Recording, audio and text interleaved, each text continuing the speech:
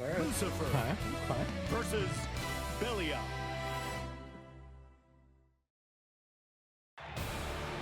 Believe in victory. I thought it was the first to 5. Engage. It should actually be 7. Okay. Just to fall in line with the rest of the episodes from before. This is something different.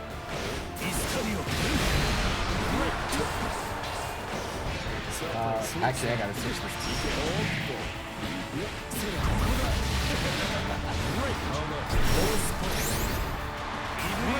Automatic DP, bro. And we can throw Kojicoco, please. Oh, Kojicoco was mashing. Instant 5L Raging Strike on Wake Up. Letting them know.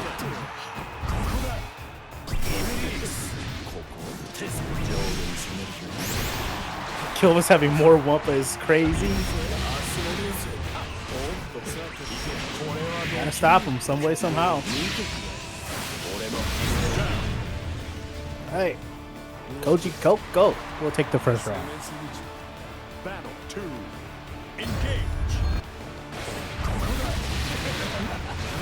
I wonder how many characters we might see Kilvenz cycle through in this set. Or if he's just gonna go Lucy the whole way. I don't know. I would like to see him cycle through a little bit, you know. Make things a little bit spicy. A little bit special. Oh, dude, every time Kilvenz lands the medium Iscariot, it just gets that much closer to Doomsday. The clock goes forward just a little bit.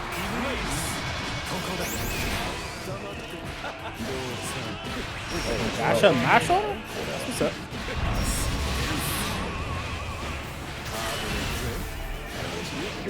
Are you dead? Koji? You dead? Yeah, that's the line. Oh yeah, Koji's taking game my 1. Koji's taking God. game 1. You got caught crouching against Belial in the corner. Believe in victory. Battle 1. Engage. 7 to 0.5? Where's Kilvenz getting a 0.5 from? Is that the 0.5? Is he getting a round? It's because he takes a round every game. That's where the 0.5 shows up. Wouldn't that be... His name in game says he loves donations, so maybe it's charity, you know? Dang.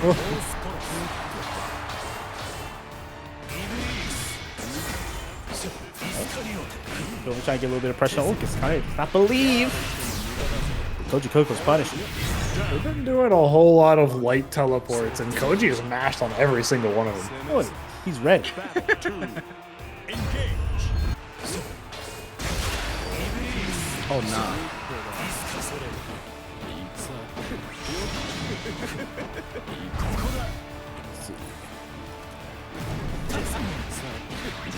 Bro. The tracking on that move is not very good.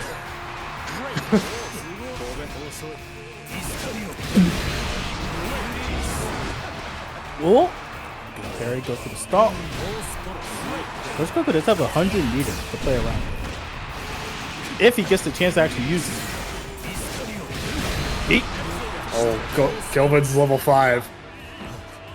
That This looks is too good. so dangerous for Koji.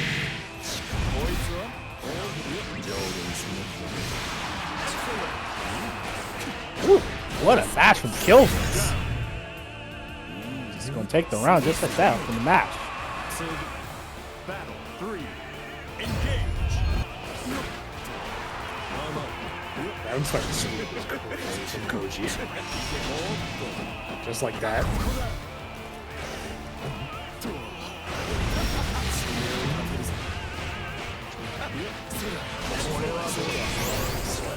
Yeah, force Kilvenz to burn a BP, block the DP as well. He's been spending a whole lot of meter on those. So far they've been working out, but this time, sorry, no luck here.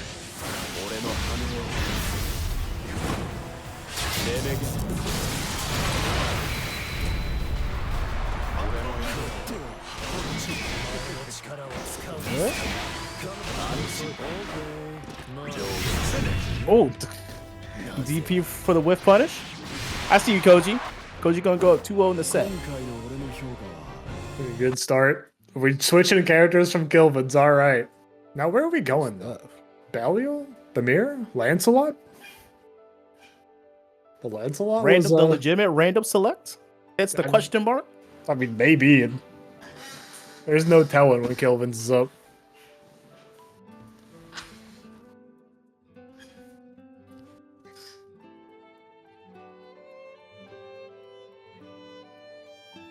It's going to be Lancelot. that was the 0.5. Lancelot Not like this. versus Belial.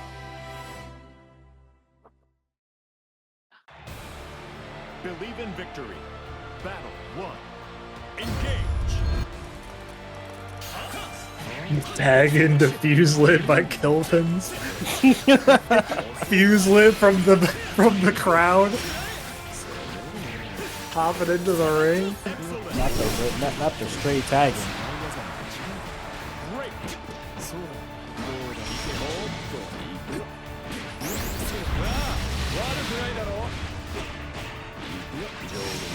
Steph and Koji still going full steam ahead, even with that warm-up that Kilvenz had.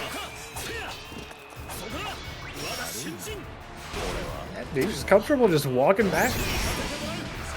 Kilvenz doesn't have super long lows to stop Koji from really doing that.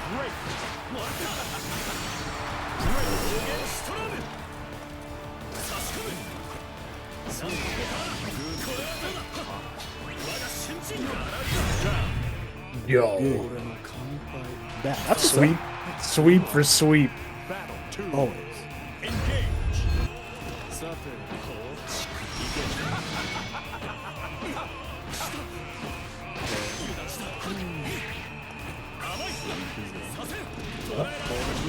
I think that might have been the first time I've ever seen Belial sweep with punish. Yeah, That shit, it goes far, bro. Lancelot's one of the few sweeps that is even longer, although it has like that travel time. Yeah.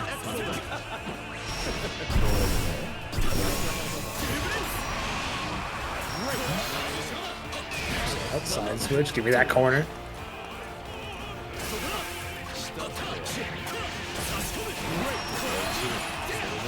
Brother. Oh, you might be cooked. Lancelot builds so much meter in his combos with this EX Rekka. He's not gonna get enough. Still hanging on. Oh my. Oh my god. That was such a Koji thing to do. He's the guy. I hate it here. I actually hate it here, bro. 50 jump or ultimate defense. What does the world come to? The 6XL link off the counter hit? Koji, so ready.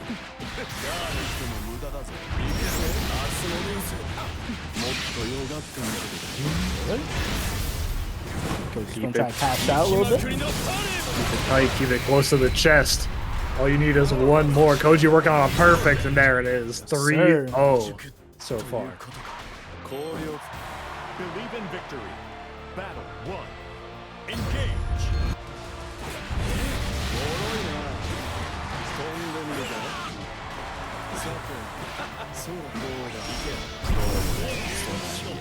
Good.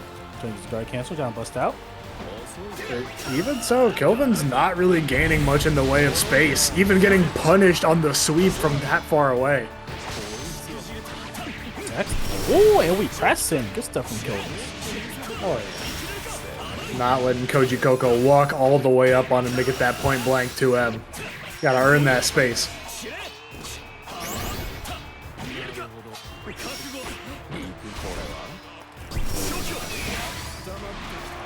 Good. So again, one DP left for Kilvenz. Kojicoco ultimate DP. At least got the first hit of it, so the knockdown was good regardless. Gonna try to outspace the ice ball. Oh, almost got whip punished. Kojicoco blocking out. Kilvenz almost in chip range. The spot dodge. Gonna go low. Koji takes another round. Kilven's trying to walk back, force a whiff, but Koji more than aware enough to shut that down. Dude, the whiff punish on Blade Impulse of all moves?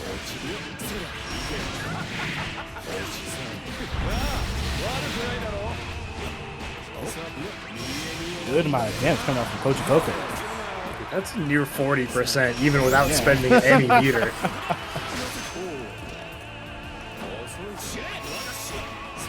Koji continuing to absolutely run it. Counter hit confirmed. Have enough to kill? No, not quite. Combo limit.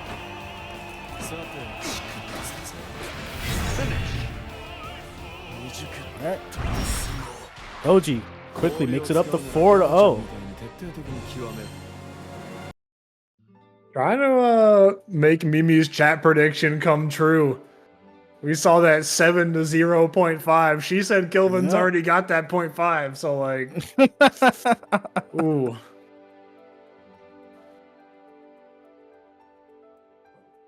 The mirror, the promo material. Yeah. There it is.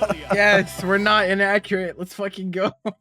We don't gotta redo anything. Victory. Battle 1. Engage.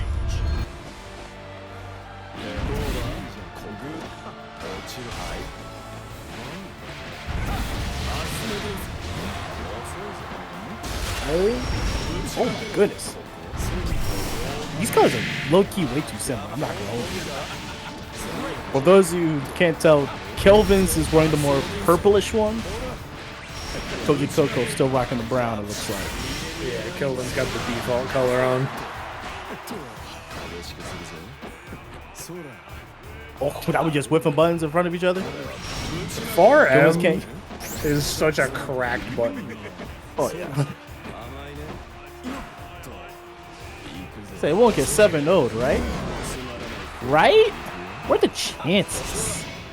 Koji is doing his damnedest to make that a reality. Even with the switch to Belial, this is just as convincing as the previous matches. Oh, shit. Not invincible enough to get through the fireball? He's got meter to cash out with. Yeah. No, that was so greedy, bro. Back a little bit. You leave Koji with 3 BP. Bro. Take that space, take that space. Back it up. There we go. Kojicoco still takes another round. The ability of Belial to retract the fireball if he hasn't made contact yet. Coming in clutch, allowing him to anti-air on the backside of it.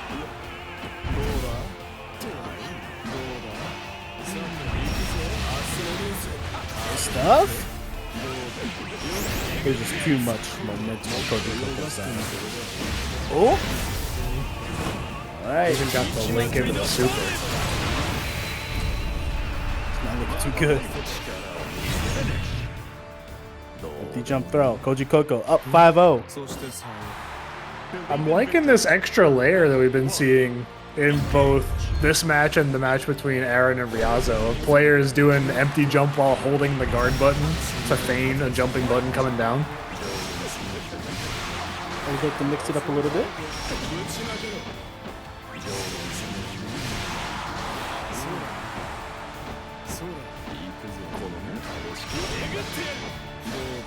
Black it out. Stuff. Kilvenz kind of get a little bit of pressure on. Good spot touch from Koji. Alright, Koji busts out. Forcing out a brave counter from Kilvenz. And Koji's just kind of fine chilling here. Does not feel a whole lot of pressure coming out from Kilvenz, in fact. That M fireball going wide could have been disastrous for Koji, but also for him not able to confirm off of those Kilvenz. Get the 2M Raging Strike, and now Koji in the driver's seat. It's my turn to put on that classic Belial pressure.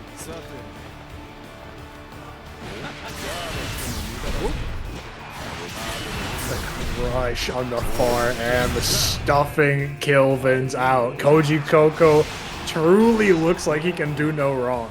Battle 2. Engage.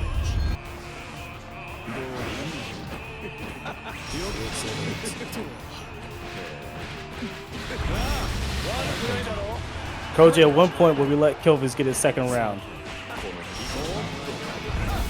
Because it ain't looking so good right now, gotta say. Throw another one. That might be lights out for Kilvenz. Kojicoco got 100 meters stock, drops the combo though. Kilvenz lives. Step him up.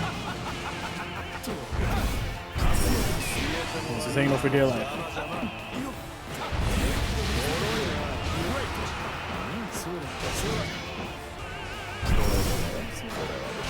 On that. Lots of pressure coming out from Kilvenz. Hanging on for dear life. Kojicoco. Spot dodge. Not quite going to work out. 100 meter on deck. Are we going to opt to spend it? No, Kilvenz holding on to it.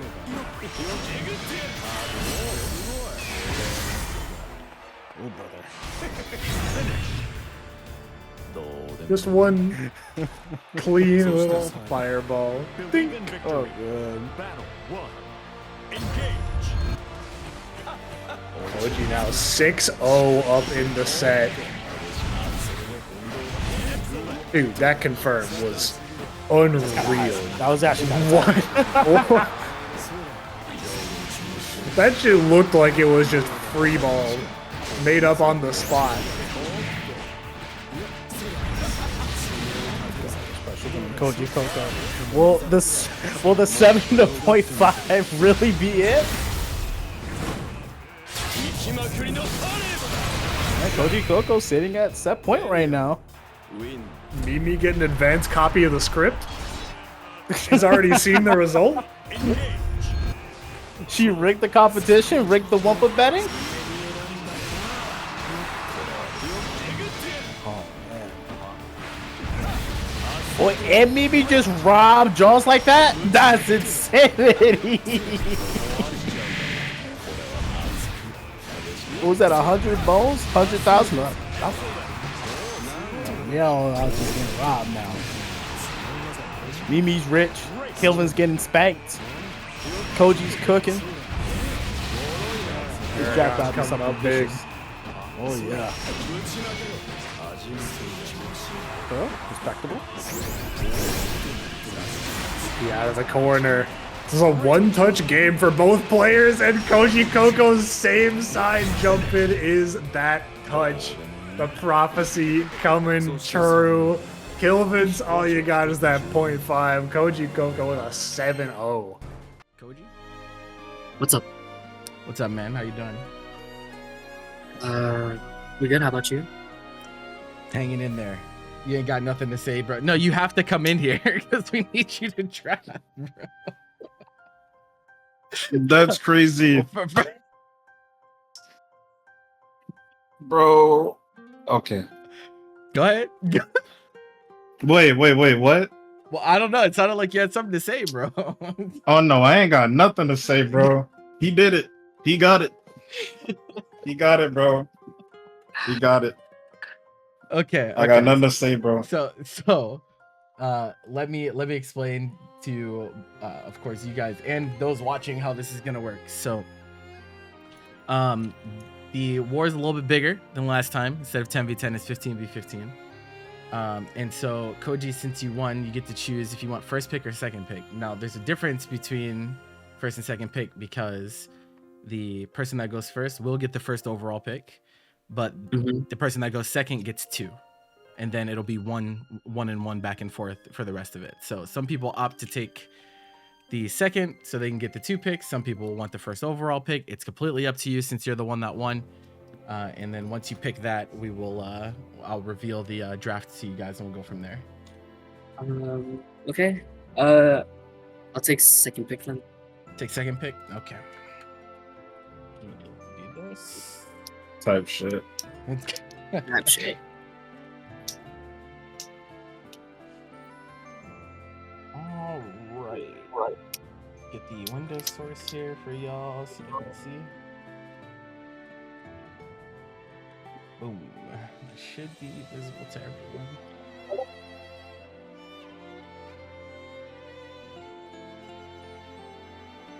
everyone. Can you both see the Shim in Discord? Okay. Yes. Okay. Yeah. Player pools on the right.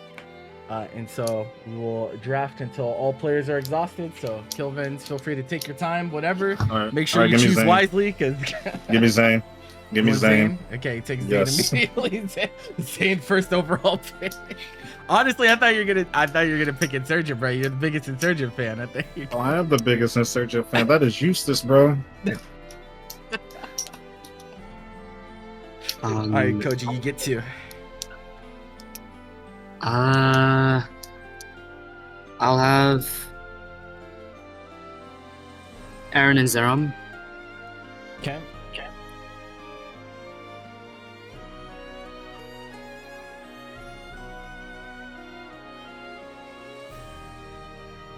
All right, so it's 1-1 from here on. So single picks. Okay, I'll take Hava. Okay.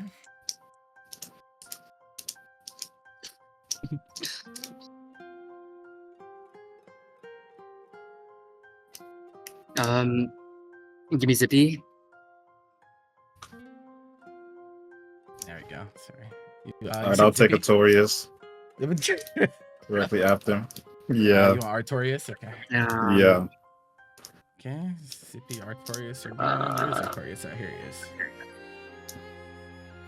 he is. Give me TenuredMule. TenuredMule. They say oxes begin, bro.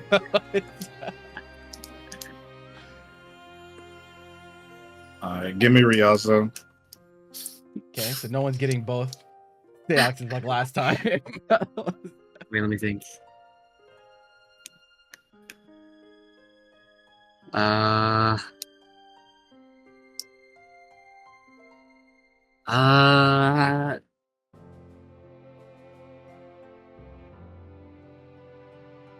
have.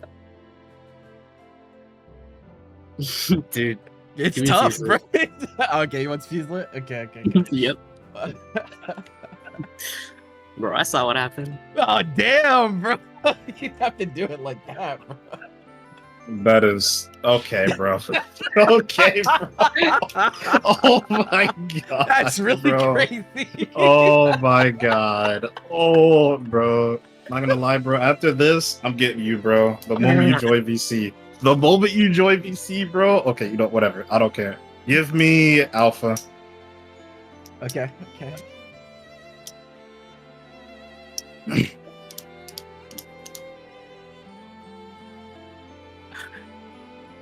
Bro, give me BlueSkyGuy. Oh, he took the fuck.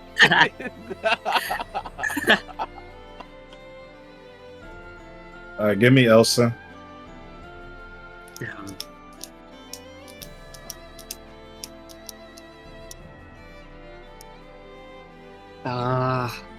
I'll have Teiga. There you go. Okay.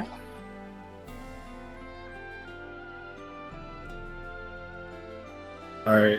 Give me Iago. Okay.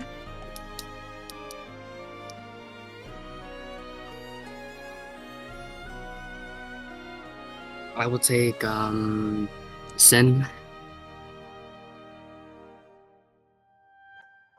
All right. Give me the flip merchant Dragalia.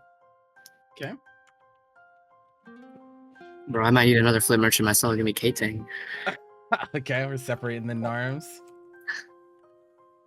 It's Ktang and Dragalia both gone. We need the balance.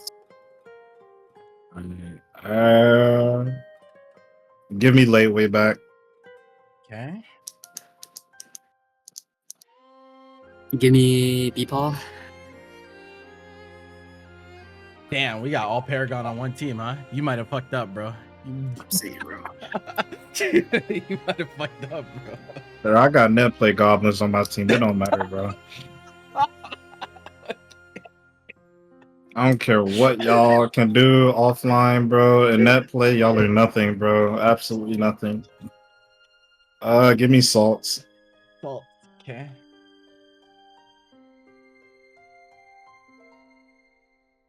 I will take a Tav.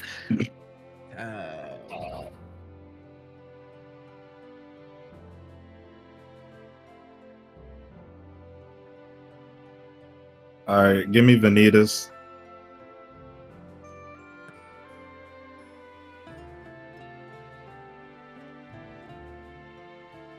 I gotta think of which Canadian I want first. Give me Hubert. Okay. The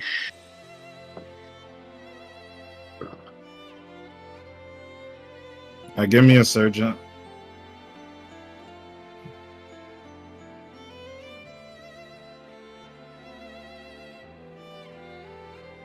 all right, throw Gaba my way.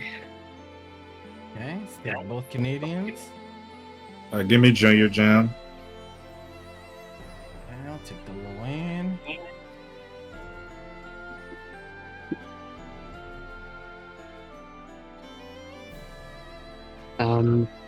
I have Prada. Prada. Thank God you gave me Beatrix, bro. That was quick. Yeah, it didn't take their time. Some people take a lot longer to think through their picks, but y'all can't even know what you wanted. So I can't be mad at that. Chat, as a reminder, this is gonna be next Sunday, December 8th, 3 p.m. Eastern. The format is Pokemon style, but with 3 switches. So Koji, since you didn't play last time, each player has 2 lives. Lives correspond to games. Once you lose 2 lives, you can no longer play. Okay. That being said, both teams have 3 switches. So how they can be used is after a loss, after someone loses a life, you can pull them out and swap them in with another player. You can only do that 3 times for the entire event, though. So there's like strategy / counter picking involved. The first person you guys send up will be blind picks. So The last time it was also only 3 times? yeah, it's always been 3 times. Yeah. Okay. Yeah, don't want to get too crazy. I So see, I'll be making a role for each of your teams in the Paragon Discord. You'll have access to a text chat and a VC that only your team can see, and then we will go from there. So that's how it goes. Okay. All right, sound good? Yep. Yep. All right, cool. Thank you both for your time. Yeah. And I'll talk to y'all soon. Yeah, for sure. All right, Thank bro. you. Yep. Later. Thank you. Right, everybody, good evening. Welcome one and all to this glorious 15v15 team battle here on Paragon Line. Of course, I am Zero alongside Virum, and you've seen this team lineup. This is going to be an insane brawl for sure. It is going to be quite the exhibition here tonight. 30 players, 15 versus 15, every player having 2 lives each. It is going to be quite incredible. And honestly, as you mentioned, the caliber of players here tonight is absolutely sky high. Yes. Oh, yes, indeed. As we're getting ever closer to the Arc World Tour finals here, I think this might be a gauge, right, to understand where everyone kind of lies in the Arc World Tour qualifications. Some closer than others, some probably getting that last little taste of, all right, this is what I need to change up before we go to those last few qualifying events in the very near future. CO Taku being that last gold one, but then the rest, platinum direct invitations. Of course, second place getting 100 points at those events, but there's only one of them that's going to be stateside. The rest are going to be abroad out there. So good luck to the rest of the competitors out here. No pressure, but this is going to be a little good taste test here outside of that, and I'm looking forward to it because the way this works, right, as you said, 2 lives per player. They do get 3 switches throughout this set, so if they end up losing, they can spend a switch to pull out that player and try to swap it out there, but you only got 3 very limited chances here, and after that you're just committed to every single loss that you take, and you better hope that you're going to come out on top here. We've had some players not play before because some teams are just too gosh darn good, and with these lineups, I don't know if that's going to happen here. We'll probably see everybody at least once. Yeah, I believe last time we have Havaniceday in this crew battle coming back once again, but last time he didn't actually get the chance to play, so maybe he'll be a bit earlier on the lineup this time. You mentioned, of course, the Arc World Tour, and you know, in this crew battle we have a couple people who've already qualified. Aarondamac and Ryazo already qualified through their platinum events. Zane at the very top of the leaderboard with a very comfortable lead, pretty much guaranteed to make Arc World Tour finals. And then we have people like Elsa as well, high contenders to potentially qualify as well. So of course I can't forget about Kojicoco, the team captain, also qualified on his team. So yeah, definitely a ton of heavy hitters just throughout Yes. this. Of course, team captains, as I mentioned before, Kojicoco and Kilvenz on the opposite side, who was one of the few people in the earlier week, the crew battle NA versus the World, one of the few people on the NA team to actually win their set. That was make sure to go back to Khalil's channel if you want to have a look at that. It was a great fun time to watch. No bias, of course, on the Team World side. It was a demonstration. I see. Demonstration. yeah, definitely a demonstration. You know what? At the very least, Kilvenz could back up what they're saying in the chat here. The rest of you got a little bit of work to do on this one, it sounds like. But definitely check that one out. It's a spectacular taste. Again, just a little show of what the world has to offer here, because we've seen in the past before, when the world comes to travel stateside, it does seem as though we have a little bit of a struggle defending the stateside events here, especially on the side of Japan. So this last Evo, of course, changing everything, right? So congrats to Aarondamac for really kind of clutching that out. Thank you for the Belial skin, greatly appreciate it. But it's been one heck of a year of Grand Blue Fantasy versus Rising, and still plenty more to come. We have one more season of characters on the way. And man, with this Arc World Tour final, seeing how the lineup is showing up here, I mean, every single time we see one of these events, and even whether it be offline or online, like, these players are fighting tooth and nail for their positions, and it's looking like a strong kickoff here for that first year of Grand Blue Rising, and certainly going to continue within the next year. I'm definitely looking forward to see what these players have to offer on this bracket here tonight. Well, team battle tonight. We got a whole team of, I can't believe it, Vasaragas here. You let all the Vasaragas sit on one team. That is a very interesting lineup. Yeah, we have quite the pool of characters. Of course, we have the Vasaragas on Kojicoco's team. We have a ferry on each side on each team. We've got, of course, BEPaw on Kojicoco's team, and Iago Garaitz on Kilvenz's team. We've got a couple of Lancelots. We've got Charlotta, of course, with Xerom, Seoxes, Narmayas, Catalinas, Belials, Grimnir, just all sorts of strong characters showing up. Zoe with Synn, of course. Mm-hmm. Yeah, I got Zoe. Yeah, the Ladivas are still pulled up too. It's going to be quite the spread here in terms of characters, in terms of tenure within the game. I'm very interested to see how they open up with a lot of this here. And the one Eustace, do we have one? Let me double check that lineup here. Insurgents. Yeah, Insurgent is on on Kilven's side. There it is. I was trying to figure out where you were buried in that lineup. There you are. But yeah, Insurgent going to be out there. So at least you get the one in one of the strongest Eustaces out there. So that's going to be quite fun to see. I mean, everybody has their own character specialist in their own right. So it's going to be, again, that great spread of variety that you're going to see throughout this 15v15. And we are definitely wanted down to, at the very least, get a couple players picked out here. So thank you, everybody, for hanging out with us on this glorious Sunday afternoon, evening, wherever you may be. Thank you again, of course. And you definitely check out the VOD after the fact as well to give a nice little review, because, like I said, again, it's going to be quite the early test to see what the rest of the Arc World Tour might look like, especially for some of these folks here, because we do have some Midwest out here. Of course, BEPaw, Ktang out there trying to show some work, and they're likely going to make that appearance at Frosty at the Platinum event. So plenty of players will pull up to that as well. And then, of course, again, a couple weeks out for that CEO Taku for the gold. So definitely lots on the line to look forward to. And man, it's crazy how fast this year has gone, to be quite honest. Like, it feels like Evo was like a long time ago, but it really was not all that long ago. So yeah, only about 4.5 months, because Evo was a bit earlier this year. Usually it's in August, but this year was in July. But yeah, and then of course the next Evo Japan is in another few months, so yes, that's another big event to look forward to. I believe that's outside of the this year's Arc World Tour. It's Cygames Cup that's the big platinum event for Japan. That'll be in January, and then of course around about the similar time, we've got Kayane Cup in France and Paris once again. Paris getting 2 platinum events. UFA, of course, a couple months ago, won by Kojicoco. We had the All-American Grand Finals there, Kojicoco versus Zane. But hopefully for us Europeans' sake, that doesn't happen again at Kayane Cup. But we'll have to see who makes her way out.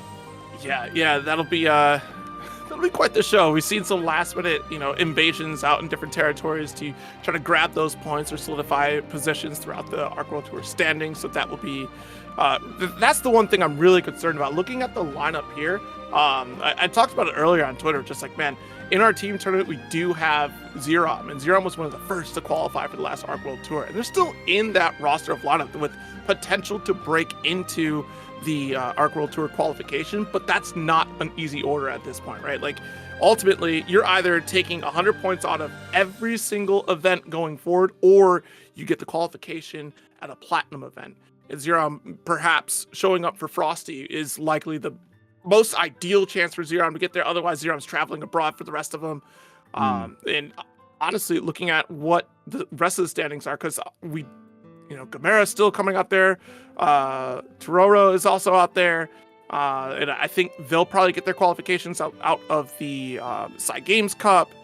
And of course, we do have the Hyani Cup qualifiers to look out for as well. So we'll see how it goes. It looks like Teiga and Ladewaybac is going to open it up. Okay, yeah, honestly, space. Yes, I was just talking about space on that tweet as well, too. And skill. Mm-hmm. Both those players are definitely up there in terms of crossing that threshold here to solidify their qualification. And man, we got a bloodbath for Rising here. I'd rather be on the side of the Rising bloodbath than the Guilty Gear bloodbath, because that one is going to be terrifying with no more platinum qualifications, basically all gold the rest of the way. So we'll see. Indeed. As you were mentioning before, Teiga versus Ladewaybac. Now I know. I was literally just about to say, any of you who know Teiga and follow Teiga know his vitriol towards 2B.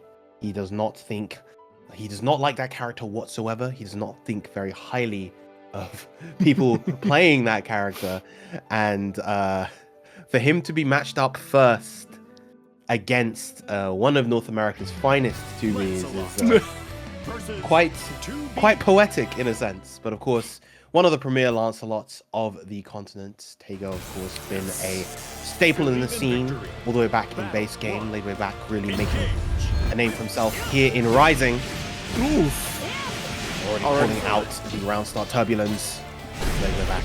Jeez, you gotta watch out for that stagger heavy there. Ladewaybac is gonna keep pressuring with this here. It's already got the EX for the big damage route from 2B. Bombs away the JH. Teiga getting smoked. Not quite gonna be enough just yet, but this is a real tough situation to come back from. Good mash, and it's gonna get out the corner as well. Here doesn't go for the dash. Opts for more damage off of this route here. Set. BP goes for the throw. Ooh, I like that. Using the fireball. It's going to pass. And yeah, there's that DP to anti-air. Tried at the maximum height that Teiga could have tried to wall jump there to avoid the anti-air opportunities, but hey, we sat in that sweet zone here for Ladewaybac just to go for the anti-air off the Mirage. Oh jeez, that was just JM too. Poor 2H. Lancelot's been struggling with that since vanilla, and that's unfortunate. Your big damage opportunity for Lade. Yeah, they made it even worse in this game since it's a frame slower, but yeah, Lancelot definitely not the best at anti-airing. Lovely challenge from Teiga though, to keep that corner control. Gonna build the meter, probably not gonna spend the spear just yet. Instead, once again, going to go for the pressure. One more hit for Teiga should be enough, considering the BP on the side of Lade. Very true. Getting outside of that corner is going to make it a little more difficult, so we're going to try to find a side swap, or we try to go to coast, but unfortunately, JH finds the mark. No conversion from Lade. The threat's still there. Off the wall. This is the spot we want to be. Oh, no. Bro, somehow the 2M not coming through for Teiga right there. And yeah, had to try to act to avoid the chip point. Lade taking the first game. There's no way they spent a switch already. There's no way that Teiga demands a switch. So talks to the team captain out here, says, Koji, please, get me out of here. This is too much. No shot, nothing, please. I mean, it wouldn't surprise me. Again, like, Teiga has expressed how much he hates fighting this character. Hates what this character is about. And oftentimes, I feel like if you're if you're in a headspace where you really despise a character, that can lead to one of two things. It can either allow you to channel that fury into understanding that character as well as possible and dissecting them and tearing them to shreds, or you just see red and you're not able to rationalize your own decision making and you just kind of crumble in the face of that character. That, I asked Teiga that the other day on Twitter. It's just like, is it really, like, I feel like we give 2B so much power for this character. Like, yes, she has great normals. She does play so differently because she has that auto combo sequence, right? Being able to just triple attack regardless of block string. And also has phenomenal buttons. That's no doubt about that. But in terms of, like, her toolkit, I feel like a lot of characters can really just bully her out for one single knockdown, and once you win that neutral, it's kind of your game to play after until she gets meter or has the will to spend that alt Mirage. But beyond that, I feel like you can just get a really solid set play. I think Lancelot may be pretty well equipped to do that off the initial knockdown, and we did see some of those interactions in the corner from that, but it's about winning it from there on, and some stubby normals is going to be kind of tricky to interrupt a lot from 2B. I'm thinking like maybe Impulse Blade would get in pretty quickly, a straight Turbulence will help out. But for the most part, I can understand the neutral being tricky for Lance against 2B. Although speaking of stubby normals and ways to close the gap, we are getting Xerom coming up next on that Charlotta, of course.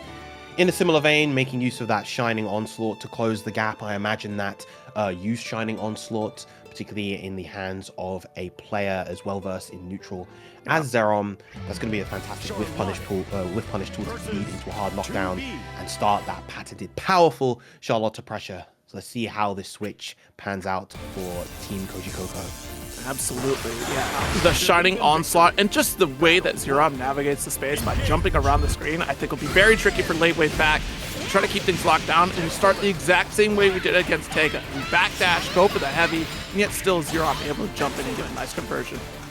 Xerom opting not to spend the 50 right there. Could have gone for an extension with the noble strategy to force Ladeway all the way back into the corner. But instead, it's Ladewaybac dealing that damage. Oh, clash, and still able to jab out with the 5L, and yet still late is pressing. My goodness. Didn't believe in the hit that he got. He went for the 1-2, but didn't continue from there, and Lade just mashing back in response. Very unfortunate here. We do get the stagger this time around, at least a 5L. Off the wall we go. Oh, okay, still able to clean this up here. Didn't overextend it. That's good on Xerom here. Goes for the frame kill with the M slashes right there.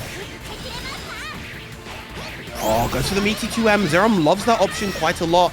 It is a plus when timed like that. Does lose to reversals though, but it's not going to matter. Xerom responding back with a perfect. Yes, mistakes were made in the last round, but this one we're cleaning up. Excellent manner here for the side of Xerom. We'll see how round start goes. Opting for a 5U start. Not going to work out here. We just stopped a little bit early for Lade. Ooh. Almost had that parry right there. Yeah, going for the throw this time. We've seen a lot of those kind of button staggers. Oh, you can't afford to spot dodge versus Charlotta. She has such low whiff recovery on so many moves in her kit. So she can often punish those spot dodges. Goes for the overhead. Good message there. And even if it was Mirage, that's a good boon for Xerom right there, because now you still own quarter, but you waste the meter away from Lade. With no break points now, we're trying to build up at least another meter for the next sequence to follow up after.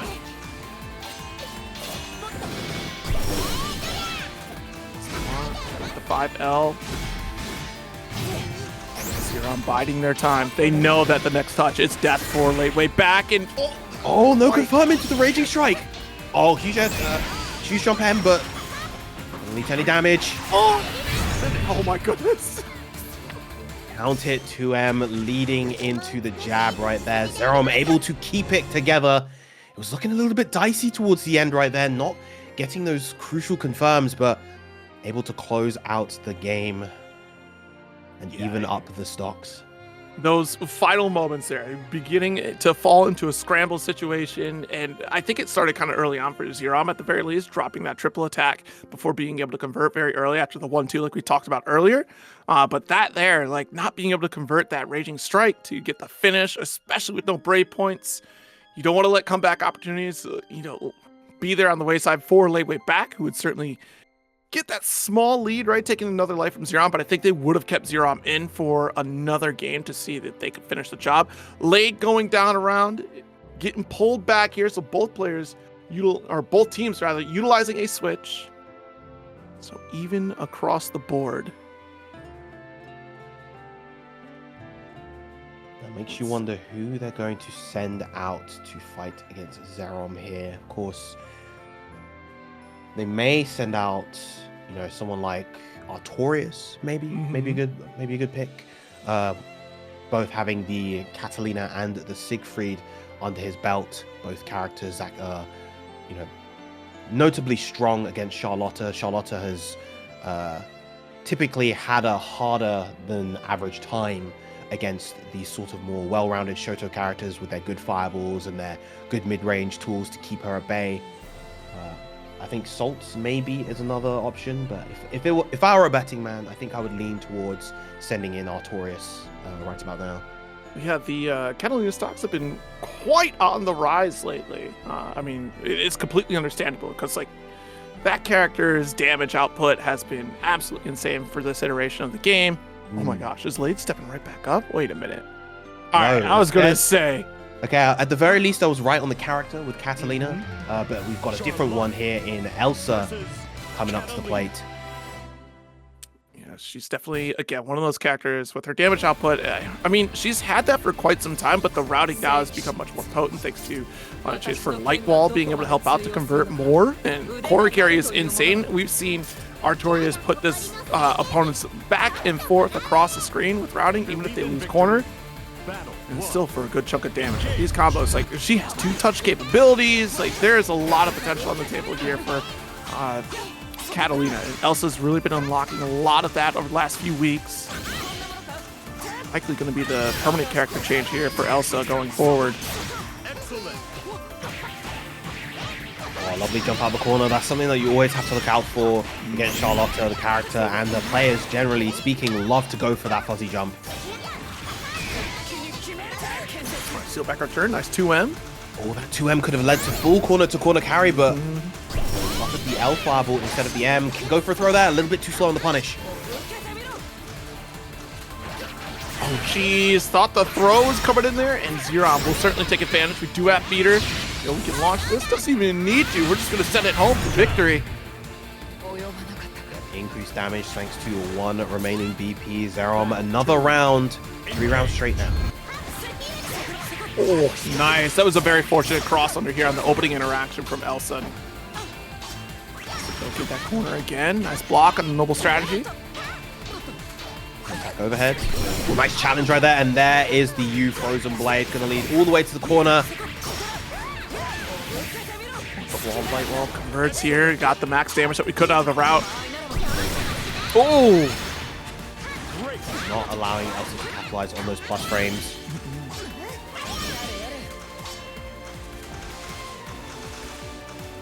Dance does because you know that explosivity is there. We're trying to bait out a reaction from Xerom, and now that we got this confirmed, a big opportunity. I don't think we got the kill quite here. We'll get close. I think this should be enough. Oh no, we got it. We got it. Yeah. Yeah, had BP to spare for RSRC, so it was going to be enough regardless. All right, final round. Big 2H counter poke and lovely use of the light wall right there. Some good interception and a beautiful anti-air on the jump as well. Full corner combo for Elsa. And that will hurt tremendously here. Marvelous is an understatement for that combo route here. Elsa does get side swapped early on spot dodge, even just for frame kill there. Got cancel out both even on Brave points. If Elsa gets this stray hit, it will be a wrap for Xerom here. Coast to coast again is that option, but that's what we're waiting for. The Shining Onslaught here with the single EX. Off the wall, you do have the super. Let's go. Get that BP advantage. The overhead, and one more hit will do it, but good DP coming up from Elsa. Willing to gamble right there. Essentially an even game. Elsa just needs the one hit. If she's able to get the confirm into the U Frozen Blade, that will be it. Goes for the run-up throw, no fear whatsoever. Elsa taking the game. That adds so much to the mental stack too. When your opponent is willing to ult DP with a single touch away from death, that gets you thinking about, okay, what else are you crazy enough to do at this point? Because now I'm gonna think about every option going forward as still a sound possibility. Off the wall for Elsa, good start, 50% lead. Back throw opening for Xerom though. Elsa unfortunately missing the dash after the light wall bait on the DP, but not able to get the punish, unfortunately. That is one of, if not the most awkward DP in the game to punish. It's only -8, so if you're not on point with your mediums, you will miss it. Stagger does get the 2M. Wasn't able to confirm that one though. Patience tech. Elsa doing a great job in this corner. Does get that back throw. There's the punish that she was looking for last time. Big 2U. Another big 2U, but not going to lead to too much. Once again, both players one hit away from death. Absolutely. It's all right to be at this point for brave points here, especially on the side of Xerom, because again, it's that last touch anyways. It would be nice to steal this out here with an SSBA. That is a possibility on the table.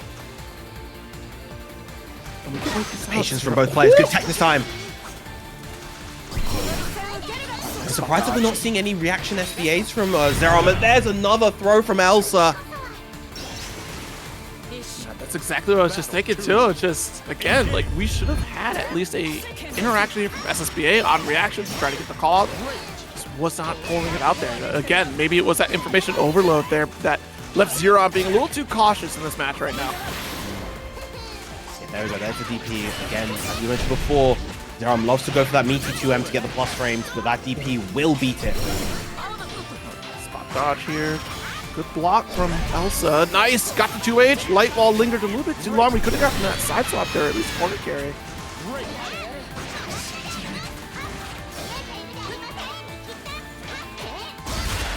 Stagger clash. Nope, not going to win out on the thrust. Yeah, comes the Shining Onslaught counter. Not quite got to finish the high-low guess, and that will do. Good round up for Xerom. Interesting to go for that there rather than just cashing out with SBA. That would have absolutely got the KO right there, but still Xerom's able to take the round nonetheless. And that is, yep, okay. And now getting the full control.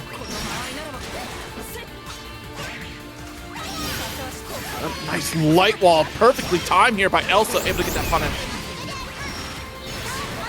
Oh, heads, yep. Big 6XL. Goes for the RSRC version of the combo this time.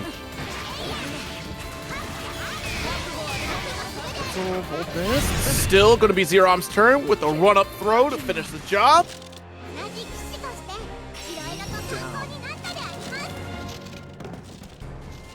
Eye for an eye at this point here. 28 lives remaining. Still switches available. A game taken off of both players here. Sammy with the raid. Thank you so very much for joining us here tonight. Perfectly timed. One of our resident European Charlotters here to root for Xerom. A good round start for Xerom right there with the 6XM.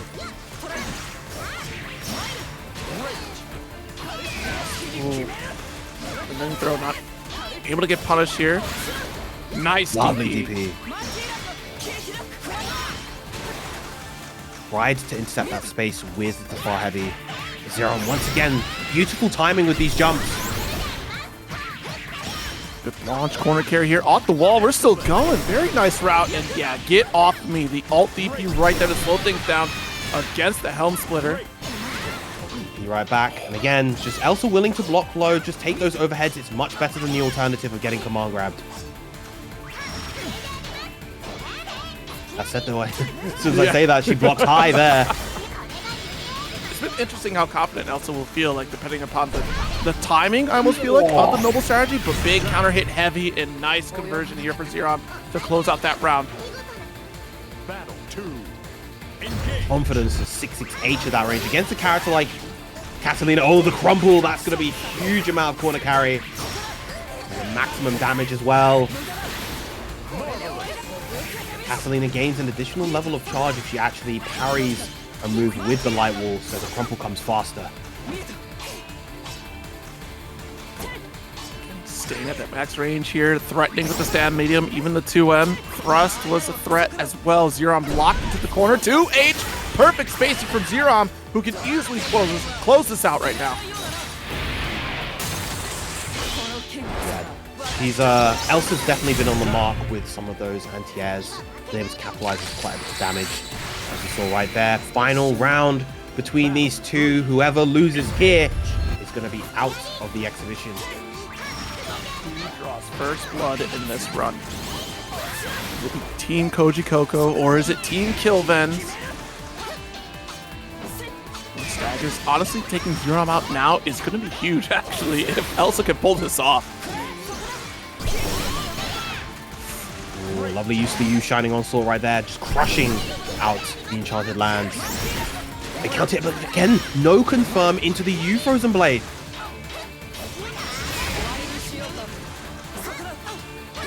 Side swap either, but again, you are Catalina, you can afford to not side swap there. Waiting for the ability to come right back here. Whoa, that hesitation, scary stuff, but the 2L opens and Xerom will take it over Elsa, knocking her out of this team tournament. And the thing is, that close heavy was a smart decision from Elsa, considering what had been happening throughout that whole set, really. You know, in those run-up situations, Xerom had been using a lot of delay jump to try to get over and behind Elsa. Elsa tried to call that out with the run-up close heavy, but the one time Xerom decides instead to go for the mash to intercept, and it works out beautifully in his favor.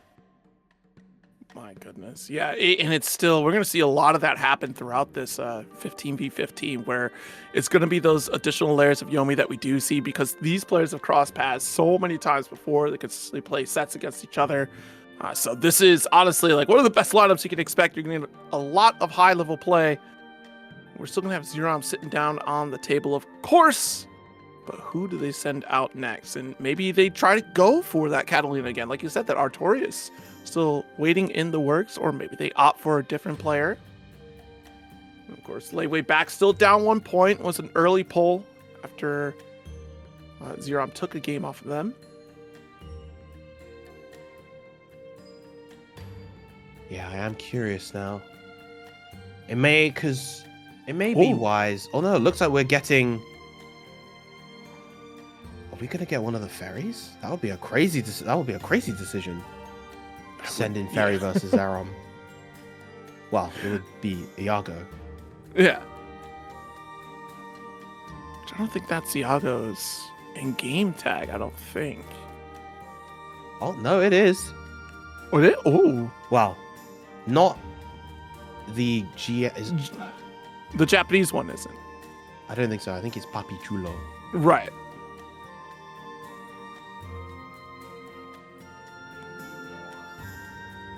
Let's see. Yeah. Okay. Yep. There it is. Interesting. And again, probably because of the Japanese one is Prada. Thank you. Thank you.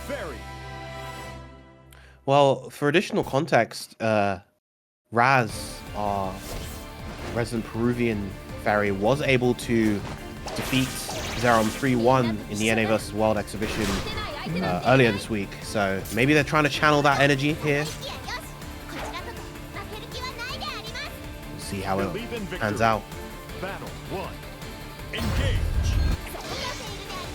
Already got the start here. Nice shutdown immediately. Noble strategy just gets devoured. The parry here, tried to parry the GG setup. Just his time. Wow, the punish on that using the U Shining Onslaught. Side switch using the L whip. Plus frames there, and there's a hard knockdown. GG setup again here. Nice air to air to lock this down. Big throw coming out from Xerom. Goes for the DP. Does not want to hold that pressure. Oh, but a huge jump in. That's probably going to be enough to get the KO. I wonder if that was just a misinput, that 2U right there, because I highly doubt we're going for trip guard at that height. Maybe one of the UDP potentially there. Battle 2. Engage. Oh, huge 2H to start the round. Pulls out that neutral jump beautifully. Nice.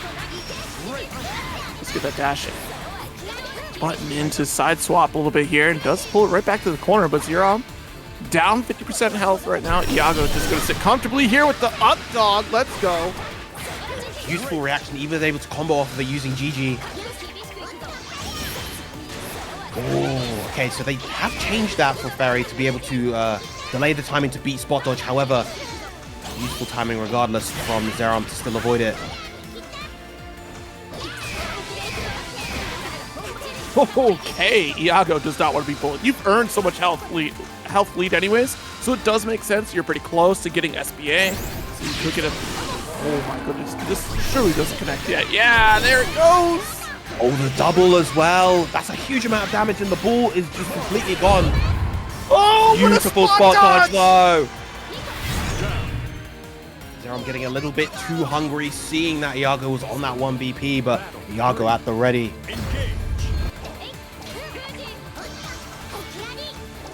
Dash in though. Work.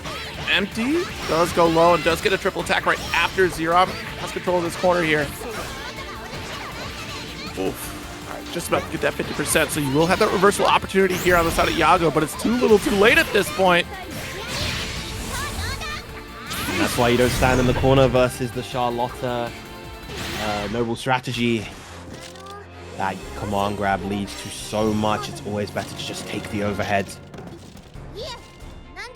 Especially you have a few hits on your side to just take that as well, right? Like if you're like, it's that fear I think of the next hit because you're so close to death. You're trying to save as much health as you have in those final moments. But yeah, you're so right. Like just take the overhead. Sometimes it's much better to just sacrifice the health in that situation. Guarantee a better block scenario.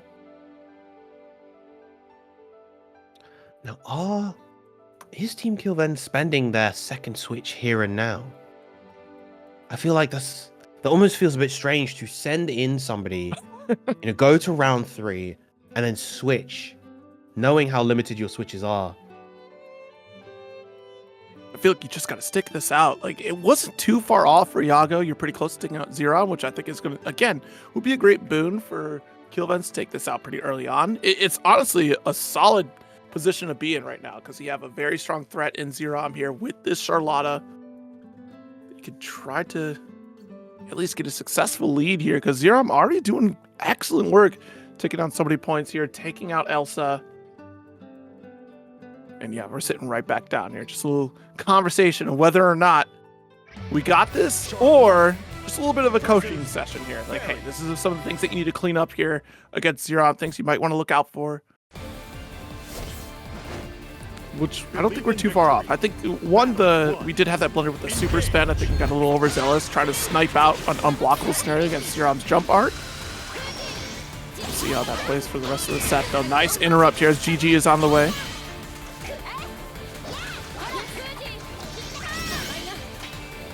Again, I like these delay spot dodges a lot from Xerom to avoid the M-whip. Willing to block the others out.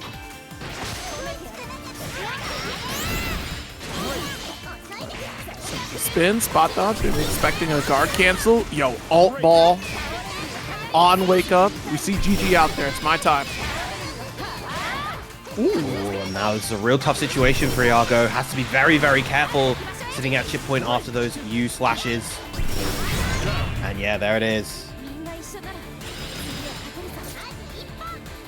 Battle 2. Engage. Little back dash, just get away from that onslaught. Give yourself a little bit more zoning availability. Nice. Holy ladder off the wall. Xerom is running away with this one right now. He is. 1 BP left on the side of Iago. This is looking real tough. 0 now. Yeah, just willing to go for the DP there.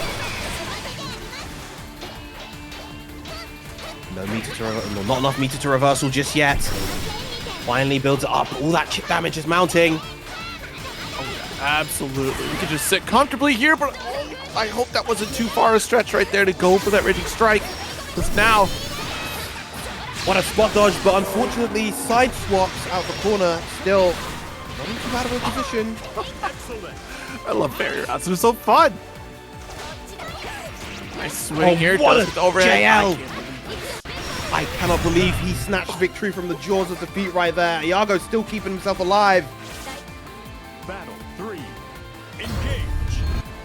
Back against the wall, still able to find that one snipe opportunity, able to convert some massive damage off that SBA. And now we get to reset the neutral here in this final round.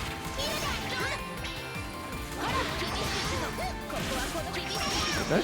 Nice. Called out the Shining Onslaught, put you right on top of GG. You're going to get this nice corner carry here. Good screen in the sweet spot. Nice. Just kept calling out, waiting for the medium version of the whip grab to go for a spot dodge, but you do just get a quick confirm into the super. Ooh, maximizing this damage and corner carry. Beautiful stuff.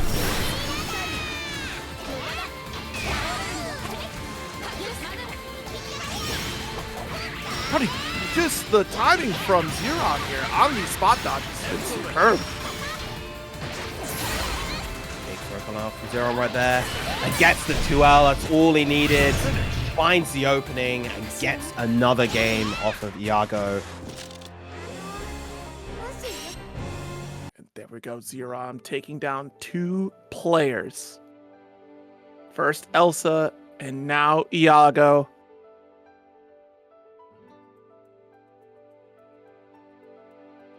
At this point, like, we have to sit down on the table still. You know, you have to get past this Xerom character, unless, of course, well, if Xerom goes down anyways, then that's it. So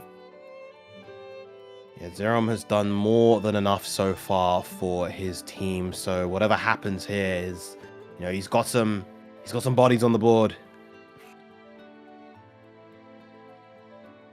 it's just sending Zane just like that. So that's it. We're gonna take care of this problem now. Send in Grimnir. And I don't know. I would be a little cautious with some of the defensive capabilities that Xerom could play against Zane. Not that I don't think Zane could do it. I think Zane will be a solid pick against Xerom here. But man, defensively on the side of Charlotta, of course, the Holy Ladder certainly helps out, right? And the way that Xerom likes to air, or at least can contend the air space, will make that very tricky for Zane.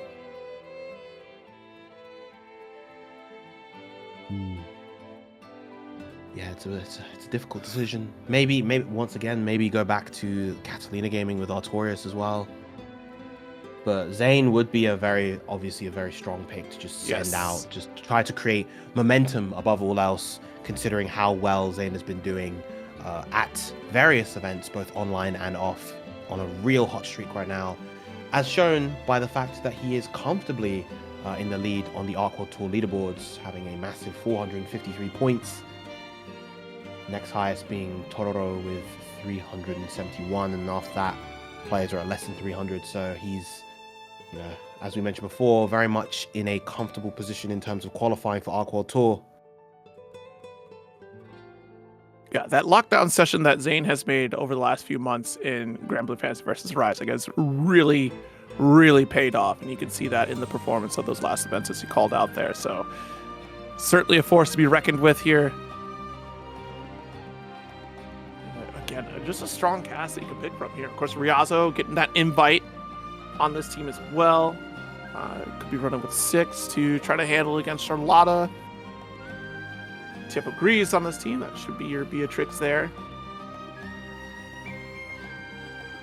We do have Dragalia for Narmaya. Saltz is here.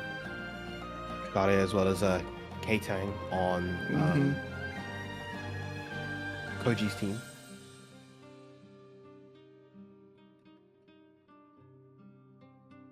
Gosh, yeah. I'm not sure I would send out Eustace for this one here. I don't really like the Eustace meta. Like, I could see it because you have a lot of gunshot there, but it's fucking the rat trap set play going. Be very curious to see if we end up going that route, because I think in a lot of instances that Charlotta would be able to close those gaps against Insurgent pretty quickly.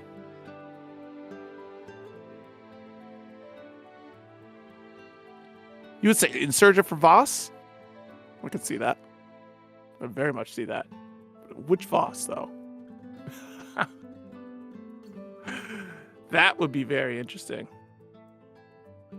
A lot of talking going on. Thank you, Zane. Thank you for the update. They're not thinking HUEBERT? You're right. They're just talking. You talk that talk. Oh, no. Okay, so getting an update. Fuselit has a controller issue and is unable to participate. So Fuselit will not be stepping up to the plate. They will be replaced by JMAMH. They'll be subbing in with their Diva, of course.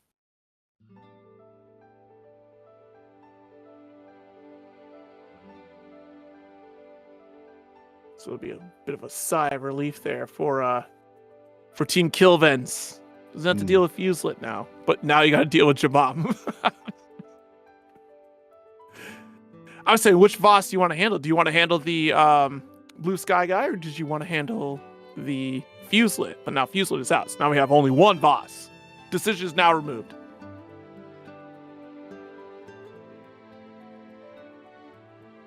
Nuh-uh. Nuh-uh. Wait, Ryazo, please. Wait, with the Neela? A Ryazo sheep. It's been a minute since I've seen this. Charlotte versus Ryazo been a threat of this last night. A little bit of trolling. You're down 3 lives. You can't troll. For the content, you're down 3 lives. You know what? What am I talking about? This is Team Kilvenz, of course. We got a little bit of trolling.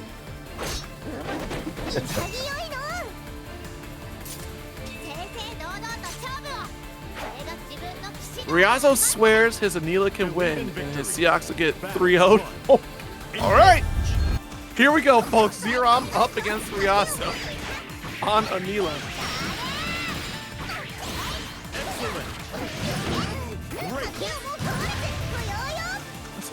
I mean, I can see it, right? You do have some of the sheep coming through to try to contain that neutral space, so you don't really get the Shining Onslaught for free here. You have alt sheep to convert a bit more if you want. Oh, deep front up throw? Are you kidding me?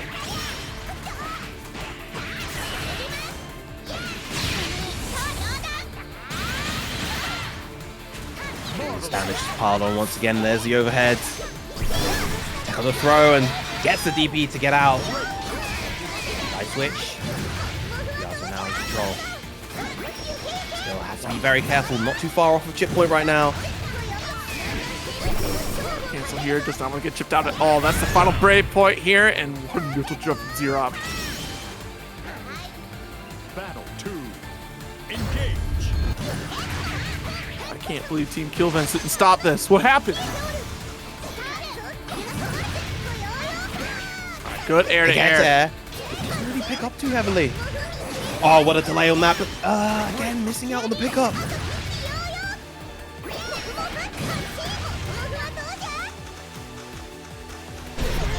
The patience, but dash H, nice counter hit. That is, I can't believe that dash H came out so quickly.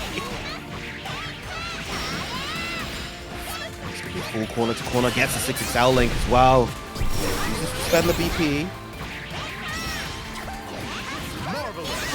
Oh, wow. Don't clash to throw immediately. Ryazo looking real bad. Oh my god! What a reaction right there. Ryazo is still keeping himself alive against Xerom's mighty Charlotta right now. How did you get Xerom to commit to a BC war like that?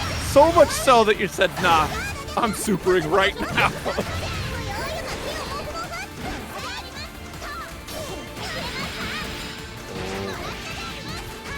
I think the Farlight might have been able to combo there, but we'll try to spot dodge a potential BC, but the JU didn't actually connect. Wow, gets the combo off of it for that spacing. Great awareness from Ryazo. Spot dodge there from Xerom. Still not out of this yet. Hold on, the whole flock coming through, but what a whip. Huge 2H, and that's going to be enough. Ryazo actually taking it here versus Xerom of all the characters against all odds. It is the Anila that answers the call.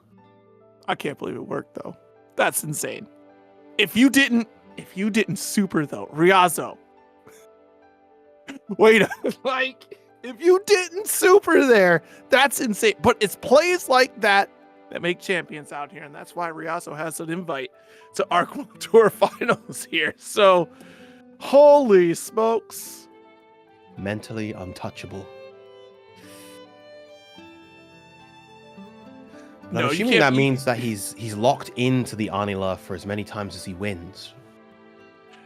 So he can swap to lose. I saw Khalil saying earlier, if he does lose, he can swap. Mm-hmm. So yeah, absolutely right about that. And man, I can't believe he committed to Anila like that. That's crazy. Who comes up next? Who can handle the sheep? Y'all are gassing up this sheep way too much. This is one of those kind of awkward instances where, you know, Anila isn't really a character that I think needs or has too much in terms of like dedicated hard counters. Rather than she has characters that it's like, well, she kind of loses to a good number of characters just because of the way that she's built right now, but she probably doesn't hard lose to anyone on the side of Team Kojicoco. I mean, you may have characters like Bilal, who's just he Bilals his way through the matchup and therefore he wins. But like, I don't think there's any character on the Kojicoco team that's designed to just specifically destroy Anila outright. Festiva. Mom coming in with this Ladiva. Which JrJam also plays in a wild way. So we'll see how this plays. Because traditionally you might think at first glance, there's no way Ladiva gets in this. There's no way. JrJam's patience here, willingness to kind of utilize health as a sacrifice for a little bit. Especially go for ult Larry up there. I think that would have converted for corner position on the side of JrJam. Oh!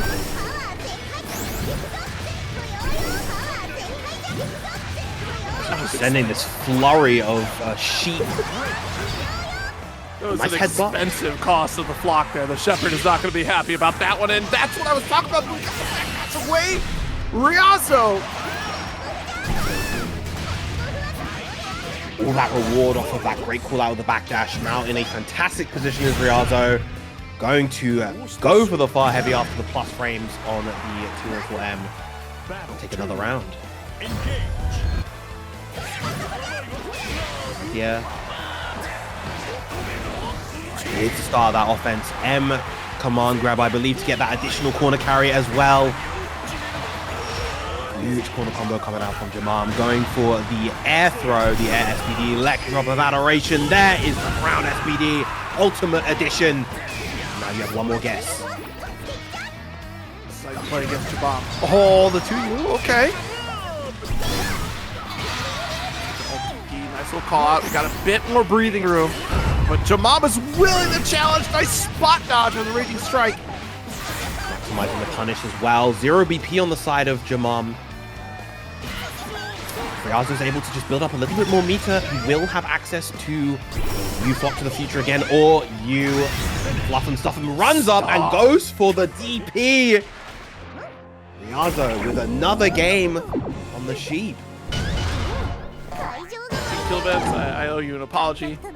Ryazo, I guess, is a crazy genius. It just didn't recognize he had this much game. He really just Ume Shoryu'd right there. He did. Believe in victory. First this, you super a BC war. What? I had no idea. I'm just playing on the wrong level. Just kind of going back and forth between Fluff and Stuff 'em and Flock to the Future, but JrJam getting that hit this time with the close medium. A solid combo in the corner. Nice backdash. See, this is good awareness on what JrJam will be doing in these corner situations here. Because JrJam loves to go for reset command grab. We'll try to command grab whenever they can. And 2 punishes there too. Not quite enough to get the KO just yet. That high health of the Diva, but JrJam just challenging with the wake up jab right there. No, That's gonna knock. Oh, it caught the jump. JrJam most likely going for that jump to bait out a delayed tech, but instead gets caught by the super. A little bit off on the timing of that MDP anti-air.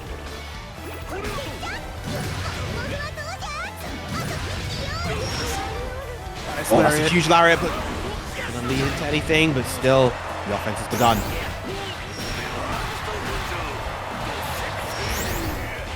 Go. Nice. More damage here. Time to guess again. Watch out the low.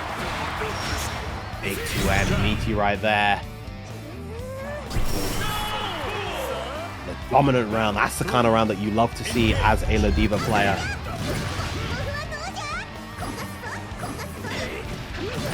That got a little scary here. Almost got whip punish off that 2U, but JrJam still gonna get caught for it. I'm honestly kind of surprised that he didn't. Yeah. Oh, lovely pull out finally. Ryazo getting a little bit too comfortable with that M flock in the future. Again, the backdash!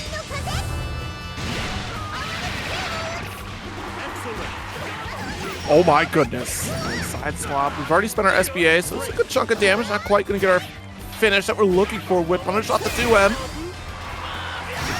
BC, but DP, Iago, Ryazo just keeping that position, but beautiful reaction to SBA. Whoever said that you can't SBA through projectiles anymore is a damn liar.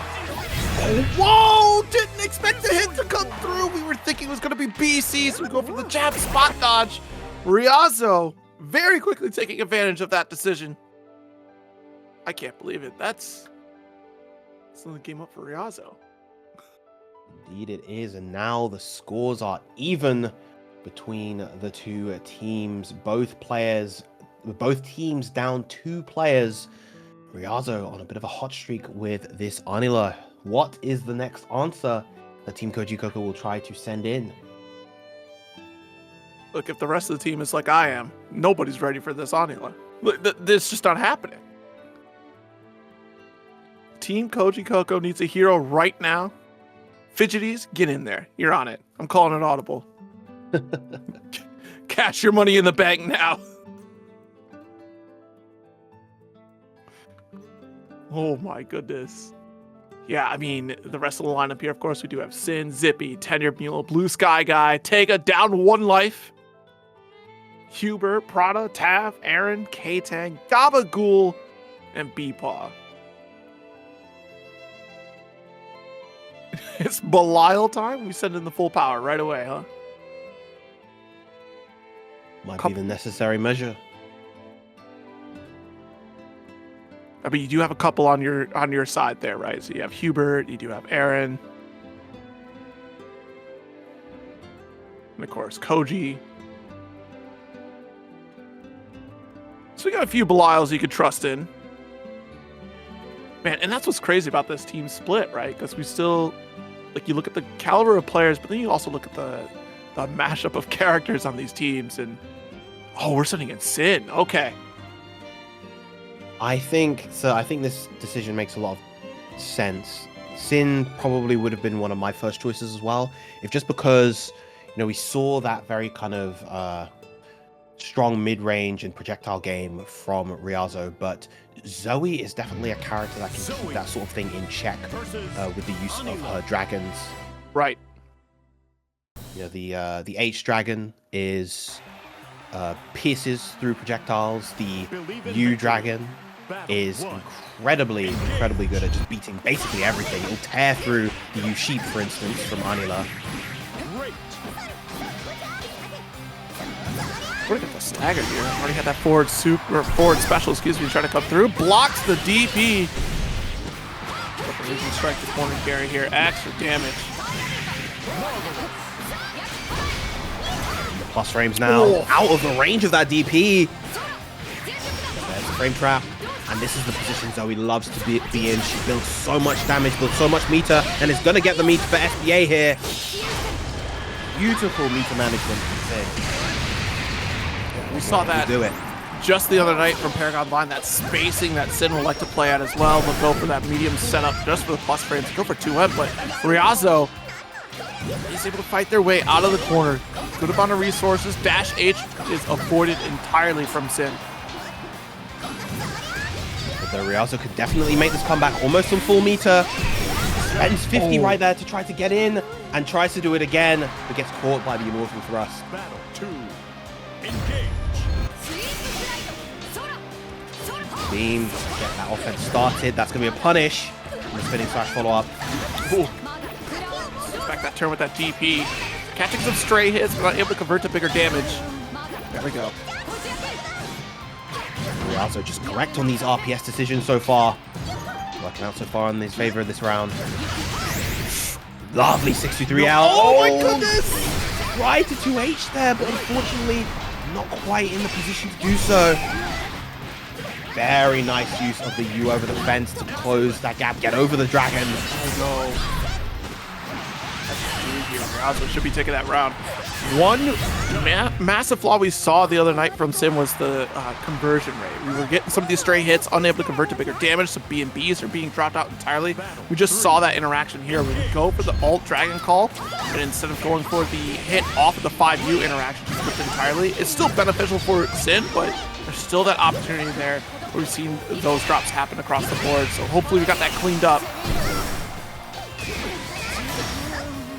Wow, nice TP to call out the return BC. Still, Ryazo in the back foot right now. Oh, Crazy to go for throw there. It felt like that was very intentional on the Synn to try to create the spacing trap situation. Still in a good spot, going for that gamma ray, the super. Now Ryazo on 1 BP, and it's going to finally lose a life here. Whew. Synn able to slow this wild ram down ever so slightly. All right, opportunity here for Ryazo to change characters. Might be seeing the 6, which will help with that full screen navigation against these dragons, but also the way you were navigating with the sheep. It was looking pretty good. But does indeed very quickly retreat to 6. A wise choice, most certainly, and keeping the 6 locked in for as long as he's going to be on the setup. Versus Sheets.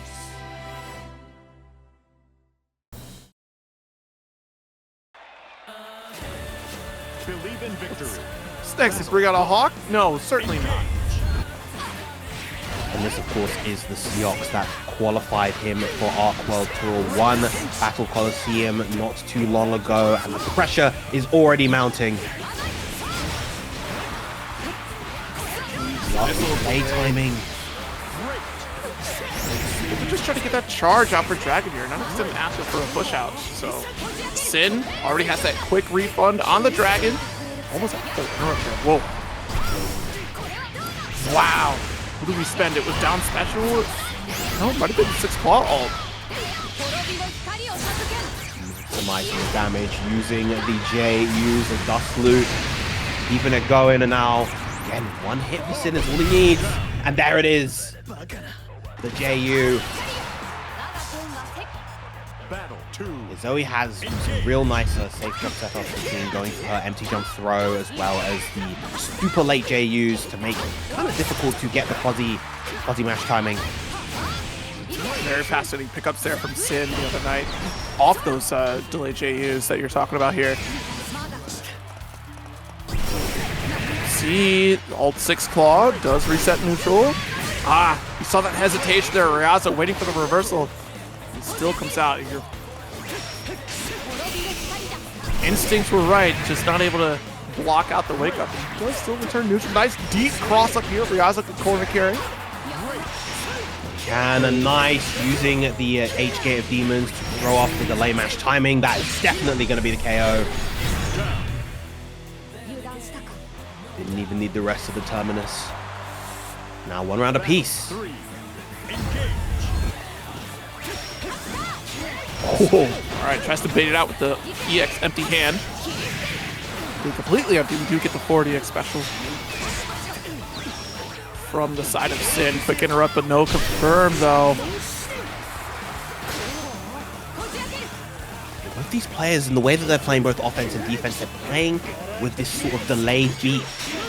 Who is able to make the adjustment around that first is the one who's going to take this. I think so much of it is that Synn is really concerned about parries coming from Ryazo now. I can't believe that you empty hand hit. Synn was primed to be able to block that or avoid it. Too big of a deal. Going to come straight into that gamma ray. Ryazo now only on 1 BP, so has to be very, very careful here. Deep jump view that we were talking about as well. Ryazo really trying to snipe with the ult 6 claw. We've had a few straight hits. Oh my goodness. Not cracking at the 2A or anti-air attempt there. But we'll get the counter. Poke. Synn able to finish the job against Ryazo. Being very, very aggressive with those brave counters, wanting to maintain that corner position to the best of his ability. Worked out in his favor, thankfully, there. Was able to actually take out Ryazo, both the Anila and the Seox. Honestly, very surprising that Ryazo's Seox wasn't able to get any bodies on the table. Instead, it was the Anila doing all the heavy lifting for him this time. But that is going to mean that Kojicoco's team is going to take the lead here, 25-23. Back to take the lead as they had before. The furthest lead that they got was that 3-life lead. Brought on because of Xerom, taking down so many players. Immediately taking down Elsa, also helped with the Iago Garaitz. Did take down health off of Ladewaybac as well. That makes you wonder who they're going to send in next. I feel like going for another heavy pressure character is the way to go versus Zoe. Someone to kind of suffocate her, not allow her to play her game, whittle away at that dragon meter, because you know if you get knocked down versus Zoe, she does lose a chunk of that dragon meter. So I feel like going for Vanitasz's Lance, or maybe someone like Dragalia with the Narmaya. Once she's able to kind of establish her corner pressure, of course, Narmaya having a ton of ways to kind of generate plus frames through her lights, 2M being plus. But no, instead, we are going to be having Alpha with the Vera. I mean, Vera's still definitely a pressure-oriented character.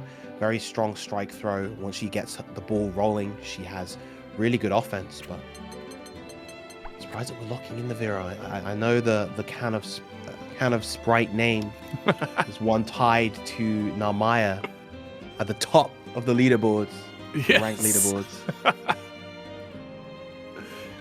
All right, well, sitting comfortable here. I mean, we do have that Grandmaster Vera anyway, too, so hanging out for a while in those challenges. Believe in victory. Battle 1. Engage. This person has an absurd number of crystals. It makes me wonder how many games they have. I haven't seen. I'm actually genuinely quite curious. Oh, wow. Big step back here. Nice shimmy from Alpha to open this up. Immediately going to DP. Doesn't want to hold on to that at all. Oh.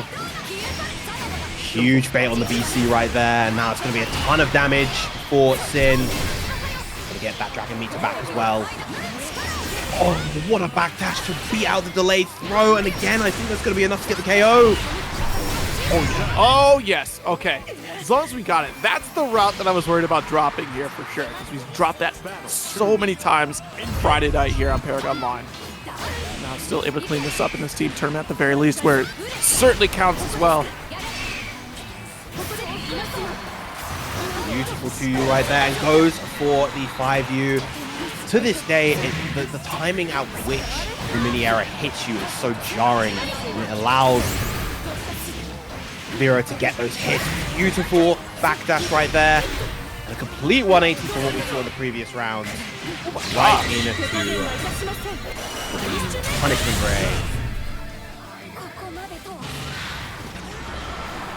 Good conversion here from Alpha. Like, really well done to get that kill. Who has 1,000 wins? Is that Alpha already with 1,000 wins? This month, yes. Okay. Oh, big side switch. Gonna be out the BC. Big air to air as well. And gonna catch the landing. Masking the jump because he was in midair. Oh, the counter. I think that's death. Oh, that's definitely there. Goodbye. We didn't go for the strike there at all. Yeah, we got this. Started looking dire at first. I mean, Synn definitely looked like they were in control. Just to be able to convert in the second round and round 3, Alpha really turned it up right now. Believe in victory. Battle 1. Engage.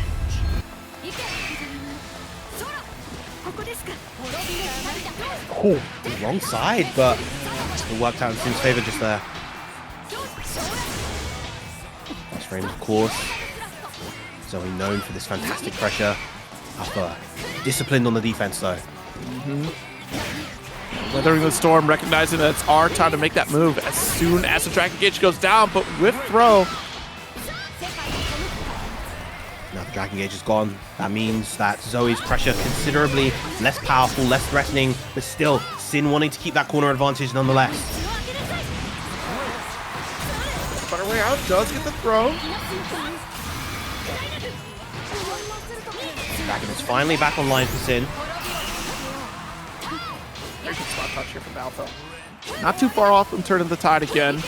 But now you gotta weather the storm against these Dragon plays. Nice counter poke.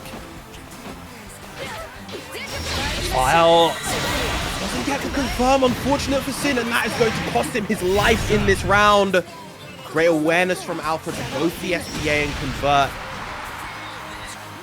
Battle 2. Engage. Oh, wow. A little bit of a counter poke there. You see the staggered pressure in Synn just biding their time again. Good spot dodge on the heavy Dragon. Replacement on the 6XM.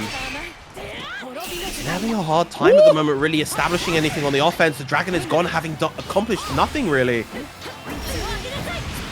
The longer the set has gone on, the more active on defense Alpha is at making these approaches, wasting Synn's attempts at trying to lock them down with these Dragon calls here, and that just adds more wasted resources on the side of Synn as they try to very cautiously pick their turn, and oh my goodness, good block! I thought for sure a throw was coming from Synn, but man, the patience. And Mesa ended up being a safe jab right there. Yeah. Back on the throw. Oh, getting around the Zoe 2H like that. That was a pretty big 2H. Plus frames from Alpha just pummeling that block with the M Scholar Oath. All that Alpha needs right now. Minus right there. Oh, no matter. And there's the DP. It's 2-0 victory, and just like that, we are tying it right back up. Early predictions that this was still going to be that back and forth swing. We have no idea how this plays out. You have strong players on both sides here. We couldn't have asked for any better, right? Like, this is 23-23. We're barely a third of the way through. Yeah, so much back and forth between all of these players. And you're constantly wondering, like, who's going to be sent out next? Who's going to be the next player to go in and try to contend with what just happened on the screen? Because, right, you know, it looked like Synn was going to kind of establish some more momentum for Team Kojicoco, but Alpha just completely just snatched that away, and throughout that just made so many good offensive and defensive decisions, preventing Synn from really getting his own game plan rolling.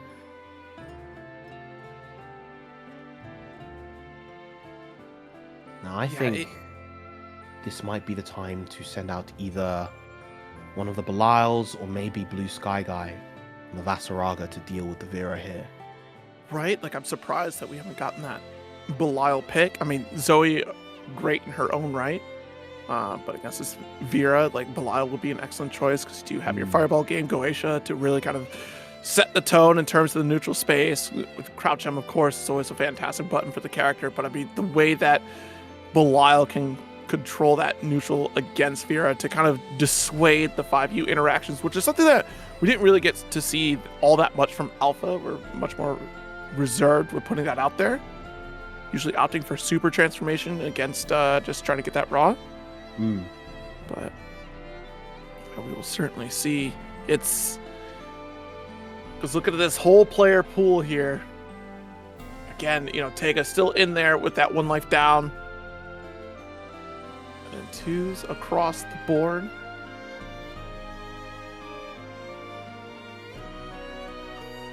Gonna take 10 hours? Not with that attitude, Havaniceday. You need to start cleaning up this other team, you know? I mean, we're only an hour in. True. Hour in, and again, just outside the first third, as y'all start to strategize to figure things out. I don't know if anyone for Team Kojicoco is streaming right now.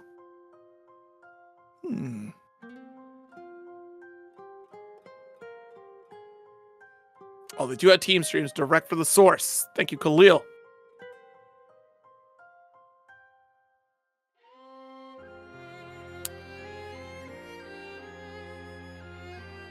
Let's discuss who they pull right back in. We've had Ladewaybac just sitting in this room watching the entirety of this tournament breakdown. At the ready, at any given moment, Lake can step up to the plate if Alpha goes down. But we got TenuredMule stepping up. Team Kojicoco's own 6 representation. Fighting speed with even greater speed. Believe in victory. And we got the Meow Claws. One. Engage. Shout out to Dudikoff. This is the Dudikoff mode. RGB Seox with the Meow Claws. Rainbow Cat lives on in Grand Blue Fantasy vs. Rising.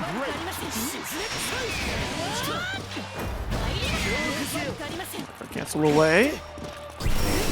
Yeah, the way that Alpha's been very stoic in their approach, I don't expect that you're going to bait out too much of anything. If you go for these empty hands, we do finally get a significant combo opening. Corner is already solidified. And it is. We're going to spend the FBA to put Alpha on 1 BP. Not quite a full meter just yet, but a couple of blocks will allow it.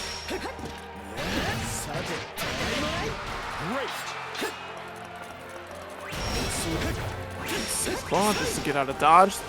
And again, that patience, but Alpha is going to get called for a dash M attempt. Punished by the 6XL, beautifully played at mid-range right there. You know, one of the big advantages of Vera as a character is that she's among the fastest in the game, right? She has very great movement speed, both in terms of walk and dash speeds. But Seox is the pinnacle of speed in this game. The fastest character on the ground by far. Use that speed to supplement the lack of health that he has now in this version. Yep. Ooh. On it to the empty hand, tries to bait out a delayed response right there. Taken out, and a safe jump right there. Wow, another throw. Ballsy is TenuredMule right here with these throws.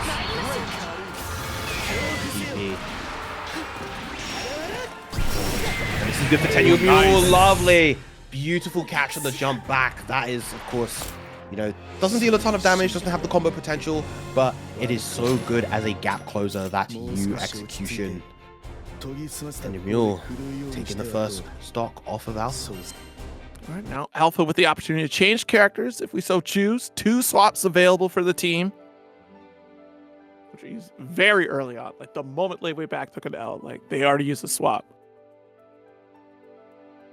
Oh, already gone. Okay, so it's not going to be Alpha sticking on the stick.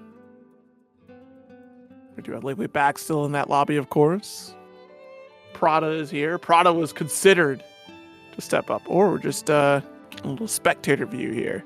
Yeah, Prada's on Kojicoco's team, so she wouldn't be stepping up right about now. Yeah. This leaves Kilvenz team on only 1 switch after this.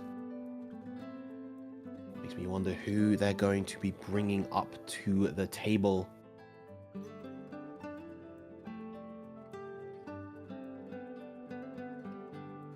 See here. Yeah, because against 6, you try to go for a match of speed with Lancelot. Maybe someone that can really hold the mid-range incredibly well.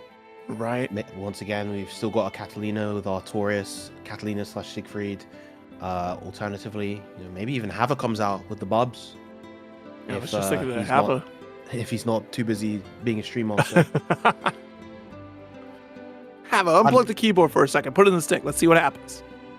I'd love to see the Hava Bubs. It feels like it's been a minute since I've seen it.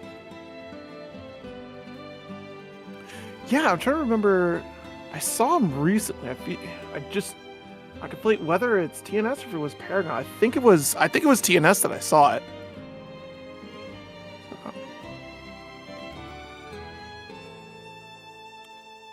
Either way, we'll see here. Thank you all so much for tuning in and hang out with us as we watch this 15v15. Still many matches to go. Now there are both teams having lost at least 2 players. Kojicoco's team having lost 3. Actually, both teams having lost 3 players. Excuse me. Side of Team Kojicoco, JrJam, Synn, and Xerom are out. Team Kilvenz, Elsa, Iago, and Ryazo are out. Alpha down a stock as well as Lade, and on the side of Team Kojicoco, Teiga is down a stock. Otherwise, we have plenty of healthy players raring to go, raring for some action. And there is the Hava Beelzebub stepping up to the plate. That's the hard read right there. That's exactly why Havaniceday stopped typing in chat, because they got summoned. Okay. Beelzebub. Excellent DP opportunity to try to catch out some of this empty hand, potentially, depending upon the type that we use. Of course, great buttons in the mid-range as well from Havaniceday too. Nice weight right there.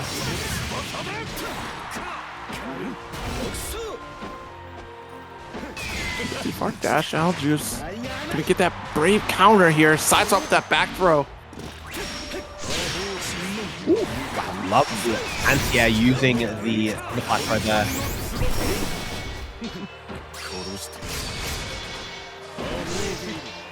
Good patience on defense from TenuredMule, not falling victim, but falls victim there. Fortunately for TenuredMule, mid-screen damage of Beelzebub, not the highest out there. This little anti-air for the close heavy. Quite finished the job yet. Has one more touch to take the victory. I believe in Hava right here. Yes, big catch with the close heavy. Catches TenuredMule trying to escape. Steals that round away.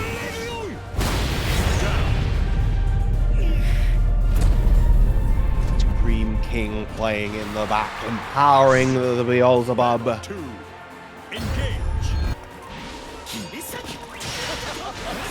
No. Nice jump back. Oh my goodness, TenuredMule keep this one for sure. That delay close heavy, trying to catch TenuredMule, escape or press.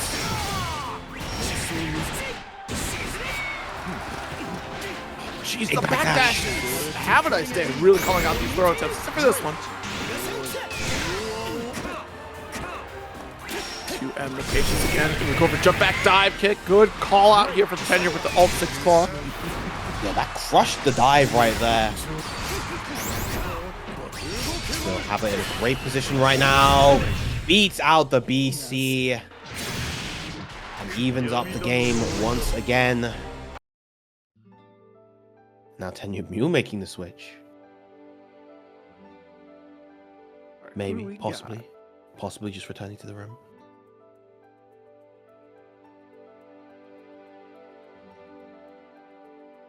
Just right back to 6. Okay, just still sticking with it. And gosh, it just seems like we weren't too far out, but also we weren't getting many significant strikes against Havaniceday. Like Havaniceday was navigating this pretty well, dodging our throws here. Go for jump back buttons, especially that jump back U, to really snipe out the progress from TenuredMule. And the way that we're DP right there. too. Yeah. And of course, an important change that Bub received in this version of the game, if he uses his DP, he now no longer has access to dive. Cooldown for Unisonic is tied to large low field instead of Chaos Caliber. That also means that he can use both in combos and pressure. That's from TenuredMule, gonna get the wall bounce. Extends into the SSBA. All that corner carrying damage. Yeah, that is the difference between these two characters, of course. per hit. I think Seops generally tends to get a bit more, particularly in the mid-range, but it's not going to matter when a Chaos Caliber Ultimate Edition is tearing through the remainder of your health. Oh, jeez. Good spot dodge on the 5U, but got the teleport version here. TenuredMule does get that first significant open. Okay. Ooh, I'm surprised. I thought maybe an air throw right there, but just goes for button blocked out. And Havaniceday steals the turn. Another backdash after resetting pressure. Oh my god. Been so well placed. The run-up Anthem is going to do a brick of damage, taking away that BP. And now one more hit for Hava is going to do it. With that BC right now, as TenuredMule gets the empty hand and catches Hava in the air. Are we going to confirm it to SSBA? Yes, he is. Excellent TenuredMule right there.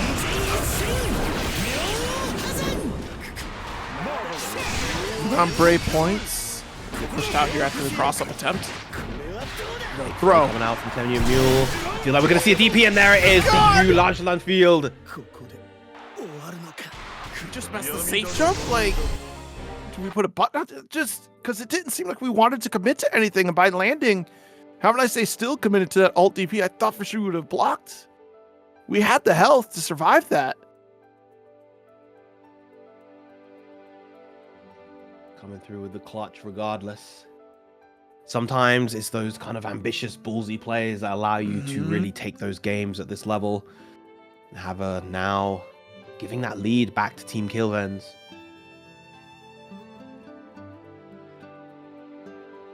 Very unfortunate there, because that was certainly supposed to be the safe jump that we just did not try to block on here. Zippy, you're saying you wanted to beat the fuzzy mash? Oh boy.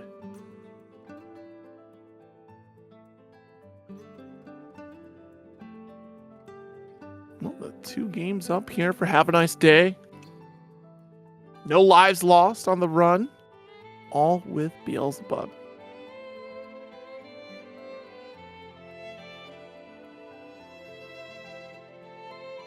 That is true. Yeah, if we try to go for the button press right after, potentially.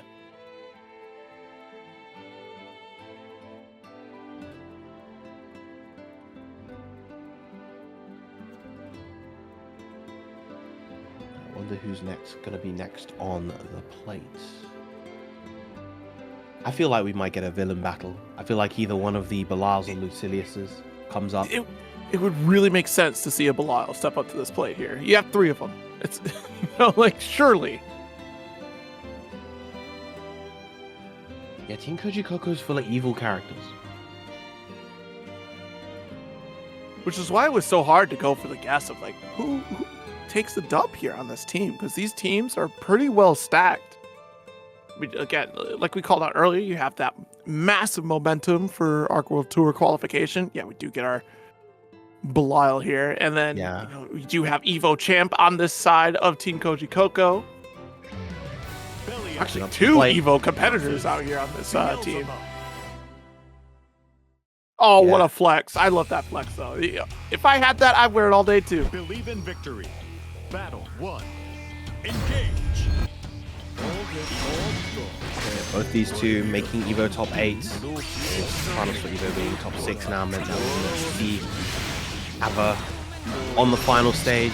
A real shame. It would have been wonderful to see him play, but still, an absolute terror on the sticks. Ooh. Nice call after the 5U from Aaron. Spot dodge. Gets the punish as well. Probably going to go for a side switch. Yep.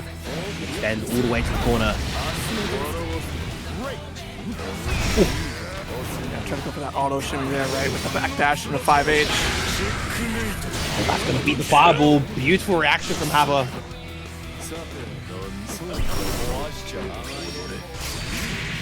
Oh, the backdash is going to get caught, and that is probably going to be the end of the round. Hava ready to convert off of that beautifully. Battle 2. Engage.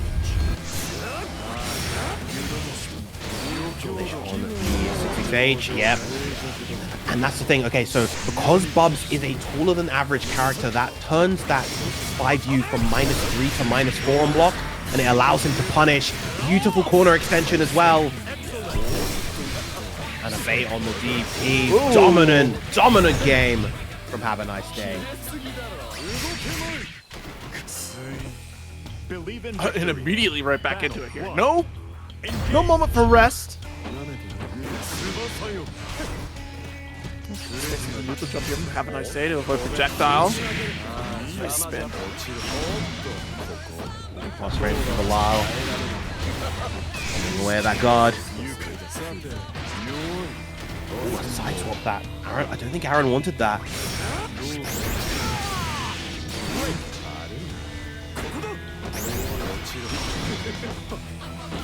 Stagger 2M. Not going to press here, of course. You do get the EXDP to push away, but right back at it is Aaron.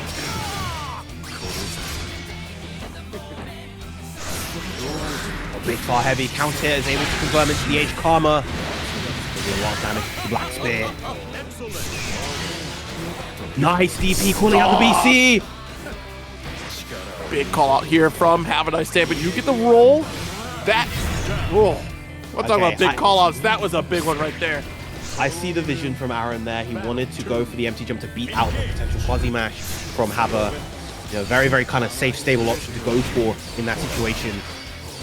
But Hava not biting at all. Big jump in. Coming off the close slide, but that's okay. Still has the momentum.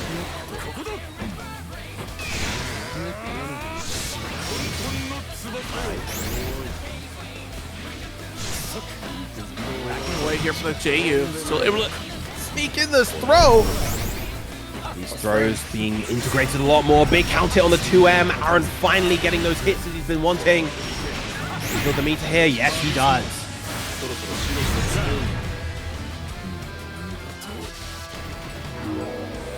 Woods yet though. It's round apiece. battle 3. Engage. Oh wow. So gets the dash button knockdown here, so it gives a wake up advantage for Hava.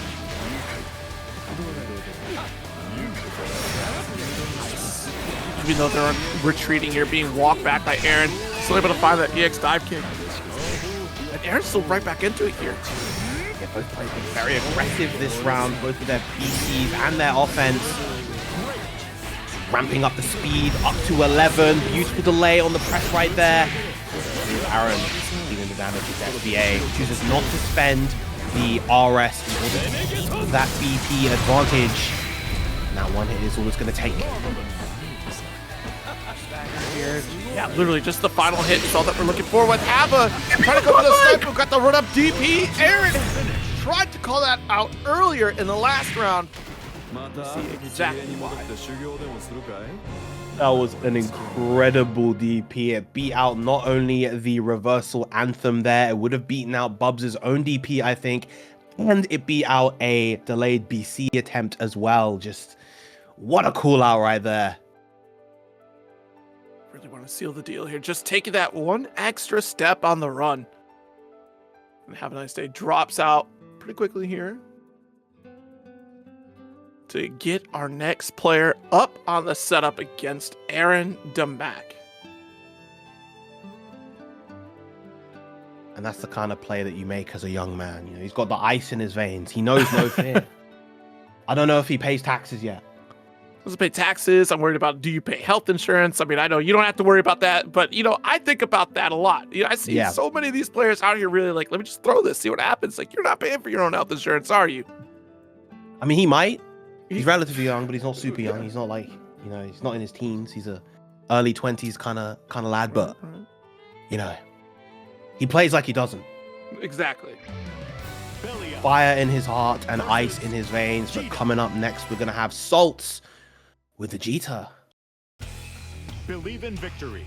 Man, a character I don't get to see too much anymore. Saltz, of course, always representing Vegeta. Clash off the dash L start.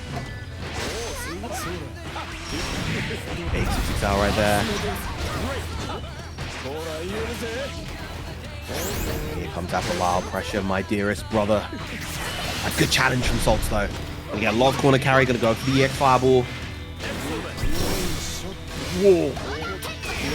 Oh, Mr. Punish, but wow, baiting out the BC with the DP.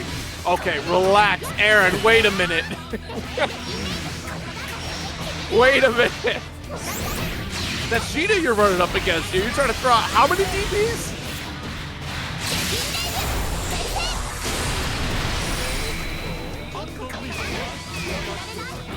Away here. No brave points available here on the side of Aaron. Oh, immediate. That's going to be huge. That's gonna be death. Oh my god, actually, yeah.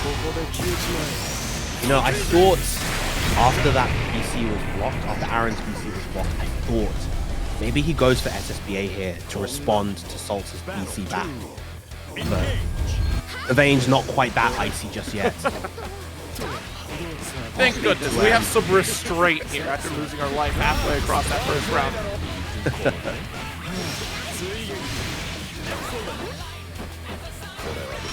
Also adds that additional layer of fear, right? Because you see that Aaron is willing to throw caution in the wind, and nothing you do can stop him from doing that. And that also kind of messes with your game plan in general. Like, I can't dissuade you from going for these bad decisions here because you're still committed to them, and it worked.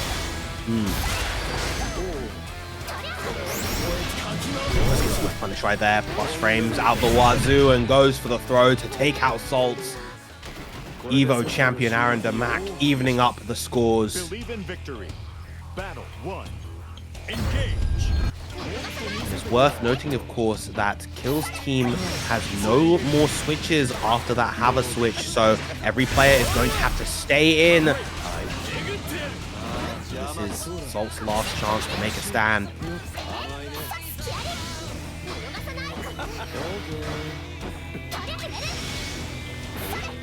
Oh gosh, dash out shut down.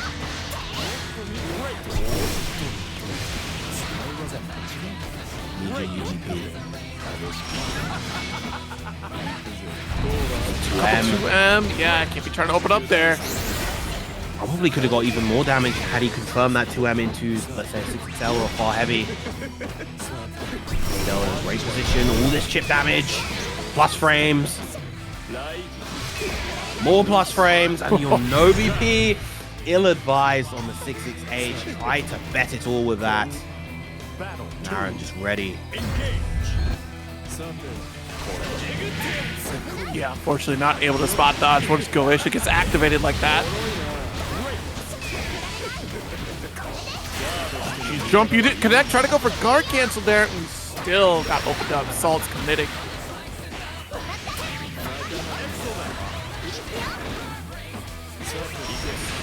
Block and slip and challenge to the far end. Side switch, right? Yeah, with the EU fireball from Bilal, you can't BC it until the final hit, so you're just kind of locked down, and Bilal has all the time in the world to do what he wants while you're blocking it.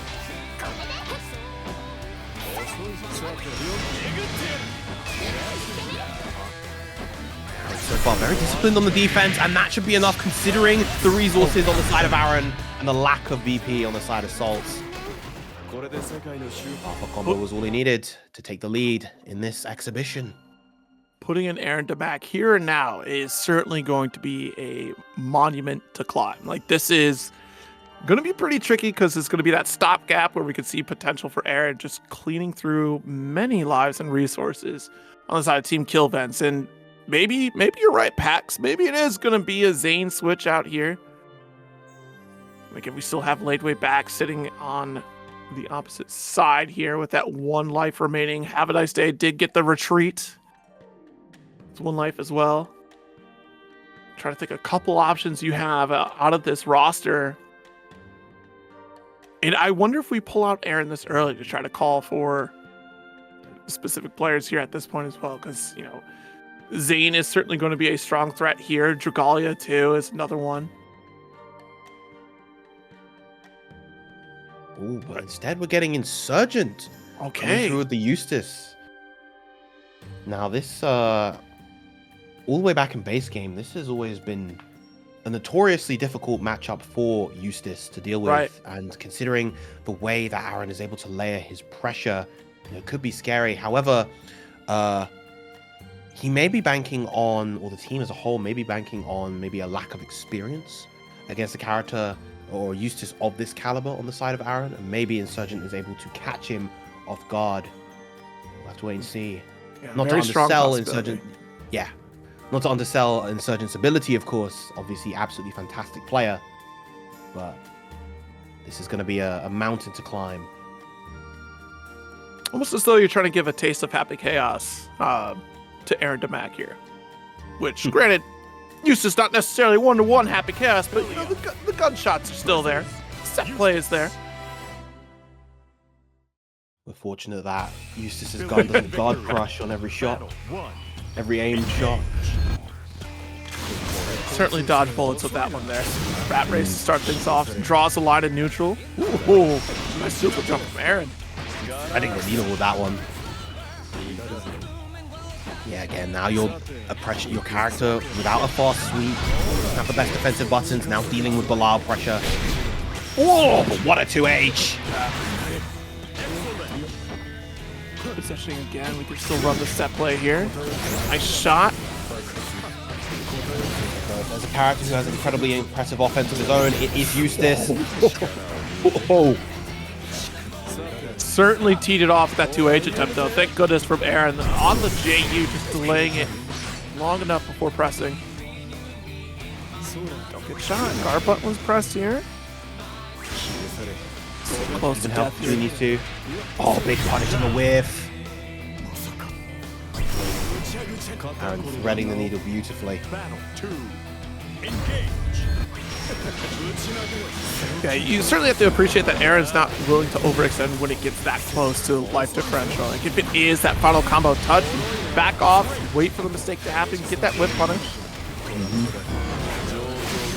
Oh, Eustace, another tool character, can afford to block the Belial 5U and get the throw punish.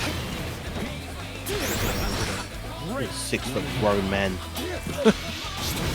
Too tall, honestly. Frame. Lovely GP from Insurgent, no. That's gonna be a block. Yeah. Big punish as well. Insurgent getting around on the board. Wasn't trying to mash out with 5L sequence here. Very particularly timed. Maybe thought a dash L was going to come through there. It was a big bet from Aaron. Woo! Now 2 for 2 from those H command grabs against different players. Oh, the Corona handshake. That is not what you want to see. Extend all the way with the double fireball combo. Nice shot as well.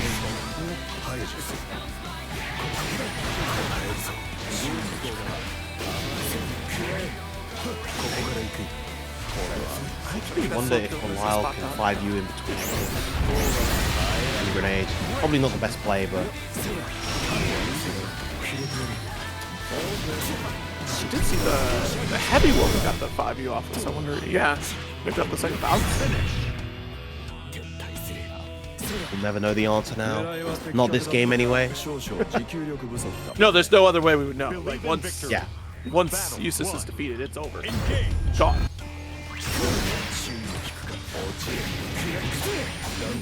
Count it on the 6XL. Big DP from Aaron. 5U throw, nice. As you mentioned, right? Got that taller character, able to get that throw punish off 5U. Not biting on the backdash here. Good shimmy attempt from Insurgent. Defense as well, just willing to block all of that out.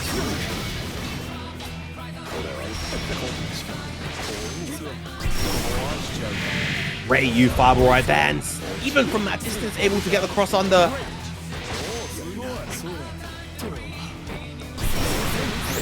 Yeah, just that's a very brave alt DP right there. That timing could have been potentially just run, spot dodge, not even like throw, just recognize that situation. Tries to 5H his way in. Good spot dodge. Yeah. And honestly, this is an even game essentially. One hit on both sides will be enough. Spot dodge from Aaron. Oh no, you tried it. You so tried it. Good read from Aaron, but unfortunately that DP reaches a little bit further there from Insurgent. Yeah, I really respect the vision right there, but unfortunately not going to work out, and now you've given Insurgent some momentum going into this round. Big far medium, but it's anything.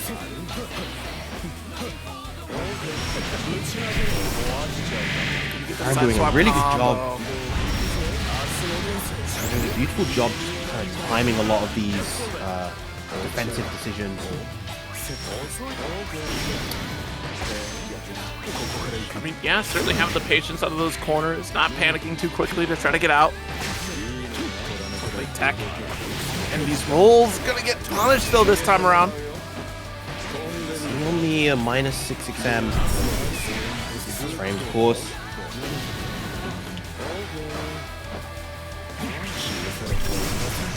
Oh, great pickup. Oh, the spot dodge, and yeah, the explosion is going to set off and get Insurgent the game. One game apiece now. Making the Evo champion bleed.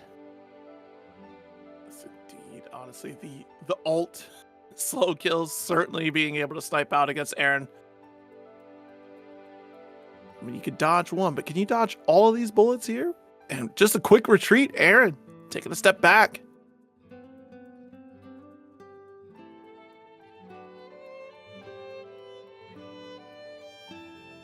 Now, I would have said this would have been a perfect opportunity for someone like TenuredMule to come in, but obviously TenuredMule out of stocks right now.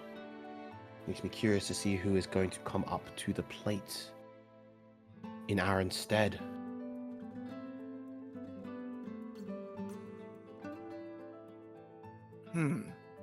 Well, I could see Ktang stepping up a little bit here. You do get that Setsuna set up. You also could go for alt Crescent, try to close the gap against some of the zoning.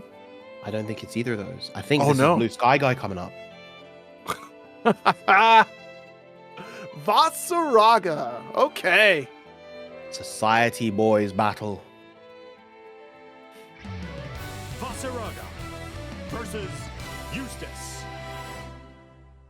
Now, it might be until Vass is able to actually get a hit, get a knockdown, it might be difficult for him to establish armor in this matchup among the slew of projectiles to the side of Insurgent's Eustace. I say he then immediately sets up armor. Yeah, it's almost just an inevitability that Vasaraga will just get that meter, but you're so right. Like that, look at the pressure sequence we do have in Insurgent right now. It is going to be tricky for BlueSkyGuy to find that opportunity to open up, but alt command grab. We've seen that so much from Boss. Nice. Oh, didn't hold the U follow-up right there. That would have been able to armor through the rest of the DP, but unfortunate. Insurgent with a big opening, gets to do all this combo on the ground. It's going to build to 100 meter as well. Islamic link into the SBA, and that's going to be enough. Yeah, do not count Insurgent out whatsoever, chat. Like this player on this character makes Eustace look like they are a higher tier than what they're actually placed at.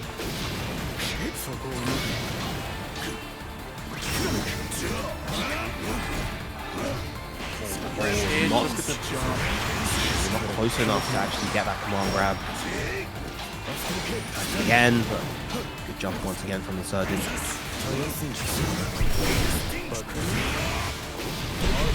Nice run up 2H. Really believe we do have a slow kill to convert even further. U grenade overhead. It's gonna be blocked. Oh, lovely pickup off of the Rising Flash out of the Savage Rampage. Start up right there. BlueSkyGuy trying to open against that rat race.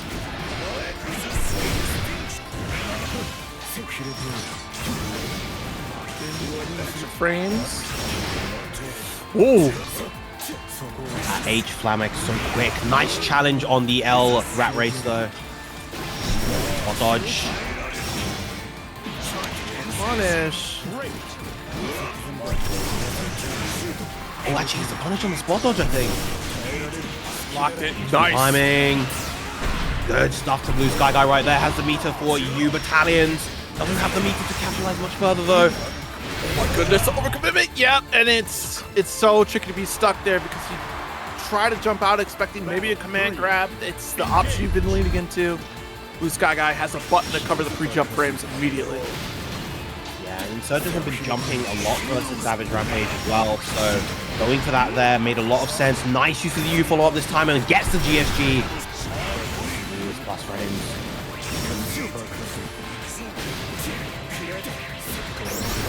Well in. Yep. Set up an ult grenade here again. I think he wasn't able to actually time that throw in order to be able to hit the U grenade there for the extra damage. Jump. Some breathing room at the very least. Every single time, but I'm surprised we haven't sniped out on the Savage Rampage. We've got OTG on the ult version. Very close to victory here on the side of BlueSkyGuy. Until punish. Oh my! Wow! Right at the last moment and able to get the KO is Insurgent. Guaranteed cinematic on that super. Once again, evening up the stocks for each team. Victory. Battle 1. Engage. Played. It was certainly looking tough here, but I think so often it's been the ability for those Insurgents able to jump out a lot of interactions here. BlueSkyGuy has only showcased one time that they're willing to go for an anti-air attempt here. Could go for the back special, or no, the forward special rather, to try to check a lot of the jump arcs. Oh, lovely fake out this time using the high slash. And that is going to be the round. Equal that, of course, the plus on whiff. By the time you've reacted to it, class is already active again. Nice, got the run up here off Rat Race. A heavy one applied with the explosion to get our launch. Big 2M coming out from BSG.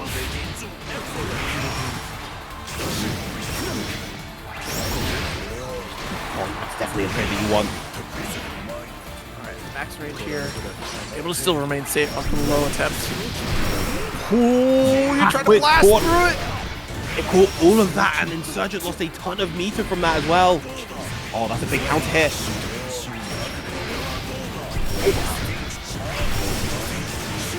Snipe here, ult for Mac. Here. Jesus. Watch it goes. Quite the jump scare there, and run up command grab. BlueSkyGuy gonna take life off of Insurgent. Very good stuff. And that does knock Insurgent out of the lineup from Team Kilvenz. It was the jump scare. I feel like we just sent it at that final moment here to go for the low, then we go for that quick grab. Wasn't ready for it because we not really represented those options in that sequence before, right? Or at least like in the mid screen, we're just going to go for that charge. And it always feels bad to get hit by like something like run up command grab from that. Right. He obviously he's the slowest run speed in the game. It doesn't feel like it feels like it takes him ages to get to you. And then he goes for his, I believe it's 11 frames on the L command grab. He goes for that and it's like, oh, well, you know, I was so scared of blocking anything that I just got opened up by the command grab. But making his way back to the setup is laid. Once again with the 2B. Oh, for the immediate 5H. Every round start from Ladewaybac has been the 5H. Initially, backdash 5H. This time around, I guess we consider Boss Raga too slow to deserve the backdash. Heavy, and we do call out the brave counter attempt here. Ladewaybac. Strong sequence, strong lead, and yes, the stagger to get what? The perfect? Yes. Yeah, just blowing up all of the attempts that BSG made to escape on defense. Clinical from Lade right there. There's the back EX special. Ooh. There's a 5M. Yeah, this is the thing. It can be difficult to contest 2B's buttons normally, but when you have slow buttons like Vasaraga, it becomes even more difficult. There's the Mirage. JU tried to go for a quick overhead, and BlueSkyGuy gonna block it out. Another guard cancel after the back medium special. Oh, yes, pick up in the corner from that spacing. Woo! Oh my god. You're still okay here, though. With no meter on the side of BlueSkyGuy, the spot dodge, you're not okay anymore! Too brave with those, man. Everyone has been spot dodging those RSs. Battle 3. Really hidden behind it, right? It's just watching and waiting, the patience for BlueSkyGuy to call it out, and already in the corner. Really turning the tide for the last game, but the 5 moves, yeah, that's certainly an option against the Savage Rampage from Lane, but you get another opportunity to do that. Big jump back, JM. Yeah, this is a scary situation to be in. You're late in the corner, and yes, catches the jump with the far heavy. As Lade's second life is gone. BSG expanding the lead for Team Kojicoco. Now Team Kill having lost almost half of their stocks right now. The team spread, of course, the largest spread that they've had in terms of scoring was about 3. And it was on the side of Kojicoco, or Team Kojicoco rather, to draw first blood.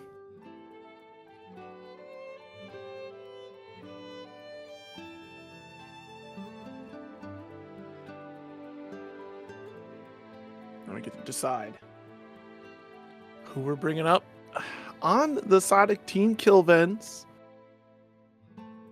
against a Vasaraga. And that's going to be so scary to deal with. I think one of those situations you might go...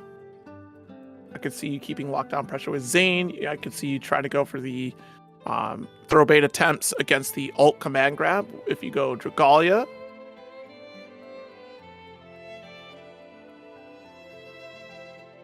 So the mid-screen options for Artorias, but I worry about the... Oh, okay, never mind, JrJam.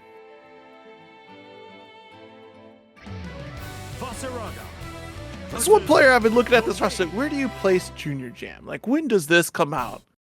Luane certainly can handle quite a few characters.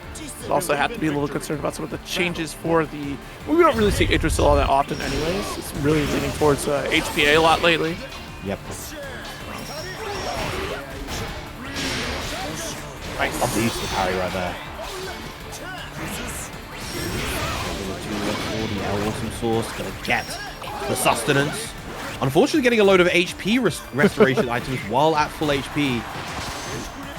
I do like the idea. You're at full screen, and if BlueSky commits to Savage Rampage, it's like, great. I'll just stay over here and start stabbing. 667 doesn't get a pick up afterwards, but still in a great spot is JrJam. Pick up HPA, yep, and now time for Jamboree, Mario Party. He's instead going to opt for kind of running BSG into the other corner. Great spot dodge. Still a tall order here for for BlueSkyGuy. Wall position. An impossible order, especially while you have SSBA on the table. This is going to do a lot of damage.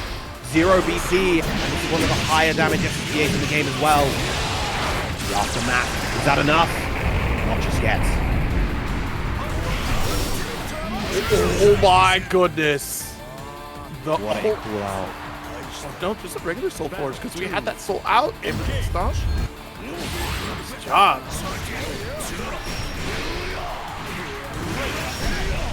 Oh, huge 66H, but protected by the bros. Is JrJam for Wayne.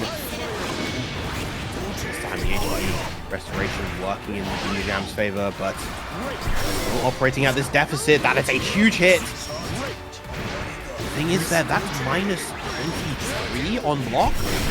Bax can punish that with close heavy, but it's not going to matter. Still going to get the round regardless. Bax says, so fun fact, drafting boss is apparently valuable. Yeah, unfortunately, Fuselit not able to make it, replaced with JMAMH, but this team originally had all the Vasarak. Then lovely parry. Good version for the Junior Jam to get the setup right. Yeah, got to watch your toes right there. The way you deal with that is you can jump to try to chase away if he doesn't go for the JL, or you just block low into block high. Very one-sided game this time. Junior Jam back into the swing of things. Battle 2. Engage. Well, right up Savage that strips away any of the homies that were summoned.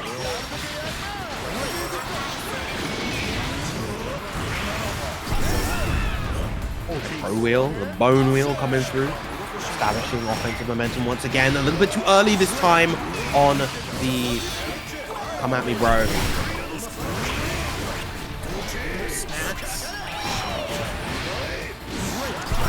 Able to commit that Soul Forge, but we are getting called up with these alt Fireball here from Junior Jam. Alt Special just constantly pushing away BlueSky.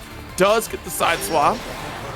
Look how much HP has just been restored on the side of Junior Jam. I'm pretty sure both these players have done about the same amount of damage to each other, but Junior Jam just healed it all off.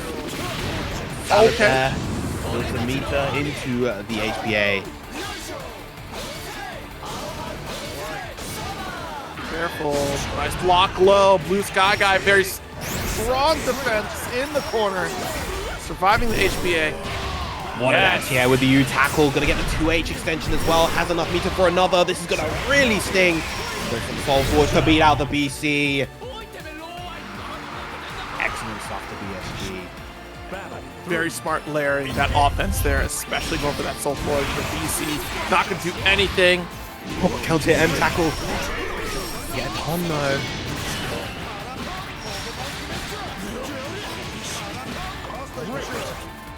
Spaghetti. Ooh, that health back. Ooh! That parry though. Alt wave allowing for a Soul Forge install.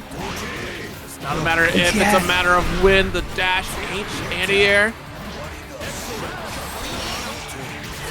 Oh, a little bit too slow on the H Instinction right there. That's going to be a nice chunk of damage for Junior Jam. Building up that meter too. Probably going to go for more food. Then there's the parfait to get his HPA.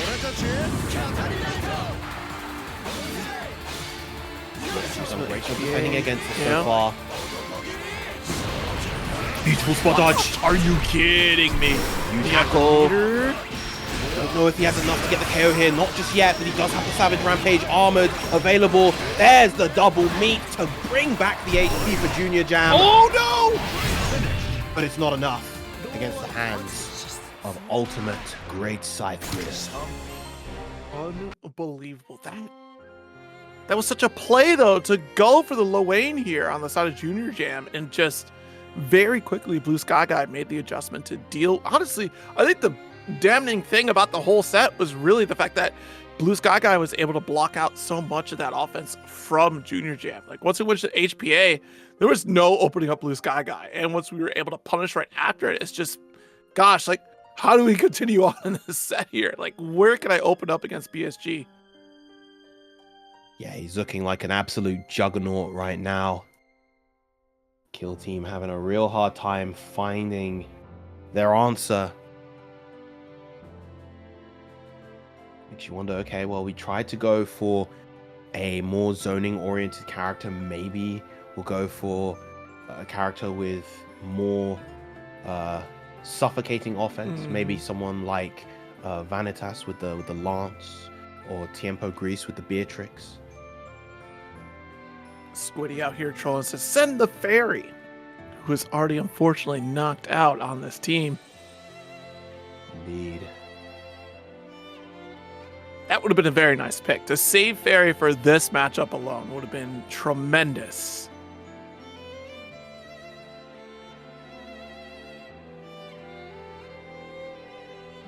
As we are whittling down here just under the halfway mark of both teams. 18 points left on BlueSkyGuy on Team Kojicoco, and then 14 lives left on the side of Team Kilvenz. A very nice pick. Yo, You in my heart today, Pineapples Cast. Thank you so much.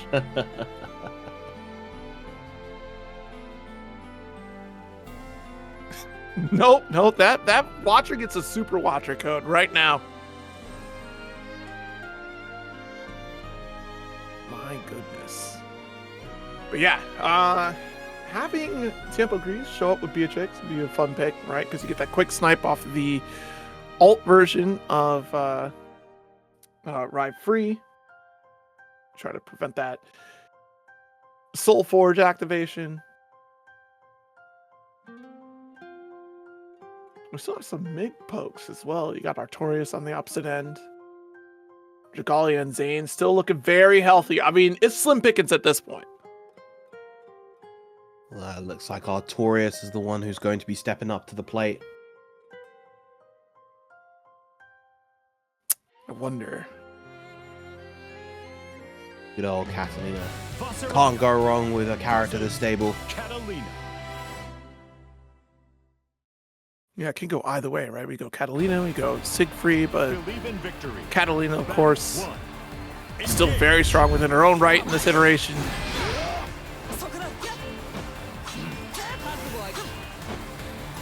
Actually, already Artorias off to the races. Not quite able to get that H fireball out. Ooh. He is able to get that counter hit confirm into the light wall.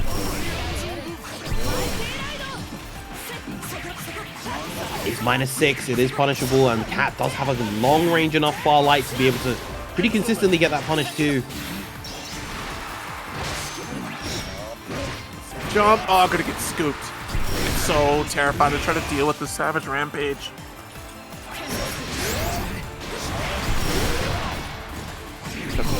Nice, got our poke here, does get the double crumple and finishes the job with the EX thrust. Yeah, these counter pokes and pokes straight into the Youth Frozen Blade. Obviously so strong for Catalina in this version of the game. Doesn't matter what character you're fighting against. It's minus that range, yep. Good on Artorias to recognize and take his turn. Lovely light wall conversion as well. Again. Oh, nice. The DP though doesn't get punished. Okay. Shocked that BSG wasn't able to get that punish. Beautiful jump. Great reaction against the UGSG. Artorias finally making BSG bleed again. If only we had the punish on the DP. That really would have set the pace here, at least for the round. Go right back into the lobby. Yeah, that was BSG's second life, so he is now finally out. What a run, what a tear he went on. Taking out multiple lives inside of Kilven's team. But, you know, of course, there was mention of Ferry Gaming. we still do have BEPaw on the side of Kojicoco. Whether or not they'll be coming out. It's been a little bit since I've seen BEPaw play. I need to actually check history because I wonder if BEPaw has been. I can't recall. Has BEPaw been on WASDs lately? I'd have to check, but haven't seen what they've been up to in terms of competition, unless that they've been in the hyperbolic time chamber, training up for future events, trying to get across the threshold of this Arc World Tour qualification.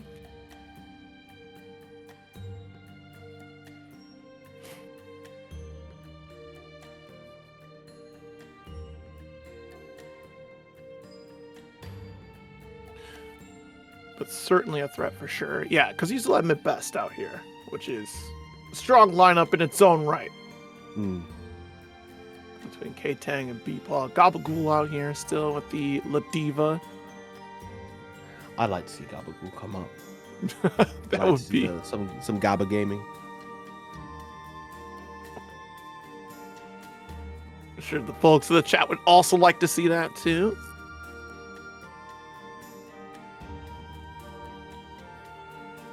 We still got HUEBERT out there. Tav 102, of course. Gosh, you still have such a long way to go. I can't I would not have seen this lineup going this way so far. Mm. You still have so many killers on the side of Team Kojicoco.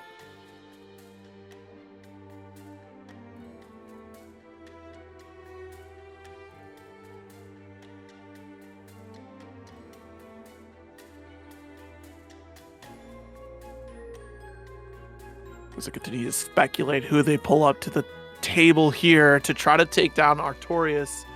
2 lives up still. You still have the 1 life from Teiga on Kojicoco's side, but in terms of 1 life players remaining, Alpha and Havaniceday is still back there, as we mentioned prior to Artorias stepping up. And of course, as always, thank you all for tuning in for this 15v15.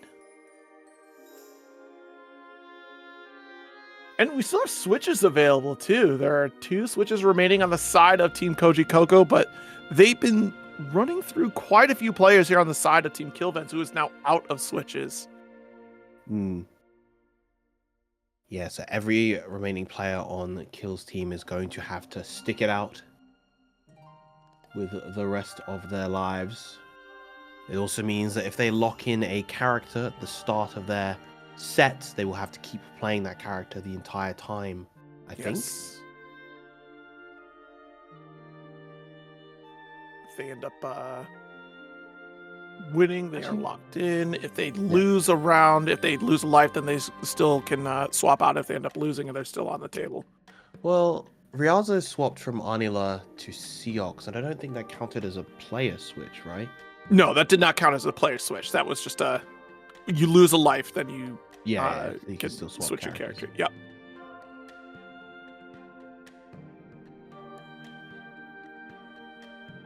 They are taking their time to really consider this. I mean, they're probably in the chat like, "Hey, we're got a 3-game lead again. You know, maybe we solidify this a little bit further, huh? Like, what are you hemming and hawing about over there? You know?" No, I think they're just complaining about how broken Cat is. I've seen what North America in particular has to say about this character. So quite a bit of vitriol towards her. I can't believe it. There's not that many of us out here. You know, it shouldn't be that bad. Not yet. Well, actually, you know, it's interesting.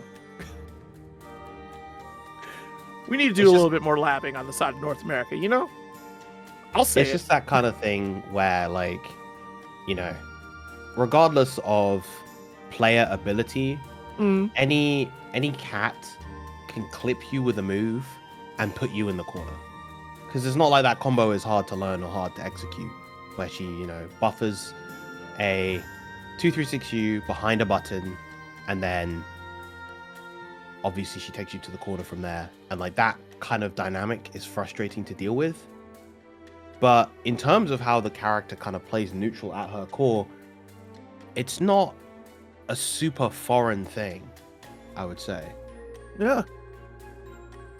It changes. I guess the landscape of Grand Blue, it's so fascinating to see her play neutral the way she does as compared to where a lot of players really play their neutral at like a super aggressive style that does remain close, keep pressing, whereas she can kind of just outspace you. Like, great, you whip button, I'm in. Like, that's how I'm going to play. And Zippy stepping up here with Lucilius. I can't believe, yeah, jeez. Zippy is in the sea of like players that are knocked out. So I like overlooked Zippy like 3-4 different times. Like, yeah, who else could they pull up? Are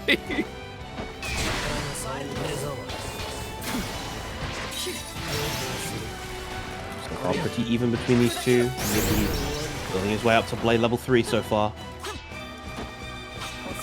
Like, it would seem like a little bit more in terms of interaction. Ooh, it has occurred, but yeah, dash up L, not quite able to get the full conversion. Still trying to steal it. Very, very patient so far. Just trying to look for an opportunity, but as a result, Artorias building up the damage with these throws. And there's that level 5. We've got an even game, and there's the far medium. You're dead.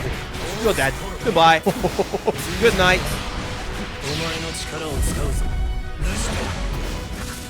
tragic. GG. Paradise lost. Goodbye. 60% health, by the way. 2 BP. Battle I mean, you know, Take my hand.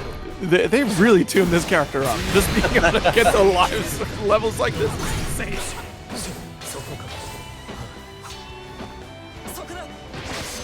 Pressure, does get the tech. This character's always had like fantastic buttons. Far light or medium are among the best in class in the game. Obviously has a really good like counter poking far heavy, great counter poking 2M, long range sweep. And that all kind of complements his new explosive firepower with blade levels so well. I think that was the one flaw the character had in the previous version of him, was just the fact that he couldn't very easily acquire those levels. Like, you'd almost never see that. And now he's so potent with it, with how quickly he gains these levels. Already at 5.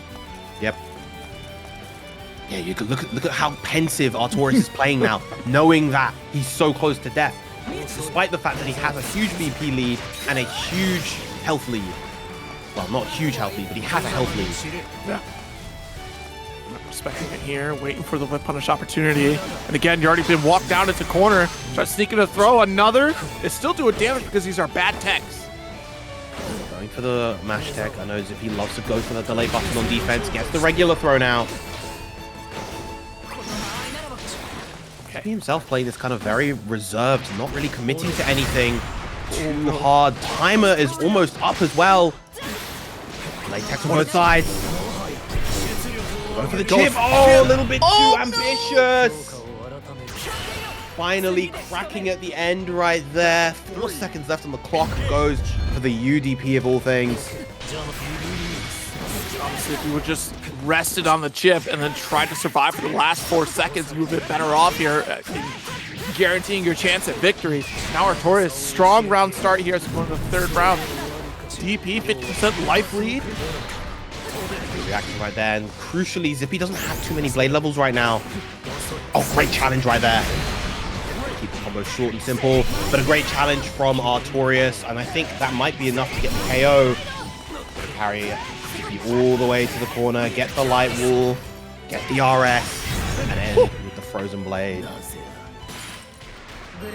Very, very nice cleanup in what turned into a battle of attrition in that first round. Very quickly turned into just the neutral game. We talked about it at the round start, right, of how we're really trying to explore that neutral against Catalina because we know that fear, but also the fear on the side of Artorias, how easily Zippy can access a kill route against Catalina in that stage. What a DP once again. A big jump, but actually not able to punish the 623L right there.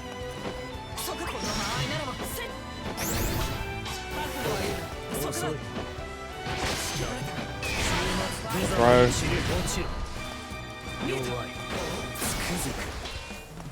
Always so aggressive on offense right now. Doesn't want Zippy to be able to press buttons and accumulate blade levels. Beautiful with punishment.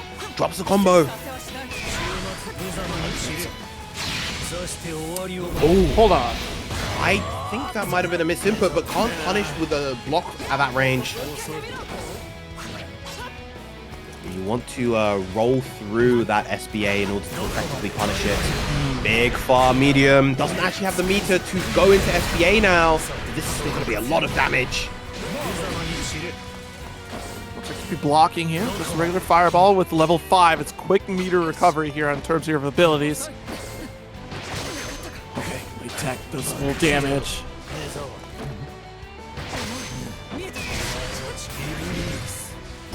Alright, so earn this corner. Nice finish here. Got that forward special under. Battle 2. Engage. Also, especially when you have those low cooldowns. Lucidius is just very good at kind of playing that chip game. Ooh. Punish of all things on that 2U. Might have tried to start up a 2H there. Oh, 2U, yeah, excuse me. Not able to get that combo into light wall on standing. Attack. Stop that with the U phosphorus. Ooh, okay. Fake out on the teleport here. Didn't go for medium. Spot dodge does get challenged. Zippy still maintaining this corner. Big 2M, but doesn't confirm, and a big 2U. Not going to be in range to be able to get the cinematic. So not going to drain that BP either. The tech.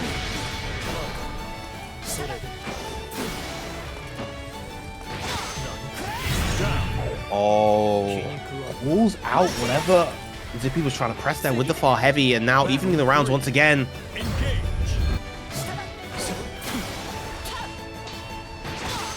Play lights. Oh, nice jab out. Still sitting at 2 sword levels here. Artorias still trying to press that issue, and as long as we maintain that offense, it removes opportunity for Zippy to build up on levels, but gives you all the opportunity to build up your own meter. Trying to punish those spot dodges. Finally gets the call out right there. And a nice chunk of damage going for the U Tessera. No, the U Iscariot.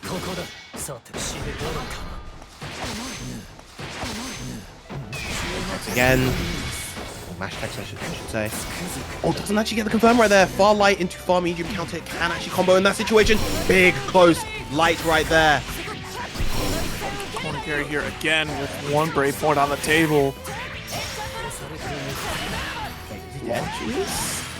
Oh my god. Oh my goodness. That was off of a close light on the other side of the screen. I didn't believe it. I thought it was going to hit that combo limit by that point, but wow. GG, shake my hand. Both characters 1 got BP. it. Unbalanced, unfair character, please nerf. Lucilius, you just saw Lucilius do it too. Can't be that bad.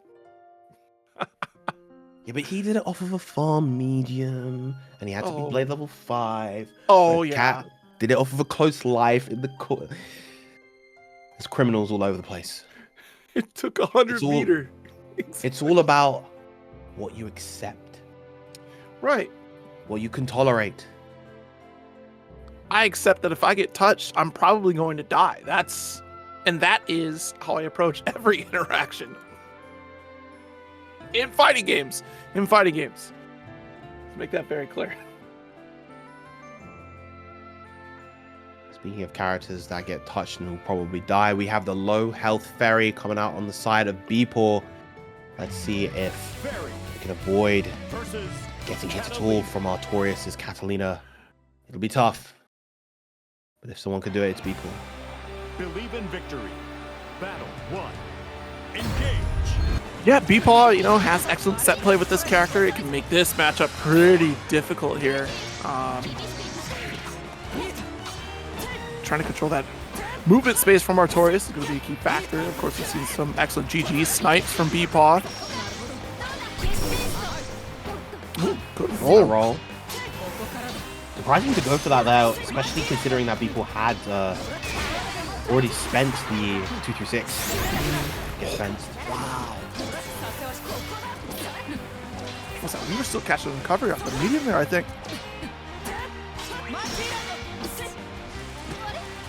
Oh, no, not two shimmies, BEPaw, please. Oh. Gonna be a full combo into SBA. No. All right, I'm gonna need you to tie up the sneakers on the next interaction here, BEPaw, because man. This is very tough for Fairy. She's very bad at kind of playing out the corner. She doesn't have good reversal supers. There it is. Artorias getting another round. Yep, we'll take that dash L opportunity. No slowing down after that jump in. Ooh, goes for the far light there instead of trying to anti-air with something like close medium or 2H. Ah, there's the close light on the crouch as well, getting the light wall extension. Throw. Jump. Okay. They can't knock down. No, not going to go for knockdown. Instead, going to get that extra damage. Patience from Artorias on that approach, waiting for the strikes to come from BEPaw. Didn't get caught low this time. Does get the back special. Wow, the roll and BEPaw hesitating there right now. It's going to cost him his life as a result.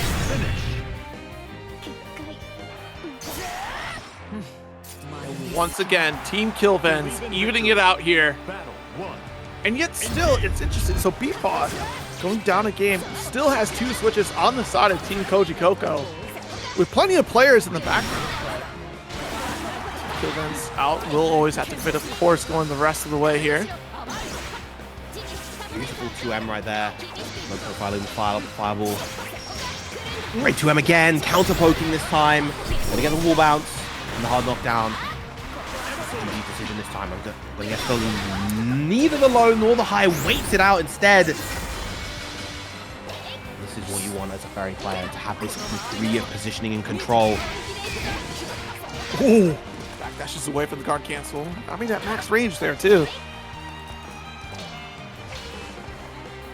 So, oh no. Just a little bit too late, and all of a sudden. This hurts quite a bit here, but still with the 100 meter. All right, it's about to get worse. Don't get touched in the next interaction, otherwise you're dying. Okay. The chip damage is going to be a lot. You can play this very carefully. Very nice. Waits for the jump and is ready with the BEPaw. Battle 2. Engage. This time reacting quick enough for that one. Jumping. Oh, Light Wall does absorb that hit. We thought we could go for the hit grab right after the fact. Not fast enough though. Artorias. Oh, the shimmy. Not Ferry getting too much, chat. Not the Ferry getting too much. No, didn't go into SPA. Could have, I think, hit 100 meter just before that DP, so could have gone into SPA there. Literally was just on the cusp of, maybe we weren't quite sure if we were going to hit that meter. That's why we go for the DP under there, but should have been able to touch. Yeah, Artorias has been going for that kind of cheeky setup to get the throw there quite often, and so people mashing immediately. Goes for the low. Nice opening as well. Build the meter. No, great mash. Against the whole position, we do have super. So chip out if anything, does get the low. You don't want to try to let Artorias roll through. No anti-air. But BEPaw is still in control.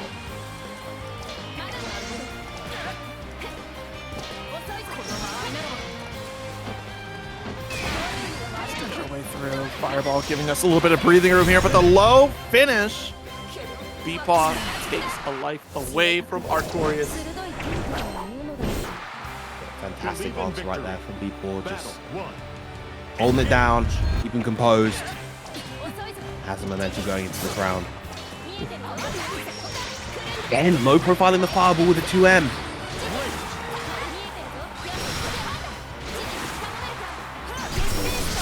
Oh, nice. Slow things down here. Does get the ult hit grab.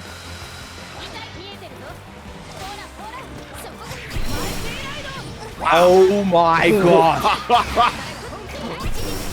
If that wall bounce from there, that would have been absolutely ludicrous. I would have cried. Like, all right, GG's. They really did mess Fairy up, huh? She's always had that hurt box, those hurt boxes on the normals though, but what a whiff punish right there, but what a conversion from BEPaw, keeping it together, taking the round regardless. Battle 2. Engage. She dissuaded by those lingering hurt boxes that Fairy has out there. Nice DP. This is what I was talking about for that game one, right? Leaving almost no opportunity for Artorias to advance forward, like having you questioning your offensive approach. But the way that Artorias is navigating the space is backdash in the 5-8. This throw is so risky. Look how much health you lose from the throw bait. Oh, lovely pickup from there. Recognizing the slight hurtbox clip from the GG. Again! Oh no. Okay, not quite close enough that time in order to get the throw. Oh, but that's going to be a punish on that spot dodge. Artorias evening the rounds. Battle 3. Tied up here.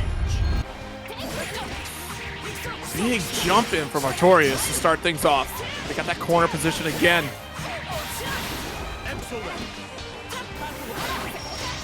Nice. Oh, lovely. Side switch with the 6H, yep. What a roll. not quick enough on the throw here. It was very fortunate that BEPaw got that low interaction off the light wall and corner, but now we're jockeying for position back and forth with Artorias at a substantial lead. And a lead enough to take the game right here, keeping it real simple.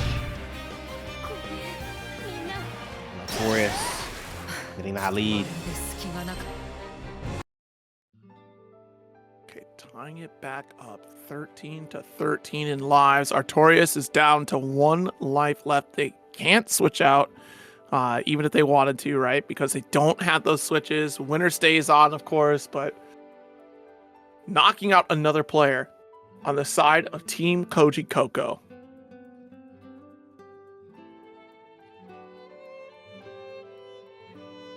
I look away for a brief second. I already see Lancelot on the cab. I was so confused because I still see Fairy sitting at the cabinet. And what is Lancelot. BEPaw? You've lost. Like, get off the set. It's Teiga stepping up here with 1 life. So Artorias here Believe in clear out victory. potentially another player. Teiga could potentially do the same here as well. To you. Wow. Just low profiling the far light from Catalina right there. Impulse. Oh, max range. Didn't believe though it's the far medium.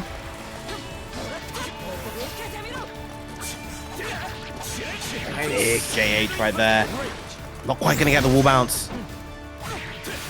Whoo! We have right to Rekka here, but what a challenge, the 5L from Artorias. Your corner control matters not in the face of the Lady of Frost. This is why I stopped playing Lance, because I get you tell me that, I just feel so depressed. Oh, that's not even a Lance thing. That's a everyone versus Catalina thing. Ah, Oh, that was a huge 2M. If you confirmed that, that would have been huge for Teiga. Didn't believe. He's at chip point right now. Reaction SBA, I believe in you, Teiga. fast. No. He saw he tried to press something. He went for blade. You know what that was? So he went for forward special there, and he probably wanted like a quarter circle into special in order to get the SBA. Yeah, that could have worked out there too. Ooh. Yeah, oh my gosh, because that would have the negative edge impact of the wall jump. It's probably what it ate.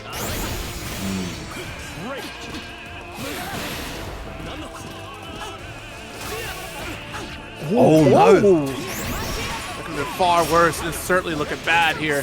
Artorias can convert this. Well, this hits combo a little bit pretty early on. Good challenge from Teiga right there. Doesn't want to hold the pressure. Instead, going to side switch into a full extension. Put up a good amount of meter. Block on the ice ball there, so that could have been an opportunity there for Artorias go to DP. Oh, but what a throw, and Teiga will still stay alive here, round apiece. Battle 3. Engage.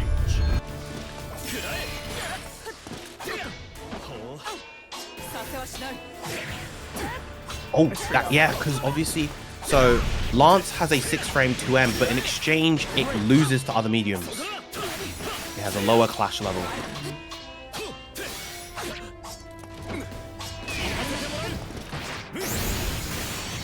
Teiga just still keeping hold of the corner. Lovely use of the turbulence right there to bait out the BC and get the game for Teiga, provided he lands this, which he's done 1,000 times. Into the right fusion. Absolutely huge for Teiga there. Just gonna go for the traditional shimmy. We end up going for that turbulence, the 5U to warp out of position, calling out that brave counter attempt. Full punish. Teiga will have to remain seated on this Lancelot. Artorias getting knocked out.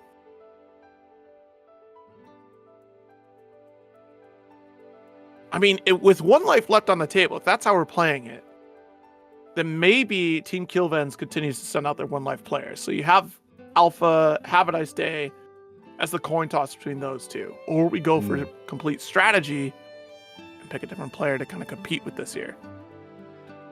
The fortunate thing for Teiga as well is that Lade has run out of lives, and so 2B is off the table. Oh, terms this of is why character Teiga spending. came back. Teiga was not allowed to come back until 2B was gone. I see.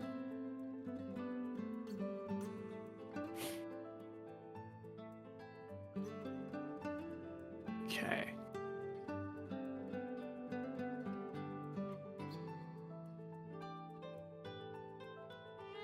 We will have to see. Teiga, the biggest 2B hater. Been told such things. I've seen it. I can't imagine so why. ooh. So it looks like we might be seeing the Lance mirror coming out from Vanitasz. That's going to be so fun, actually. Who can lock down who? In the Lancelot mirror, we have Vanitasz showing up against Teiga. Lancelot. Baz, what's the question? Give me a quick one here as we load into this one. Believe in victory. Battle 1. Engage. We start the round. Dash L open. All right. Ooh. Far medium actually works out here for Vanitasz. Able to close the gap and off the wall very quick. We will trade it back and forth we go. We're going to see that a lot from this character, just constantly bouncing off the wall. That's plus. Oh, nice challenge with the 2U. Nice recognition of the counter hit right there, going for the close heavy. I would have thought for sure we were going to see that 2H. We tried to go for a brave counter there, but too little too late. Teiga in complete control and should close this out. Saves us the SBA cutscene as well with the end. U-Blade Impulse end. Battle 2. Engage.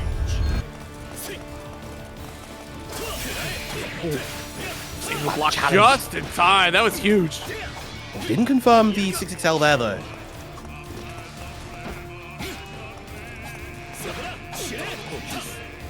We're up with the dash L. Just go for Rekka.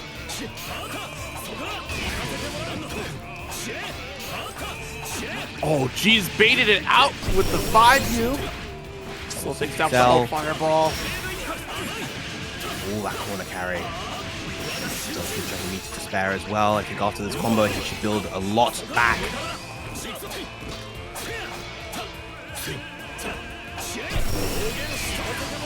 Oh, wow. Opted for guard cancel there. I mean, honestly, don't give up that corner position. I don't blame you. The side swap doesn't work out. We have an alt impulse play, but drops the combo. Yeah, went for 2L there instead of close light. I'm honestly surprised. That was an easy kill for Teiga, and now it might come back to bite him. Never mind. The U turbulence. Keeping it tight.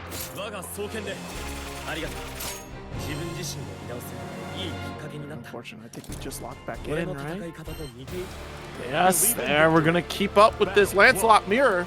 Yeah, after all, Phil's team has no more switches left, and I mean, I've seen Vanitasz on a couple of other characters. I've seen them on a Vayne, for instance, but Lance is definitely the main through and through. I'd be very surprised to see a Vayne pull up against Lancelot.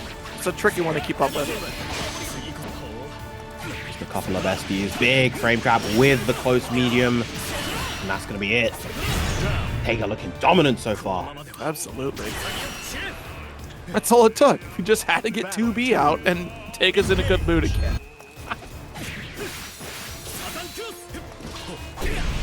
Oh, nice. The frame trap there goes heavy. Optimized conversion as well. The counter hit close heavy into the H fireball. Look at all that damage. Lance, of course, being a low health character himself. The double BC already, and the match is going to get Teiga the round, provided he doesn't drop this. He has the resources. Go. Very one-sided stuff from Teiga, expanding that lead for Team Kojicoco. The individual that has written the book on Lancelot. So, certainly a lot to be learned from when you're checking out honestly, any of the Dragon Knight characters really on the side of Teiga. Nice little masterclass. Against Vanitasz, though, also an excellent Lancelot player in their own right, but very differing styles.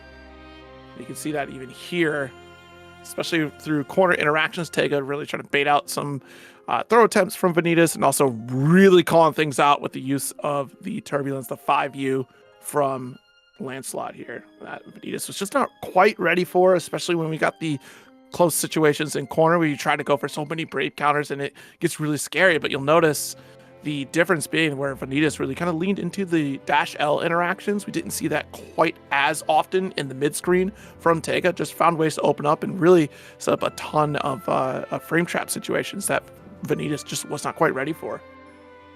Yeah, it's kind of interesting because like when you play a character, that doesn't necessarily mean that you're able to physically employ the counterplay to your own character. Right. I know for a fact that I could tell people all day long that against Percival you shouldn't spot dodge most of his cancels. A lot of his cancels beat spot dodge. You should try to delay mash. Here's me, if I fight another Percival, I'm spot dodging all the time like an idiot. No, it's so interesting. Someone brought up, gosh, I think it was Pat the Flip wrote a nice little thread about that mentality of just like, it's already, you have the knowledge, but then trying to actually activate the knowledge is completely different. Like doing it is very different than actually knowing what you should do, because you'll still make those mistakes when you have that knowledge in your head, but then you got to put that into practice here, and Teiga definitely showcased that. And it might just be a lot of those that are, like, you could simply say, I say all the time for Lancelot, right? Just, oh, well, if you're in the mid screen, just block low. Don't worry about standing up, because what's the 5U going to do to you? Like, you have to worry about lows. You could get left right, but that's what you have with your guard button. And then still, sometimes you see that animation, like, I have to stand up. There's no way, like, I have to. But there's just another simple example of, like, what you see on the screen necessarily and the knowledge that you have doesn't always 100% translate to your execution in a live scenario. Indeed. We're going to be having another fast-paced character coming up next with TiempoGris, most likely on the Beatrix. Of course. Lancelot versus Beatrix. This one here will be very fun to play out. So, of course, some strong reversal opportunities on the side of Beatrix, riding free, able to low profile the ice ball, but I don't suspect we'll get like a lot of neutral ice ball from Teiga. Nice stagger off dash L.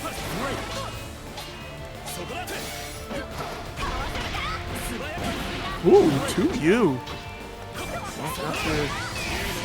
The Thunderbird from Tiempo. There we go, gotta hold this block pressure. Ah, that Cells, but no conversion. Ooh.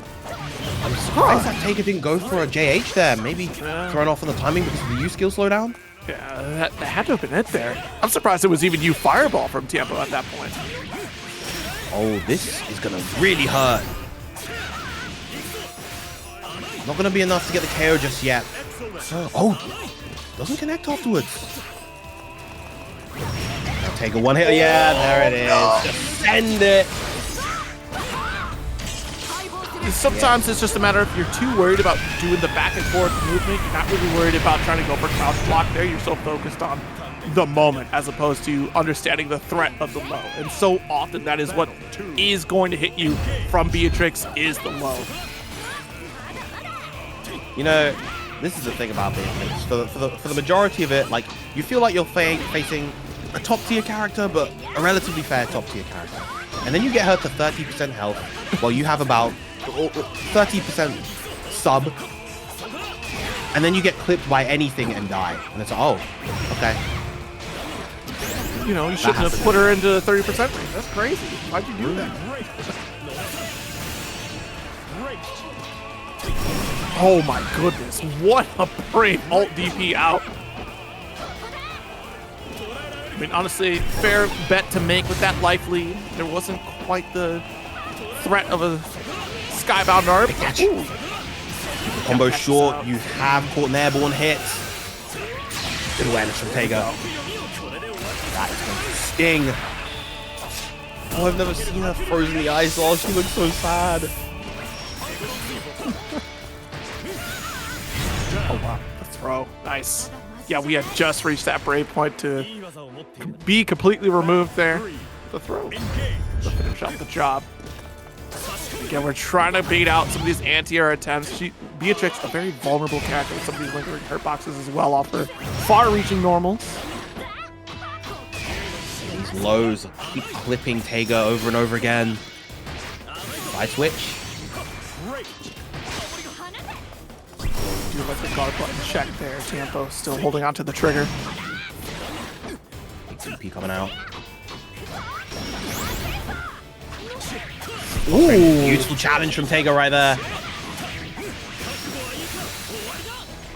Not to go for the blade impulse right there. That saves it for this moment where he should get enough for SBA, even with the nerf meter gain on the side of Lance. It is enough to be 1 BP on the side of Tiempo. This is a lower damage SBA, but is it enough? No! The sliver. That's all she needs, but you go for the chip, well layered, because you waited for the gap off the EX Fireball to get that one single possible opportunity to put in that impulse blade. Difficult to judge that gap as well. It's almost all but said and done too, because at that point, the best thing that Tiempo could have done was DP. So at that outside range, like, it's still fair enough to go, I'm just making block, checkmate, here's your blade impulse, and have a nice day. Because even the riding free would not have been able to activate that low profile at that point. Ooh, side swap, and again, holding on a block button, very good. It's not going to be enough right now. Tiempo's stuck, struggling in this corner at the mercy of Lancelot.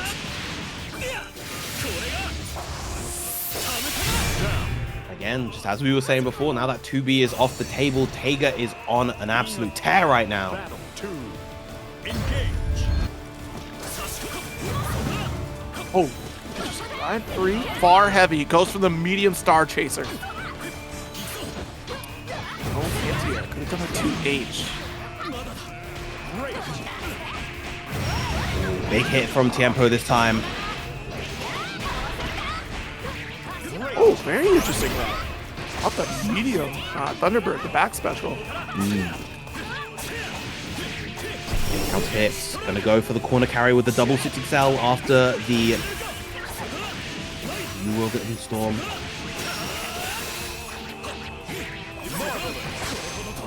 Okay, nice separate ice ball, but what a 2L from Tiempo.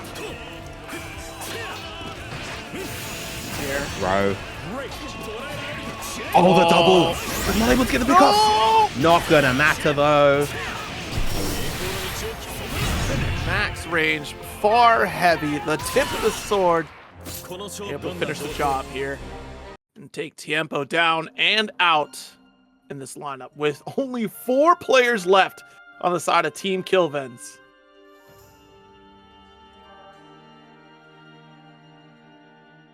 Yes.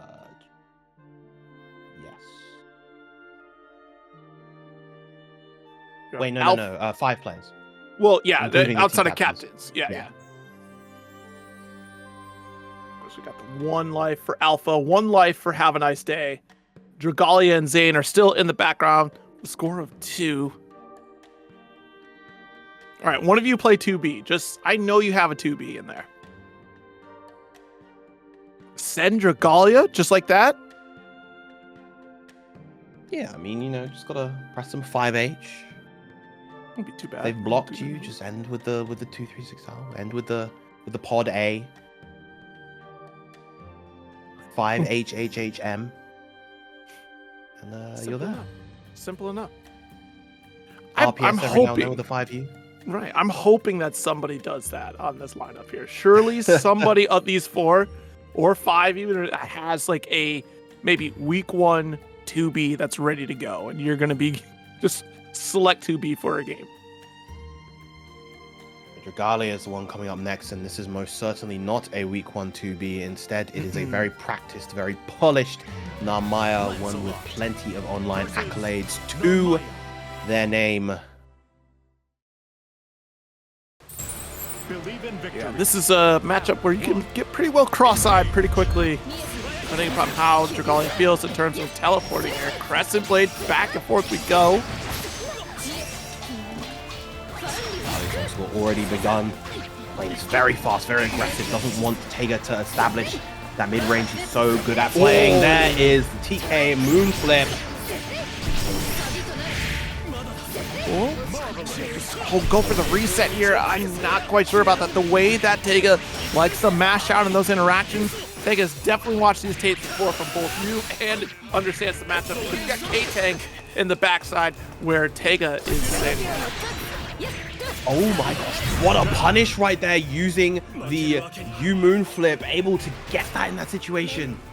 Battle 2. Engage.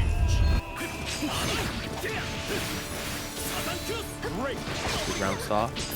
Turbulence. Setsuna, the flip, yeah, way Right, too late 2H, of a yeah. 2H, yeah. And it's also lands 2H too. It's just, how do you time that against the flip?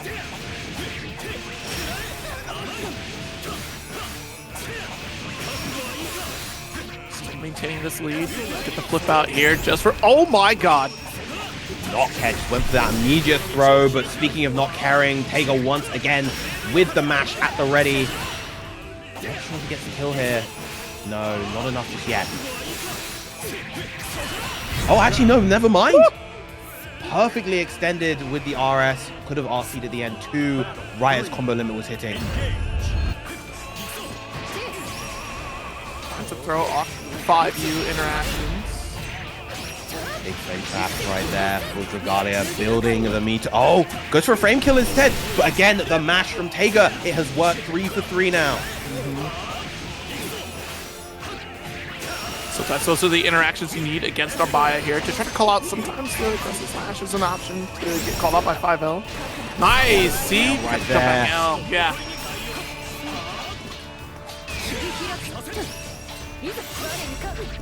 Jump back Again, out. and it Are you worked. kidding? Okay. I love the move flip counter in chat. Yeah. Okay, there we go. Add another one to the board. Dragalia. Scary for both players right now. Great points here. It goes for Frames. impulse. Buff Oh, again. you're trying to chip. There it is. Yeah, I think that was, especially because no BP on the side of Dragalia, I think that was a true block string, and as a result, Believe in victory. guaranteed Teiga the game. 1. Engage. Teiga's actually solidifying a substantial lead, the largest lead that this team has had so far throughout this battle. Each moonflip punishing the 2M right there, leading into a full combo, of course, getting the restand. Yeah, this time going for the guaranteed damage rather than trying for any kind of reset, knowing what Teiga's been doing. The wall, yes, JM, big conversion opportunity here. You can spend super if you so choose. Don't think he's going to spend it just yet. He goes for a reset here. She's out.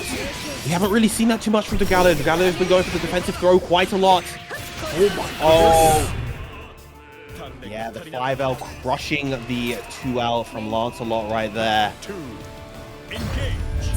Pretty brave of Dragalia there. You do have that life lead, so you can risk that.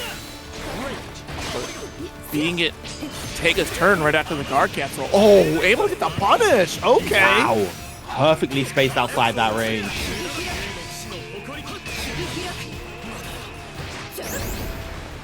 Dragalia is forcing Teiga into the corner. 0 BP. Oh, tried to BC. That is going to sting. Refunding at least a single brave point. Nice lead for Dragalia. Is this where we knock Teiga out? And it certainly is. Caught the pre-jump frames, and Dragalia takes out Teiga. Yeah, got him trying to wall jump out the corner right there, finally. But Teiga went on an absolute tear. And putting Team Kojicoco a real substantial lead right now. Gabagool has joined the room. We're about to have some Gaba Gaming versus Dragalia, methinks. A strong possibility here. So it may as well. Because certainly it's not going to be a Narmaya mirror. It's not going to be Belial stepping up yet. Prada's on the coin toss of what I'm going to see from Prada. That's going to be interesting. Here we go. Yeah, locking in that La Diva.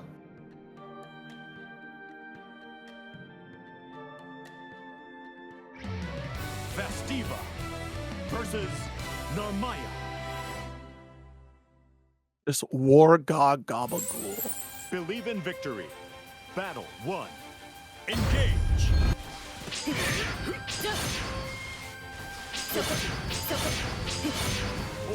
Jeez, how many sets of the snipes are we gonna get? Besides that, we're still gonna press Setsuna. A little bit too happy with that one, and Gabagool able to get their first hit. Oh, buddy! Oh, So ready right there.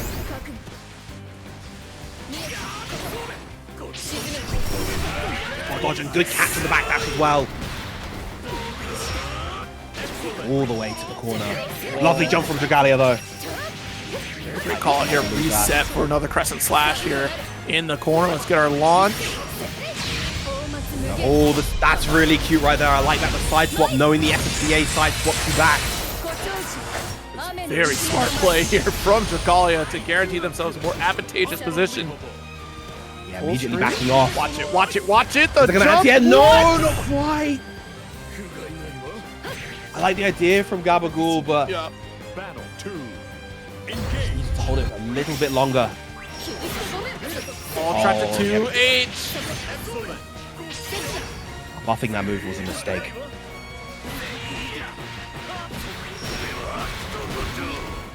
Alright, gets the hit. All the way to the corner now.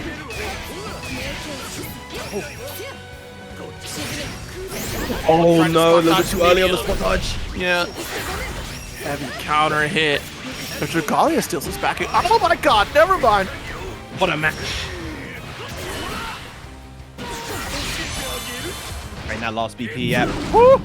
You know damn well this fella not defending otherwise. Frame trap versus the throw. Oh! Never mind. Just go for the run-up SVD outside that throw range. Battle 3. Okay. Gabagool! Grab. Staying alive in the round here. One step closer to knocking out Dragalia.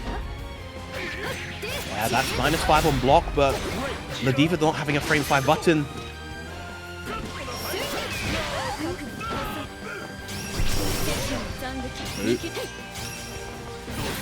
Oh, huge jump. Reset right there.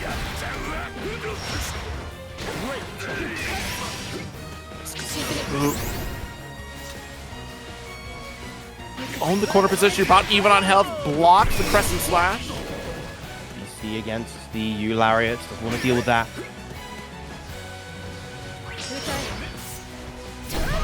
Forward draw 2H. Stabilizes with the Raging Strike. 2. Dragalia taking a first life away from Gabagool. Closing this gap bit by bit.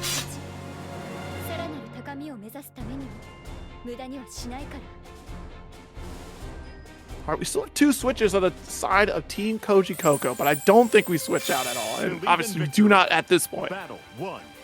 Engage.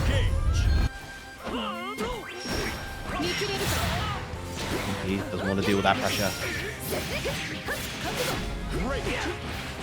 Oh, great dash.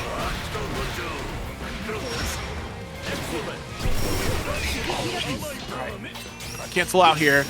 Stand swap, try to sneak in a grab, but what a challenge from Gabagool. That EX transient, not going to work out.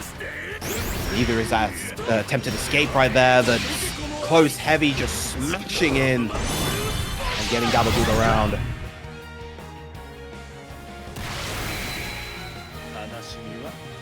Battle 2. Engage.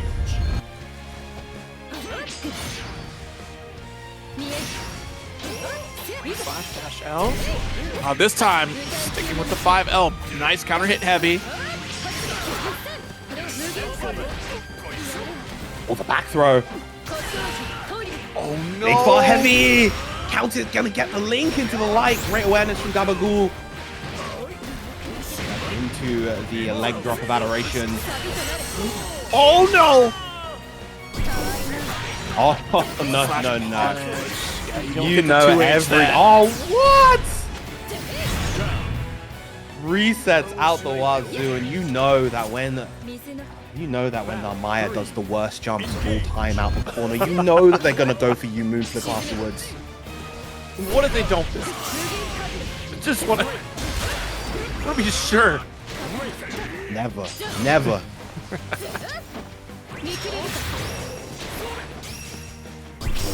Out.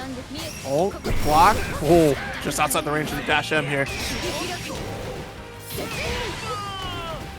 Once again, the BP, the BC even. Reset into close medium, but you know, there it is.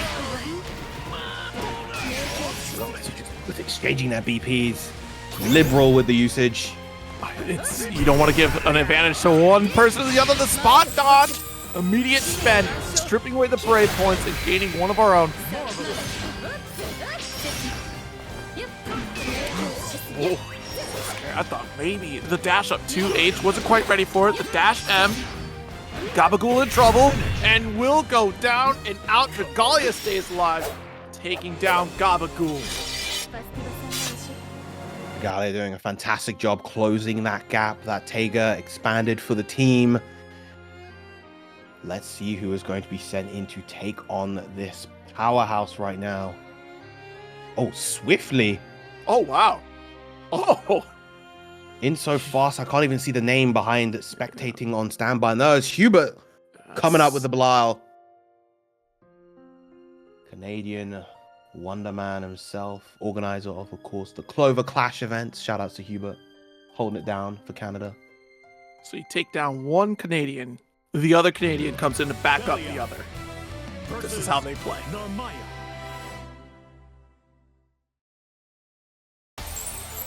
Believe in victory. Go. Battle 1. That's a great pick. Does have some anti-air opportunities to pull through against Dragalia should they present themselves. Stealing the turn with the EXDP.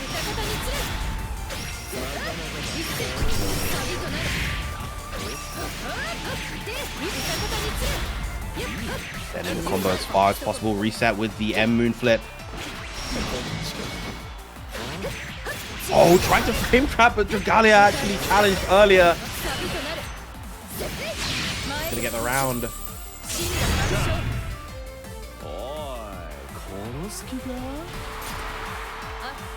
Dragalia just on a strong momentum here. Much like Teiga was, because you have to try to recover from that massive lead that Teiga put on the team. Surprised no sets attempt there. Would have been able to at least clash with the Noation here.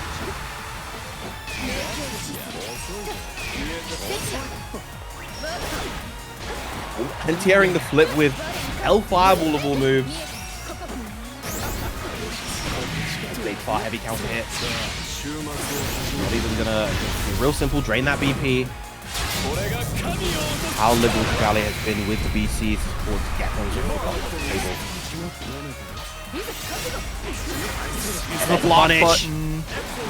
Oh no, had to go for the EX Fireball first, didn't have the meter, and there's gonna be a huge punish for Dragalia.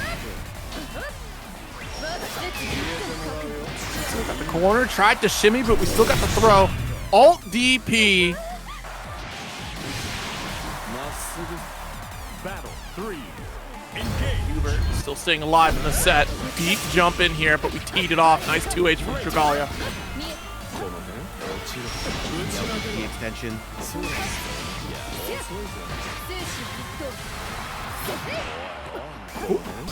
Punish on the withdraw. Gets the side switch here. Spot dodge, but we're still able to smother that with that light series. Corner, Dragalia actually going to take out a life from HUEBERT.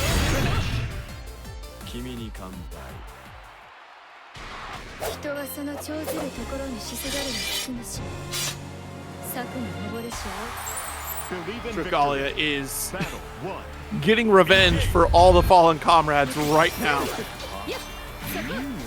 Overhead off the triple attack, still able to make that forward momentum with that transient going unchallenged, but HUEBERT still able to get out after Asmodeus.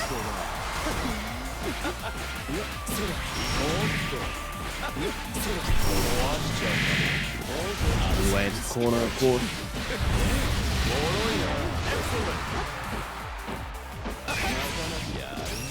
Quite your turn, does find that space one more time. Really should keep yourself safe, so you put that 5H.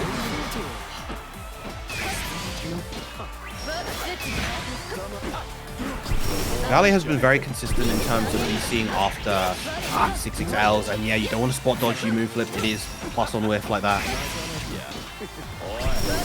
Oh no! Tried to go for the ult command grab, and unfortunately going to get Crescent Slash to death for it. Oh, no, not quite. Yes. There it is. Crescent Moon is gonna do it.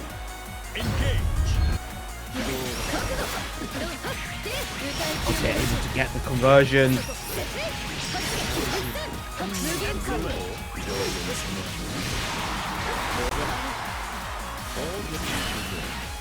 Wow, baiting out the BC, going for the early JH that time. Combo all the way to the corner. Oh, wow, it punished the 2L! And the damage is going to come out as a result. Wow, what a challenge. Yeah, you may as well send it, right? At this point, you have the SSBA.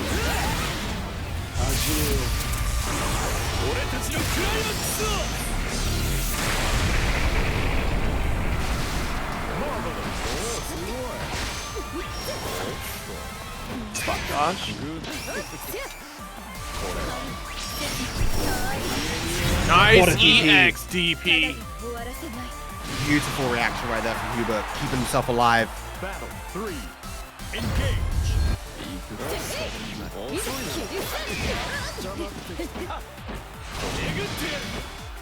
In here, got the 2 ends. 3 of them to boot, so that's definitely not your turn here, Dragalia. Try to anti-air again. Too little, too late. I wonder if we missed our DP input. Yeah, got EX Fireball. Might have wanted to go for the DP there. Flip again, but no follow-up. HUEBERT being the one to spend all the BP. Also doesn't have the meter to get one back right away. Lovely shimmy. Doesn't have the meter to try to build back a brave point, but you got that corner, and what a challenge from Dragalia. They will go for Raging Strike into chain and finish the job. Another player down, and Dragalia is getting ever closer to tying it up. But the way this has been going, it's been Team Kojicoco gets a lead. Generally, it was 3. Teiga with the record of it substantially. I think it was at 7 where we started off. And then Team Kilvenz brings it back to tie it up. And after that, it goes right back onto the side of Team Kojicoco. And at that rate, if this keeps up, it's going to be Team Kojicoco coming out on top, unless if Dragalia, then the next player to be stepping up to the plate, changes that up here. Indeed, indeed. Actually, Team Kilvenz hasn't taken a lead against this team yet at all. We got Tav coming up to the plate, another one of our Luciliuses. Zippy not able to do too much, unfortunately. Last he came in, but see how Tav fares this time. It was a good flip and run, chat. Lucifer versus Narmaya. Hey, we'll see. We'll see. That you're not going to get 60 with that type of help. I want to see the energy for Dragalia to see 60 flips. Keep the chat going with the countdown.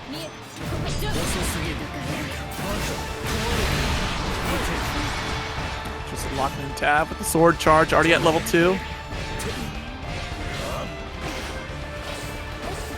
Jeez, level 3 is immediately playing real Grand Blue on this Lucilius. So. Actually, cancel away, lockdown.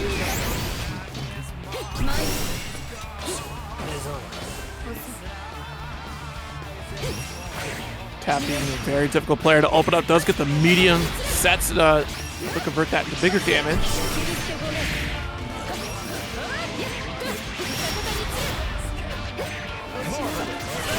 Ooh, oh my goodness, back to back, the Crescent opens up after the attempt to go for Dark Cancel. Tab goes down to Dragalia. Very, very nice. Battle 2. Engage. Sorry, I realized I muted to cough and then I forgot to unmute for a bit. Happens to the best of us. It certainly does, actually. Last frames. Wow, RBSing, very nice. Last frames once again. This time Dragalia actually getting that first hit, gonna get a lot of corner carry off of this Yusetsuna.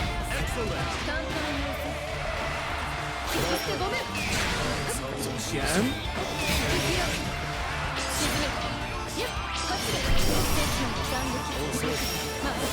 Nice transient, but the patience for Tav down to the final brave point at level 5. So next touch, it should be devastating.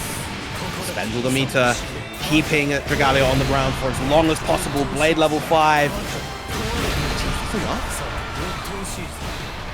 No, not quite. Just shy. Did it get chipped just now? What? No! Okay. No, what? Oh. Oh. Yeah, never press into that. There is the hurt box goes. The hitbox for the move extends quite far into Narmaya, so just wait until the move is over. You have plenty of time to punish, but still have holding it down. It was such a roller coaster for me. Oh my god. Yeah, had the spot dodge. I thought for sure the spot dodge would have been punished by the SBA. Still have roll opportunity. Tab very active.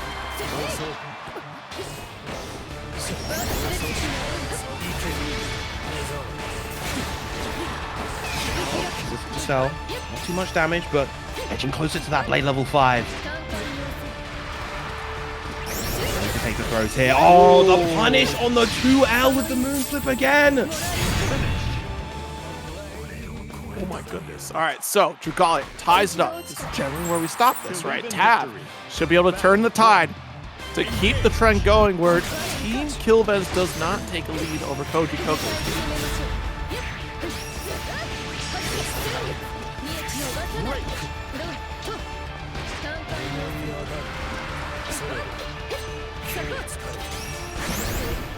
Oh, one hit, but capitalize. Oh, gets the crumble, but doesn't combo.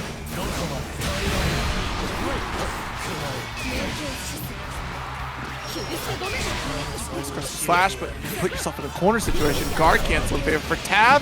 What a call out, the close heavy. Huge close heavy right there. Nothing for SBA as well.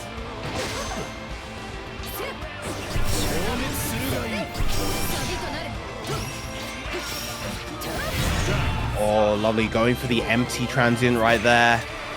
Looking out for the moon flip cancel or the cancel into the slash, but sometimes you're not ready for the empty one as a result. Wow. Two. Throw. Okay, quick 2L. Fight their way out of the corner here. Tab resetting back to the mid screen. Nice low block.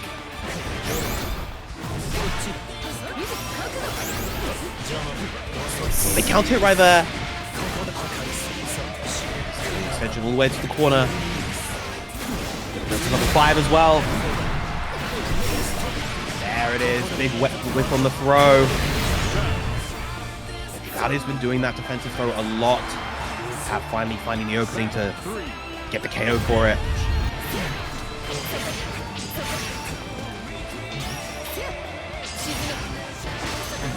Here, tech. There's a dash L. Yo, chat. Okay, I was gonna say if Dragalia trolls all of you and no longer does press and flip and leaves you at 59, that would be hilarious. Never. Yeah, Establishing some momentum, another throw. I think this one gets baited. No, instead just a BC. Sets another there. Good tech. Very cautious on the approach because it could just be a 2U to death, and yet Dragalia opens. Out here from Tab. That's the last BC. Oh, what a reaction God. to the U-Tessera! Unbelievable from Dragalia right there. Because what was that? That was 2L and right into super? My goodness. Dragalia with the quick snipe against Tav. Finally putting Kilvenz into a lead position. 7-6 right now in terms of score. Tav knocked out. All that's left is Ktang, Prada, and of course the captains, Kojicoco in the background. You only won Evo because Dragalia wasn't there is crazy. But there might be some truth to that. I mean, if we're looking at it here, seeing the lineup, Aaron down no lives. Now, did Aaron fight Dragalia, you might be asking, chat. The answer is no. But could have happened. Catalina versus Normaya. Dragalia, Catalina on the side of Prada this time around. Believe in victory. Battle 1. Engage. Oh, she whipped out the knife. Oh no. I'm no longer asking. I'm telling all of you, you gotta win.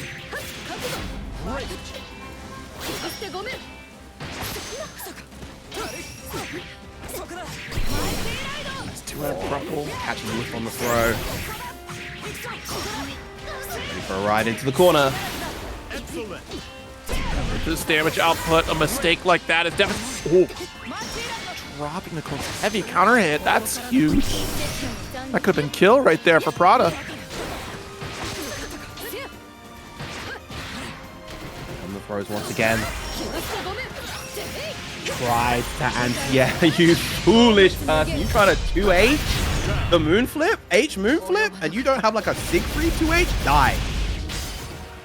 I mean, maybe that time it could have worked. You know, just what if it did? Die.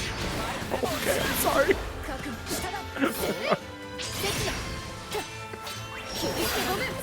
Light wall, get out of dodge. Oh my goodness, I'm surprised that 200 got whip punish that way. Able to connect the H enchanted lands after the far light there, but still, Prada in a great position. Big bail on the DP, but misses the punish. Again, big opportunities here from Prada to try to get very substantial kills and just missing those opportunities. Dragalia up around this crumple state. We should be able to finish the job. And now right goes for the reset. God, Does it kill? Drops! Prada? Battle 3. Can't handle this roller coaster, okay? Dragalia getting goddess blessed right now, but not that time. Counter from Prada, not quite getting the wall bounce. Big jump. Sensitive there. Gonna go for the SBA, drain that BP.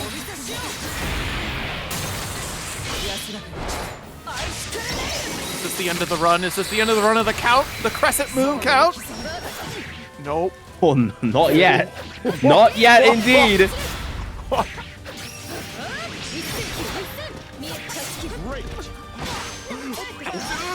The shot that he didn't just go into SBA to get that BP back and drain Prada's. What are you doing? Are you insane? What? Okay, all right, we got the roll. You're still living here. Dragalia literally gets touched by any special and you're done. No, no, no. You're done. It's over. Get out of here, Dragalia. You're crazy. That was a bait on the DP as well. That's why it got corrected to 214H. Man, it worked. That's crazy that it technically worked. Yep. Oh, it technically Prada.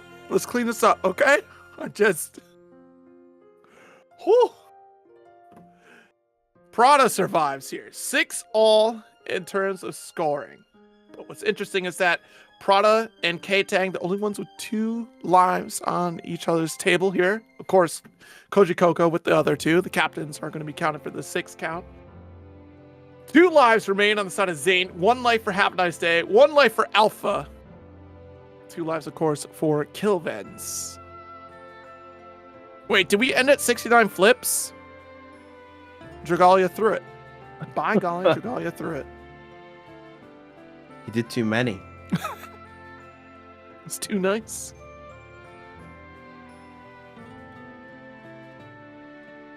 Oh, wow. How many games did Dragalia get? That's an excellent question. What was that? It was at, I want to say it was a 12 lead. Yeah, so. He took out Teiga's final one, took out HUEBERT, took out Tav, took out Gabagool. Yeah. So a lot of games. 7 games, huh? And here comes Oh, one of the titans of the US, Zane with the Grimnir.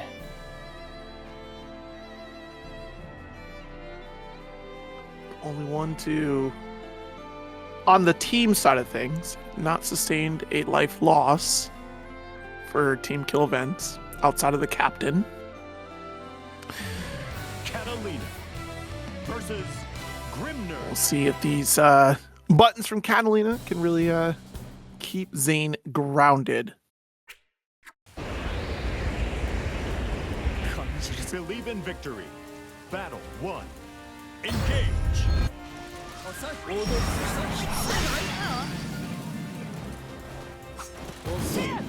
Oh, jeez. You know what? That was close. Great. It was heavy, but Prada dropping a few things here and there, and I like the attempt right there to try to intercept Zane. He tried to escape from the corner. Prada already demonstrating a lot in terms of specific matchup knowledge. Punish. Excellent. Oh no, what a delay. Big counter hit off the guard cancel attempt. Round up for Prada, feeling pretty good. I really appreciate the adjustment that she made there as well, going for the close light, knowing that the close medium before didn't quite work for her. True. Punish on the light wall, that's going to be big for Zane. Seals. Ooh. Extra Gale dash right there. Just hold this. Oh, Of all the times. Oh no, this is going to hurt. can't be that All the bad, way right? to corner. Can't- oh, God, it's so bad. Oh, tried to go for anti-air, not gonna find its mark. Off the wall, and Zane will convert this with a couple Gale dashes. Go coast to coast.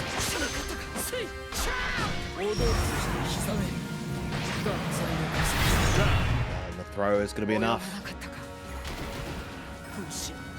Battle 3. Engage. Let's get the EX Tornado, which does shut down the EX Fireball from Prada. Off the wall we go. No tech after that. Oh, lovely jump back from Zane, intercepting right there. JL, do that.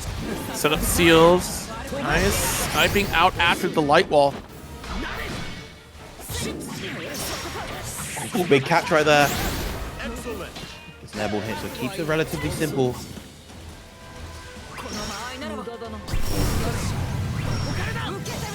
Spot dodge there. Try to thrust to close the gap. Nice. Huge, close heavy, but unfortunate, not able to convert.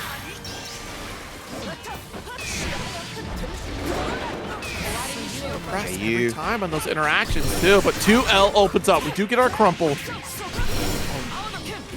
Double up. I think Prada does have the resources to kill here. Yes, this should be enough. Whoa. And the music hitting at just the right moment. That's a triumphant victory right there, if I do say so myself. A game up for Prada.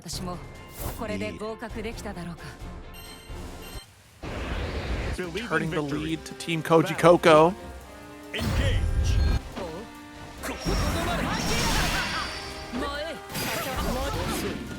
Yes, of course. Gonna get the snipe here with the box dash from Zane.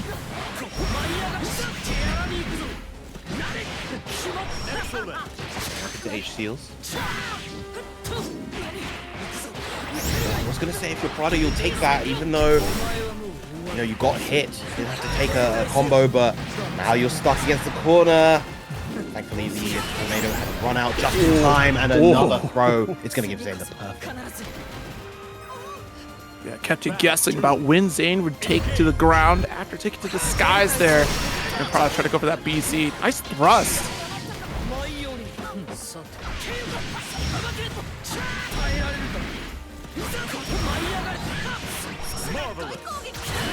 Oh, nice. And again, the exact same way we saw in the last round.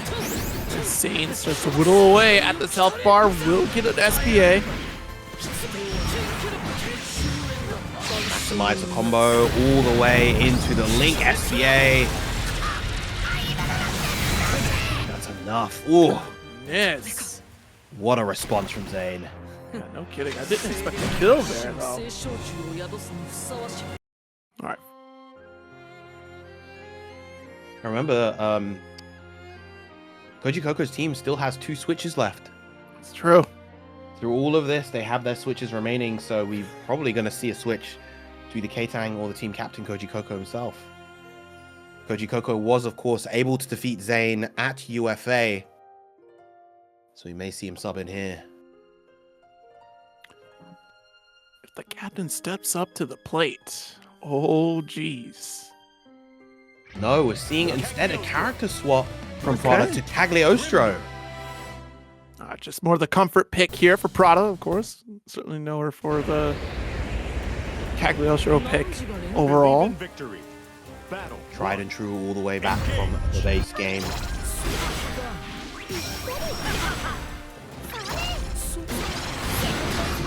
Oh wow, lovely.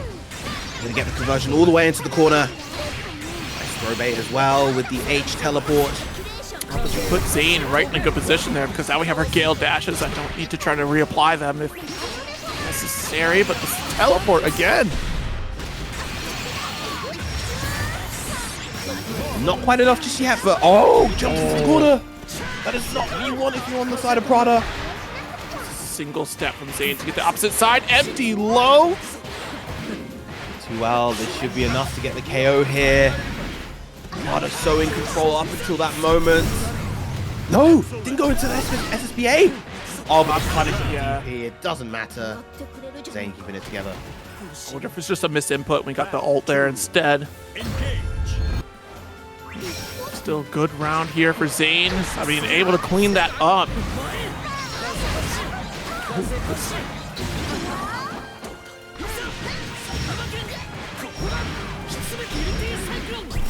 Plenty of resources. Ult for extended damage. We got the setup. Does block high. Good blocks from Prada. Tell, but Zane is wisening up to these teleports. Going to keep it nice and simple. Get the KO with SBA. Wow. Everything was going Prada's way in that first round, and very quick, just that single mistake, and Zane was able to recover. Indeed. Oh, this is, we're down to it, right? Ktang and Kojicoco, the only ones remaining on Kojicoco's team, and Ktang steps it up.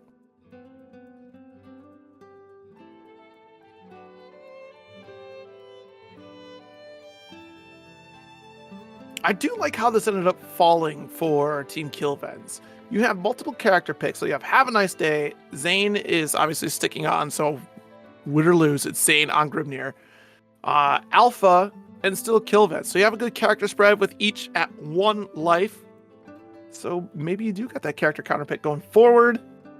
But again, it's going to be Kojicoco sitting in the background here if you make it through Ktang's Narmaya. Believe in victory. Battle. All right, the question is, though, chat, do we continue the count from the previous flip counter, or is this a new flip count? New one. Okay. Because it's a new player. Fair. I don't know if it goes to the Narmaya Collective or anything, you know?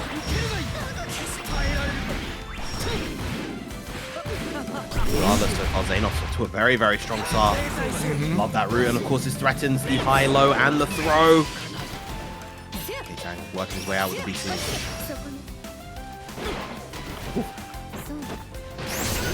No guard cancel there. Nice tech. Yeah, Tried to snipe out Zane right there. The delay with the second one. Ktang trying to take his turn, but not happening. Zane with another round on the board. Battle 2. Engage.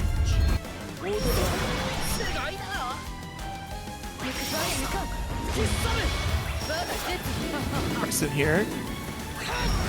Dodge. Again, full screen scenario. Try to snipe it out with the Setsuna potentially if you want to go for that full screen range. Ktang does get the approach. I'm shocked it wasn't run up Crescent Slash actually. There's Crescent this time. Zane relieving the pressure with the DP. going down. Going for this full screen control, but just trying to find his way in. Gets the far heavy finally. Oh, the throw they will leave you move. Die. Goodbye, Zane. Your life this round is forfeit. I got very scared at that last touch. Oh no. This is where Zane lives. There's still more of the combo to go after that.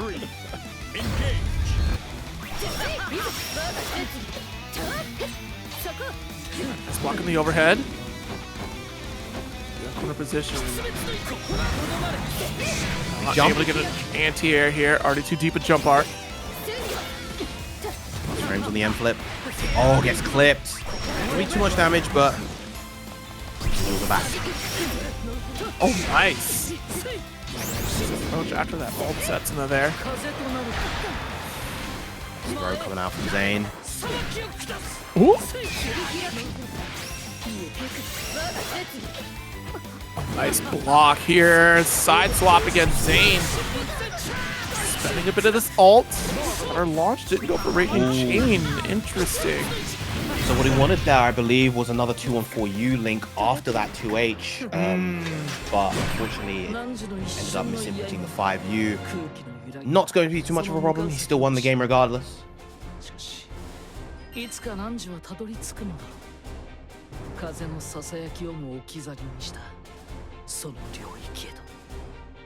a moment here because this is it. No pressure here, Ktang. Do we get the tag out?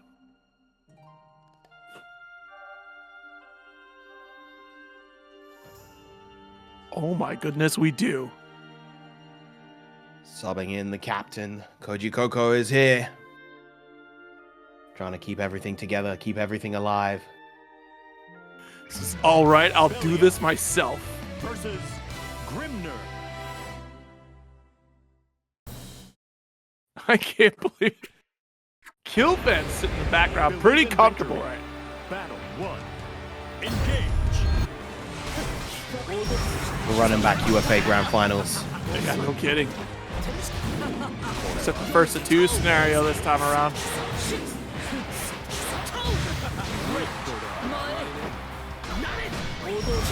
Players have leveled up significantly since then, in the past few months. Oh my god, yes. Big to tell. Oh, didn't get the close medium there.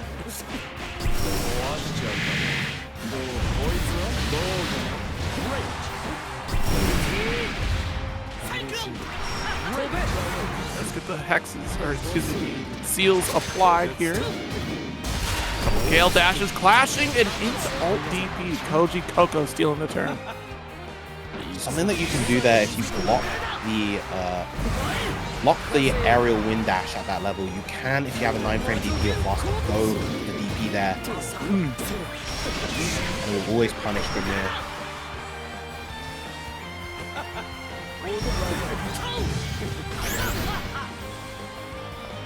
5H. Yeah, with Zane at 0 brave points, have to be so cautious because the next touch will lead to death here. On the side of Kojicoco. Nice tech.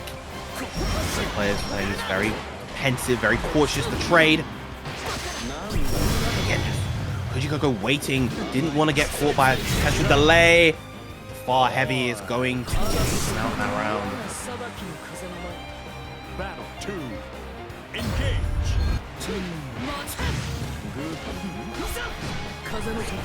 Well here. Let's get the air special out of dodge. Just outside the range of dash L coming from Kojicoco.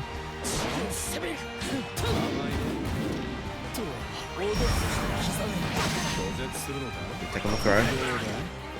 Big jump in, but getting away. Like straight into that DP. Now it's Kojicoco's time. Defense from Zane. Oh, that's a huge U fireball. Nice extension in the corner. Oh. Momentum actually messing that up.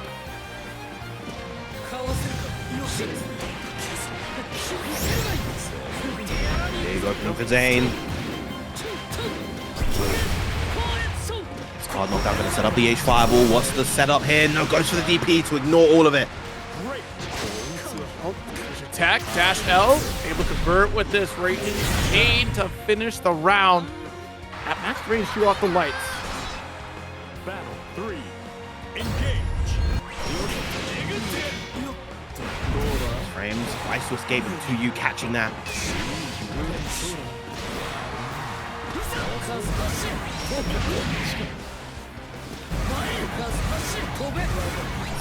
Fireballs pummeling that block. Though we got the far end, nothing into it. We do get close, heavy to start this off here. This is a big damage route. Slicing that damage, probably going to go into... No, chooses not to go into SBA, keeping all that meter. I'm surprised since we spent that brave point there. Generally, players will go right to that SBA spend to refund and strip away from the opponent, but since Zane is down on one brave point, maybe we want to hold on to this just in case we get mixed. Block. What a 5L! Kojicoco. Beautiful challenge right there. Tied up. Are you tagging out here? No, You that can't. was... You can't. No, it's kicked. Yeah. Oh, that was it. That was it. Excuse That me. was Zane's last life. That's right. Because Alpha and Hava have 1 life each.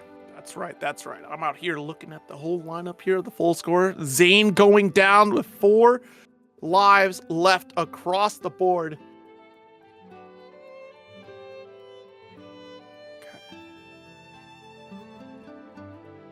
This is where it gets a little scary for the rest of this team, right? This is strong competition across the board. It's been strong competition between these two teams, 15v15. But you're on the final Belial. Kilvenz, of course, with the Belial of their own. Just become a captain's battle. Or do we get Havaniceday back out here? Do we get Alpha?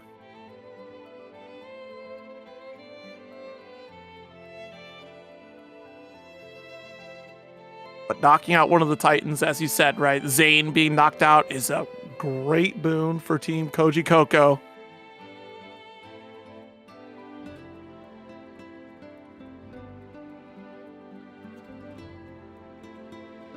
I do like that Ktang sit in the background pretty menacingly, right? Like if this drops, I'm here. I love that. I love that Junior Jam has just been chilling the whole time. One of the first to get in here, and has just been watching in the room with the Vikala avatar. Who's left on both teams? Mimi has the tag there for teams. If you want to check it out, it is on Team Kojicoco. You just have Kojicoco and Ktang. You do have a switch. So if Koji goes down, we could switch back to Ktang. And then on the side of Team Kilvenz, you have Alpha, you have Havaniceday, and of course Kilvenz, the captain. But Alpha and Havaniceday both have 1 life remaining.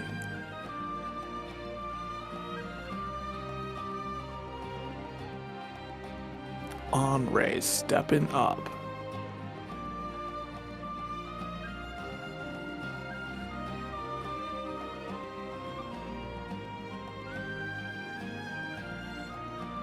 And as we are waiting for the Twitch ads, run through everyone that's been watching. Thank you so very much. We greatly appreciate you hanging out with us here for this glorious 15v15. This is, and if you missed out on any of these, of course, definitely check out the YouTube channel. It'll be uploaded there later, because these are some matches you're certainly not going to want to miss.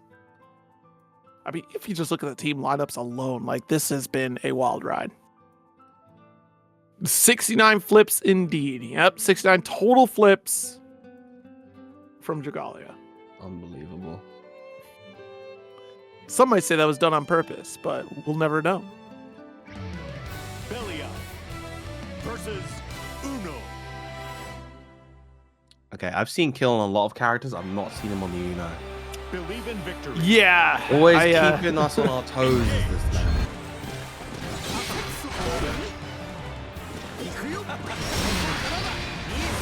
Spear?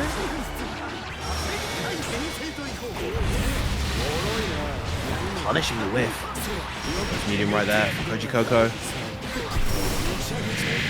Go all the way to the corner. Oh no, got some weird side swap there. The easy auto time setup right there is just to go for a forward jump after that.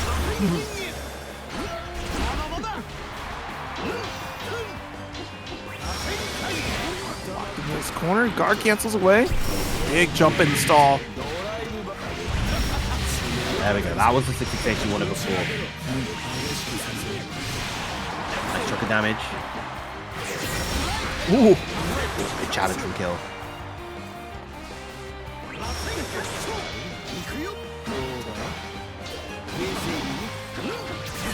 No RPS instead. Patience from both players, but it works out in Kill's favor there. You get a hard knockdown with the Urakshasa. Patience here, good roll. Dash L. Cleans this up. Battle 2. Engage.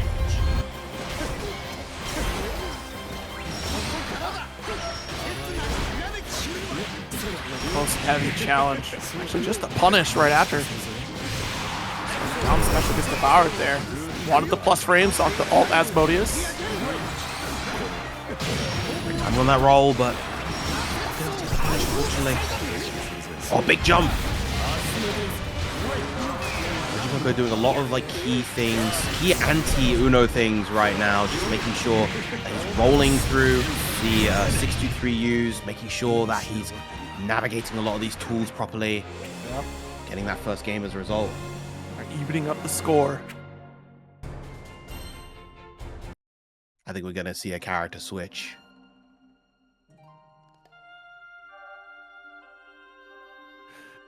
Yeah, I'd be surprised if we stick with Henri. Like, often people talk about keeping an Henri in their pocket, but you don't get to see it too much anymore. Nuh-uh. Kilvenz? What?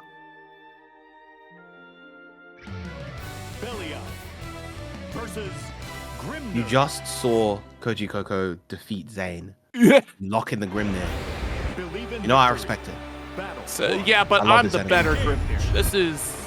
You know, I am the captain. I gotta show you what. So we'll see. This will start far heavy.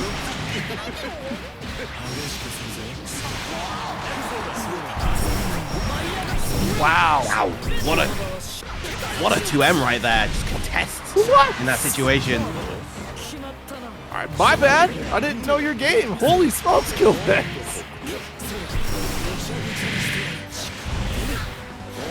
Interesting he went for a parry sequence rather than the side swapping one. Oh, but the close medium frame trap. Kojicoco going for the full extension, ending with the UDP with a bit of pizzazz, with a bit of finesse. Battle 2. Engage. Kojicoco round up here. Ooh, what a snipe. The back special to follow through. Heavy.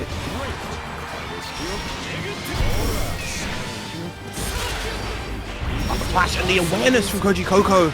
Respond to the clash situation. Huge close heavy. Doesn't quite have 100 meter. Is he gonna build it up here? No, instead he's gonna go for the fireball extension. Good amount of damage for that interaction here. Despite getting 2L'd, there's still a lot of opportunity on the table for Kojicoco to finish this out. Massive life lead. We're standing at 5L. Let's stabilize it here with the Raging Strike, and Kojicoco knocks out Kilvenz. So all that is left are players with a single life on the side of Team Kilvenz. One Havaniceday and one Alpha.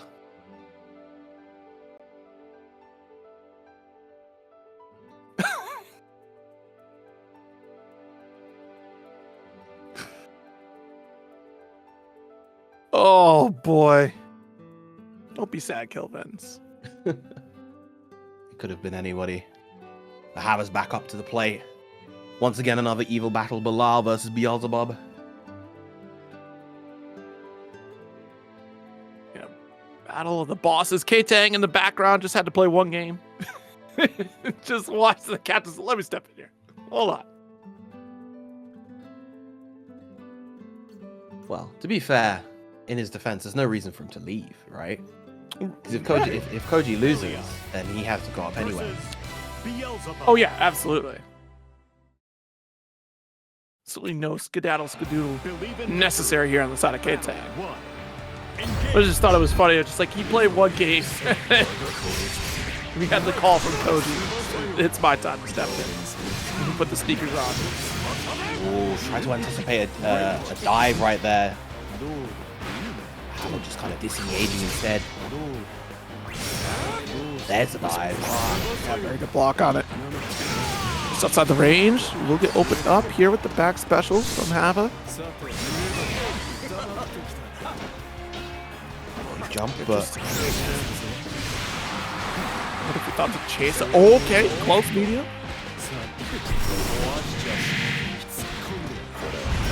going for the throw with frame kill this time.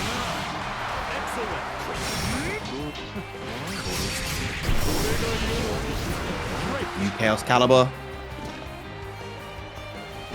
So far here. Oh, dash L. And that's the second time we stood up on that back special. Dash M to finish the job. Havaniceday is a round up against Kojicoco. That is just the control exhibited from Hava right now. It's been very, very strong. Kojicoco not really able to dictate the pace like he normally does, like he normally wants to. There's the throw punish, yep. Another throw. Are we going to get a third? No, not off of that jump. We are going to get a very nice string. Chaos Caliber. Koji not able to really establish anything right now.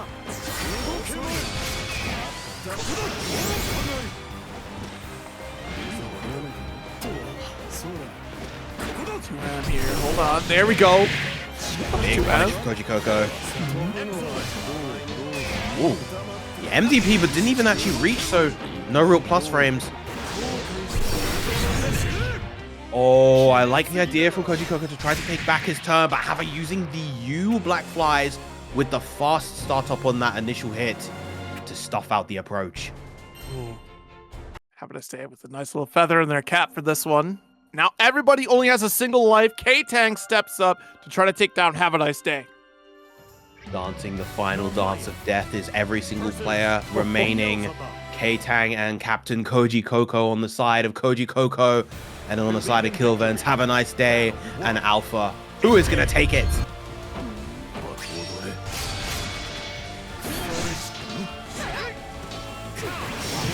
Over. 2M. Pick it up here. Just dash L to get close to the corner here. Havaniceday in control. Useful timing on that roll. A little bit slow on the press to get the punish, but still able to get it that time.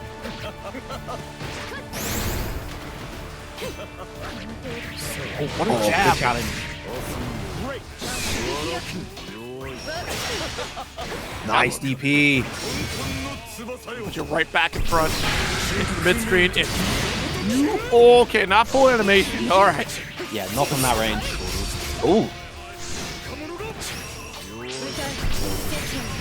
Oh, catches the backdash. Now it's time. Ktang to shine. Chip point. This is real tough. And yeah, a little bit too early on that spot. Let's just try to avoid getting chipped out. Battle 2. Ladewaybac with the raid. Thank you so very much. And thank you for your participation today in this bracket. Giving Teiga a ton of stress. You know, I think it's kind of funny. You know, when Hava came in at the start of the stream, he was talking about how one of the teams had all the sweats. Yeah, you see this man with over 6,000 crystals in this new season. Hey, yeah, wait a minute. Hold on.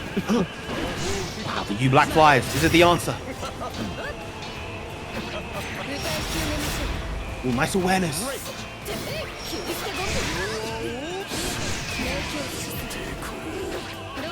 Big hit with the 5L.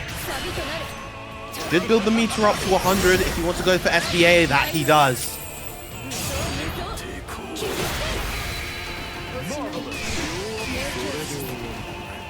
The other side of Hava, yep. Tough situation to be in. One round apiece. Battle 3. Engage. Slash trying to keep Havaniceday at bay, but the JU. Oh, too early on the roll. Gonna maximize the damages. Have a nice day. Oh, tried to step the jail. Somehow it didn't land. Right in. Back dash, expecting maybe a DP attempt from Ktang. But the patience paid off. I like it these resets in this attached to these backdashes. Haven's been going for those backdashes a lot. And it's looking rough. We're chipping away here. Dive kick. It does get guard canceled away. No brave points on the side of Ktang. So Hava has open season on his offense. Ktang has to play the best game of Grand Blue they've ever played in order to finish this job. And it's not going to happen. The Unisonic, Unisonic is going to close it. Hava holding it down once again. And now all that's left is the sole remaining life of Captain Kojicoco to take out both Havaniceday and Alpha. Lil called it earlier in the chat. Expecting it to go the distance here. We are getting very close. Kojicoco opting for Zoe. Believe in victory. Battle 1. Old school Zoe.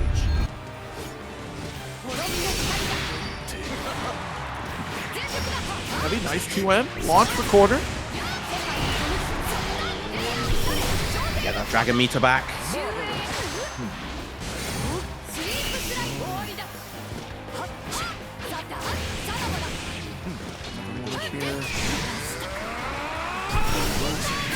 Oh my goodness. Yeah. So yeah, I'll stop. Spits up here. That back special will get shut down with the Raging Chain. Kojicoco should be able to get this kill. Yep. Get a nice and simple doubling up on the Raging Chain and getting that round. Oh my goodness. Strong initial start for Kojicoco. Absolutely. If we do win, that does mean that Kojicoco has to stick with this Zoe going into the next game against Alpha. Ooh, a little bit too early on that spot dodge. Yeah, it's easy to miss the timing of that. Ideally, you want to roll to get behind Bubs there instead. But spot dodge.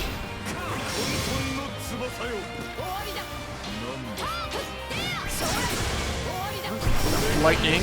Ooh, good spot dodge, but nails to follow right after with another ult back special. Whoa. Not sure what the intent was there for Kojicoco. And even though that U-Dragon missed, it's still okay. He managed to get a lot of that Dragon Meter back. So, in a pretty decent spot. Ooh. Interception with the U-Black Flies. Yeah, Hava once again just a master of these various ranges. Making it really, really difficult for Kojicoco to establish what he needed to. Nice dash again.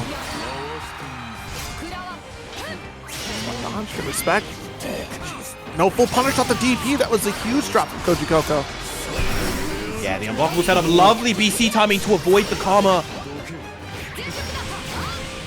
To a corner again here. Locked down with lightning. Launch for bigger damage. Fresh Dragon Meter instead of going into SBA. Lovely backdash to avoid the throw. And that should be the game for Kojicoco. Has the resources to get the KO here into the SBA. Which is maybe enough. This is a lower damage SBA. Yep. Just shy. Still in a great spot for Kojicoco. We look at the two spot dodges. Not much that Havaniceday could have done. We had already spent that DP, and it's all tied up. We've gone the distance. It's the final set of the night. Only Captain Kojicoco remains. Alpha trying to take victory and take revenge for their captain team, Kilvenz. This really went the full distance, eh? I'm surprised. All the way to the end. The way the back and forth went for so long, and here we are. It's literally, yeah, the final first to one. Oh no! And you can't switch on a win either. No, absolutely right, Aaron. So it's Zoe locked in against Alpha's Vera. They said you going all the way to midnight, Mr. European commentator. Hopefully you got your nap in earlier. Maybe a couple extra cups of coffee. Oh, no, I'm British, man. I drink tea. Oh, that's right. Tea, sorry.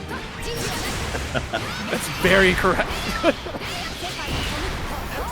but a strong start for Kojicoco. Excel again, 6XL. Once again, going to refresh the dragon with the U-Dragon. No, going to go for the error, the spinning slash hard knockdown this time. Quick work for Kojicoco right now. Should be able to finish the job. It does. One-sided dominance for Koji in that first round. One more round away for sealing it for his team. How will Alpha answer back? Took out Synn before. Kojicoco, an entirely different beast. Oh, what a 2L. Catching the backdash a little bit there. Or at least a walk back. Hotel once again for Kojicoco. Likely going to see a dragon refresh. Yes. Achieved here. Got the refresh. Corner. Oh. Now, normally I would have said getting hit there would have actually worked in Kojicoco's favor to avoid the install, but not going to matter there. There's the Red Barrel Sword. Plus frames. Oh, coming no. out in full force. Going to build the meat to 100. Now, final round of the exhibition. 1 round apiece here between Kojicoco and Alpha. Who is going to take it? Scary here. 2M. There's the spot dodge on the heavy dragon call. Nice backdash. 2M punish.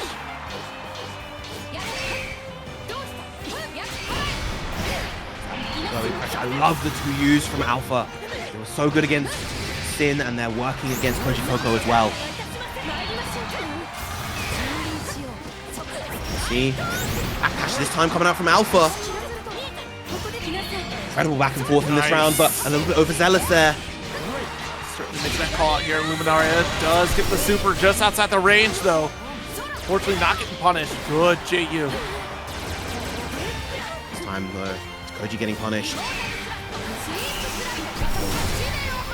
All tried to go for an air unblockable setup right there.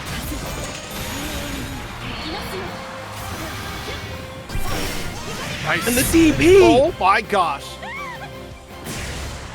The So worried about that DP. approach. Honestly, that was more focused on where they were positioned, not necessarily the health that was left. What a DP from Kojicoco to take it all the way to save the victory for Team Kojicoco with 1 life remaining.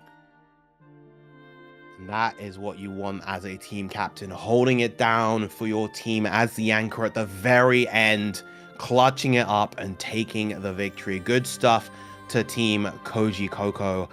What an exhibition, but man, there were definitely specific standout players on both sides. Of course, on Team Kojicoco, outside of the captain himself holding it down, we had Teiga having that fantastic run, Xerom off to an early strong start, BlueSkyGuy as well. Those guys did a particularly fantastic job. Aarondamac had some wins as well, and then of course on the side of Kilvenz, you can't not mention Dragalia's insane run. Haver taking his share of sets too. Just a lot of players really coming through. Ryazo with the Anila. That was crazy. That was the crazy open that I was not ready for. The Anila showing up here, and yet proving pretty strong. So good stuff to Ryazo, and a great show across the character spread, and a great showcase of all the players here. Honestly, like a good little taste of what is yet to come in terms of stateside for Arc World Tour qualifications and competitors, and even on the North American side overall, like because Canada was also in this block. So that is a little taste of what we can expect. But yeah, this has been a fantastic run. I'm so glad that Paragon put this together. So glad that Khalil put this together for us to have a good time hanging out and watch these spectacular games. Make sure you check out the VOD as soon as it goes live if you missed out on any of these matches, because they're all spectacular matches to check out. Really great show, and I'm looking forward to seeing plenty more here at Paragon Online. But wow, Virum, it's been one heck of a night, hasn't it? That it has. It took about almost 4 hours to get through the whole thing, but it was a fun time from start to finish. It was, yeah, it's always a good time being able to commentate these, and I always look forward to more. Once again, of course, thank you very much to Khalil and the Paragon FGC crew for putting this on, as well as all the players involved. You really showed up and came to play. I'm looking forward to whoever comes through next time, whenever the next event is going to be. Yes, absolutely. Stay tuned on the socials because there are plenty of team events, plenty of Grand Blue content here provided by the Paragon FGC and Khalil as well. So if you're looking for more Grand Blue, those are the stops to be. But that will be it for us today. Of course, don't go away. Khalil will be doing a little bit of post-game interview action, but that's going to be it for myself and Virum. It's been a real pleasure hanging out with you again, as always. Looking forward to the next one, honestly, whatever that may be. Indeed. So until then, everybody stay happy, stay healthy, and later days from me on this end. Take care, everybody. Kneecapped. It's on wild kneecapped. Fossil Roga kneecapped. Fossil kneecapped. Zeta kneecapped. Belial staying the same. Uh-oh. Oh, what's up, Khalil? What's up? Hello, How are you people. going? You're watching the stream. How you feeling now that all is said and done, friends? That was How the heck did a 15 versus 15 30 game possible set come down to a DP on final round last lives? Yeah, he DP'd for the $1 million. That might be That's the crazy. least surprising thing given the array of players we had this time around. So I don't know, but would you DP for a crew battle? It looks like the answer is yes. It looks like we absolutely will. But how did you guys feel about the event overall? Yeah, it was certainly fun. I'm happy it went all the way down to the final life, but yeah, I mean, it ran pretty fast for considering how many matches there were played. So, but yeah, it was fun. Would you guys say was your team's MVP if you had to name one? Probably Dragalia, low key. Either Dragalia or Artorias, both. I was gonna say Dragalia or Hava. Have it as well. Yeah. Yeah, that's It's right. always hard to say. Bro, my man, Captain Kilvenz dipped, bro. I wanted to hear what he had Oh to yeah, say, Kilvenz was on Yeah, instant. That's crazy, he's got Marvel to go play apparently. Too Yeah, busy everyone's playing, with the so. Marvel Rivals. Yeah, as soon as Lade lost, he went straight to Marvel Rivals. I was like, damn, bro. Oh my God. Bro, good for him because I was about to ask the most inflammatory shit ever if he was still in here. So it might be for the best. Oh, good. Yeah, let's try not to get Paragon taken down by him. By True. by you two, True. right? I would very Let's try much not like do to that. keep our channel. We worked hard for this shit, bro. Like, this shit is insane. Dragalia, you still here? I think he's text chat, but yeah. he's Oh, still- okay. I'm not sure they have a Also mic. back. God damn, bro. Oh, what? Seven lives, I think, from Dragalia took it. Like, you guys are looking lives, pretty. 8 lives. It was looking pretty rough at one point. Yeah. And then Savior Dragalia was like, "Yo, I got flips on deck. I'm gonna just send that shit." With like 68, 69 flips or Yeah, something like 69 that. flips. I think the chat counted. Absolute insanity. Another great event. Yeah, I'm sick. Elsa, what's up? How's it going? How you feeling now that all said and done? I did my job. I was either gonna take out Xerom or get one life. It was like I have to go. I mean, it'd be like that. Honestly, like this shit coming down to the absolute last life. It's like you can't even script this shit. Like it's I can't make it up. You can't make this shit up at all. So I definitely cannot be mad. Absolute bloodbath out there as we expected. So it is what it is. It was great. All right. Well, I have to hit thank the you. arcade. Oh, what's up? Oh, you're going to the arcade. Oh yeah, you did say you had. He's been saying he's gonna go to the arcade this whole time. By Yeah, the way. Elsa has been saying that. That is true. That is true. It'd be like that. That's real shit.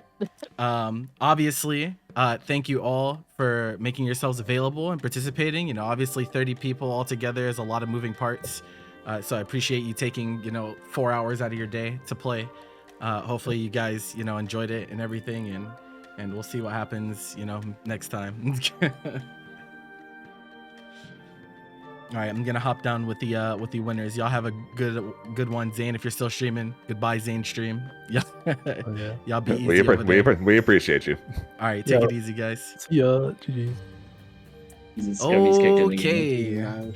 Team Kojicoco. Wow, comes down to the absolute nitty gritty last life situation. wins with an ult DP. Yeah, bets it all on ult DP with the Hell whole yeah. team battle on the line. Guys, it was an all Fuck out of that. And the surprise Zoe pick as well. When it all came down to it, don't think many people saw that coming. So how you feeling now that all is said and done? We're chilling, bro. Okay. I don't know what the team chats were like before I got here, but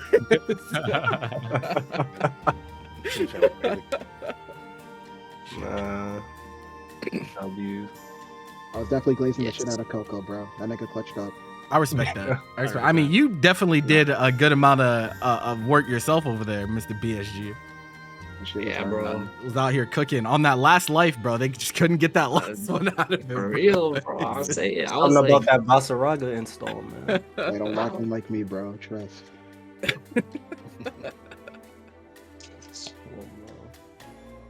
I was gonna flame tenured, but it doesn't hit the same if Ryazo's not here. It'd be like that. No. He had a date with Persona. He's still playing, right? He's actually He's in here. He's been playing Persona. I was literally before forced and to after. fight fucking can of Sprite, bro. Rights don't exist for me, bro. I don't know. Man, Yeah. I'm just mad. What are you mad about?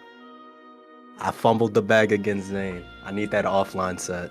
There were some drop combos during that set for sure. There were some 5 to 6 frames rollback instances. There was some bag. Oh no! Like, there was really not definitely like it was a I don't know. 2-on-1. I was fighting both sides at the same time. It was something's not okay. Something is definitely up. I don't know what it is, but for some reason I can't get a good connection with Zane, even though we're both West Coast. You're both West Like Coast, my connection yeah, with Hava that's was weird. better, That's weird. which is weird.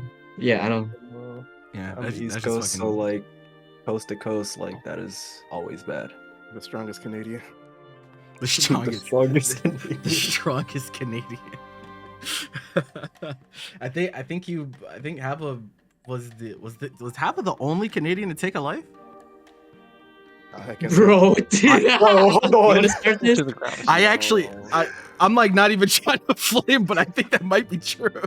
I think it is. I don't know if Gaba got one or Nah, not. Gabo got He some rounds. Gabo got rounds. Gabo got rounds. Yeah. He did not get Yeah. game. I got rounds, bro. I'm just saying. That's brutal. The strongest Yeah. Canadian is. Hava the strongest Canadian. It do be like that. He might be the strongest Canadian, bro. Maybe. Pending that we're not absolutely sure just yet, but he has an argument for it for sure. Take a Defin? Yeah, I wanted to ask him about some shit. Yeah, no, he put in some work, bro. Yeah, he was cooking. That's what It was like. I wanted to hear about it. Like, he lost the one time against Blade. He pulled him. He bro, came that back, shit. The blocked way him. this shit started was so funny, bro. It was the run back from DreamHack. It was just like, He said, damn. I'm not fighting 2B. Get me out of here immediately. That shit was so goddamn ready funny. for 2B. None of these clowns are ready for 2B. Nah, definitely. It be like was that. not ready. And it's funny, my controller disconnected mid-game and I still somehow won.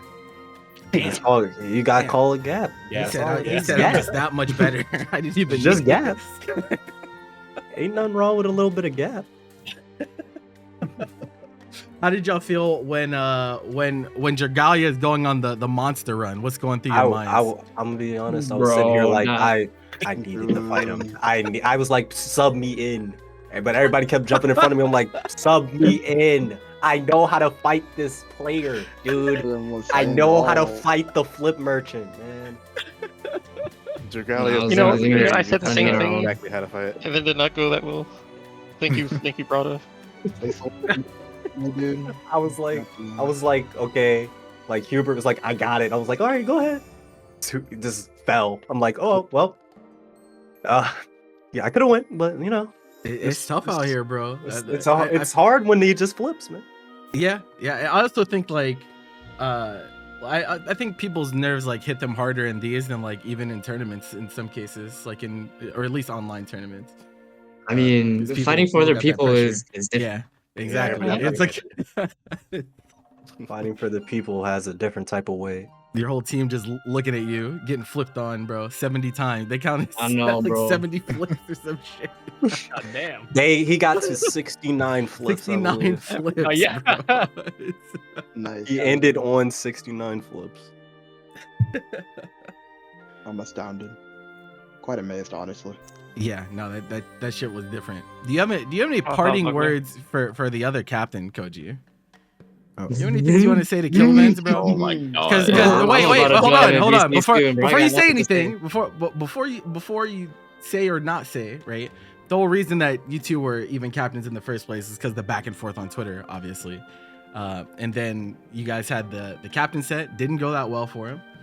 He pulls up this time, tried Uno. Okay, whatever. I don't think I've ever seen him on Uno before. Bro, that fella almost iced us with his whole It's team, bro. I'm sick. It was the ads, bro. I'm sick. I don't know what that was. I gave him so much time to change, bro. He was just so set on Uno. I don't know what's up with that. Damn, that's crazy. He like y'all, you and him just, I don't know. Every time you two interact, it's just like the funniest shit ever. You're both just like Spider-Man pointing at each other about connections and shit. I don't know what's going on, but it's actually insanity. Oh my god. That was fun. Sorry. Yeah, for sure. During Dude, this. I need to learn how to play Bubs normally, bro. Yeah, what was the idea behind the Zoe switch?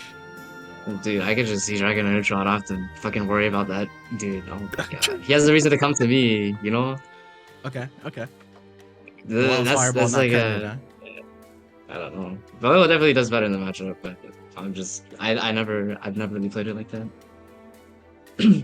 I mean, it's not like there's many bubs on that level to practice against either, so it gets probably pretty rough. You can't practice for sure. any bows that plays like Hava does. Yeah. You're not gonna Yeah, find what? that kind of experience.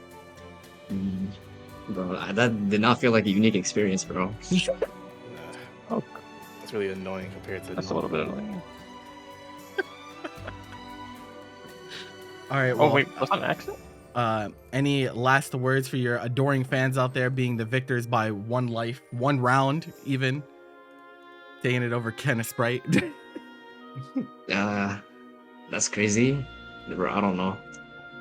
I don't know, bro. Oh, okay, GG's. can't react. Very eloquent. Yeah. You Okay. shake There my you go. hand. There you go. There you go.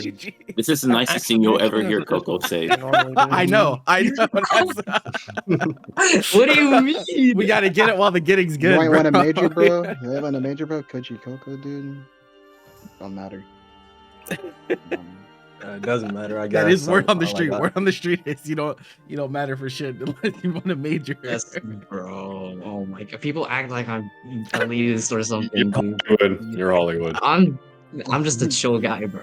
No, Okay. leave it dead, man. He's really leave it speaking dead. in memes, bro. It's over. It's so over. I'm just a It's chill over. guy. I'm just All a right. chill guy, bro. Well, obviously, thank you all for taking time out of your day to play. 4 hours is a long time. Of course. But Thanks for I hosting. appreciate it. And Yeah, also, thanks for sorry setting about it the up. Fusela thing. Yeah. Didn't know that was going to be a thing. I found a sub as soon as I could, but it is what it is. This is man's Yeah. controller What you think? disintegrated this weekend. I don't know what happened. It all worked He out all in the end. command grab too hard. That blew up during the PV2 bracket, bro. He's like, oh, I don't have a controller. And I'm like, oh, okay. It's like Don't know Deku-chan, what's he's all going for on. one, dude. One for all. Can handle it. All right, That's well, so funny. GG to all of you. Appreciate you all. And whenever the next one is, you'll be hearing from me. So take it easy, everyone. All right, Sure. thanks, man. Appreciate it, man. Yep, later. All right, chatters. Ladies and gentlemen, I have some parting sentiments before I get out of here. First of all, obviously, thank you guys all so much for supporting. Numbers today were absolutely fantastic. I couldn't have asked for a better outcome with it coming down to the last life and everything. got a little bit unfortunate with obviously Fuselate not being able to participate, but I think we made it work as best we could. And so thank you to all the viewers, all of the players, all 30 of them. Also the 2 commentators, Zero and Virum, obviously holding it down for that long is a really, really big deal.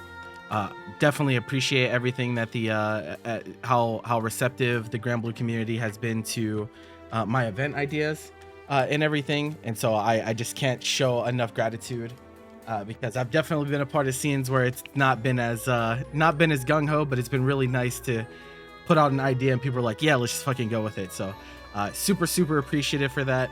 Obviously content for this game has been ramping up pretty severely as of late, so please just make sure you're supporting everywhere outside of obviously these events and Paragon Line.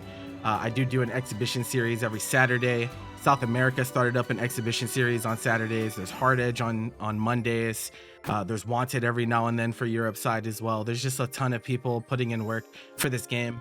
And I just want to make sure that everyone gets the proper appreciation that they deserve, especially the regions that are, a little bit underrepresented in some cases. So please make sure you guys are spreading the love. You make sure you let your TOs, your event organizers and all that know that they're appreciated. And we can just keep the ball rolling and keep doing cool shit like this. Outside of that, thank you guys all so much for watching. Please make sure to follow here and check out the YouTube. This will be up hopefully tomorrow. It's just going to depend on how fast the thumbnail gets done, but we're going to try to get that up as soon as possible for you guys in case you happen to miss some of it. And that will be it, ladies and gentlemen. I hope you all have a good one, and we will see you next time.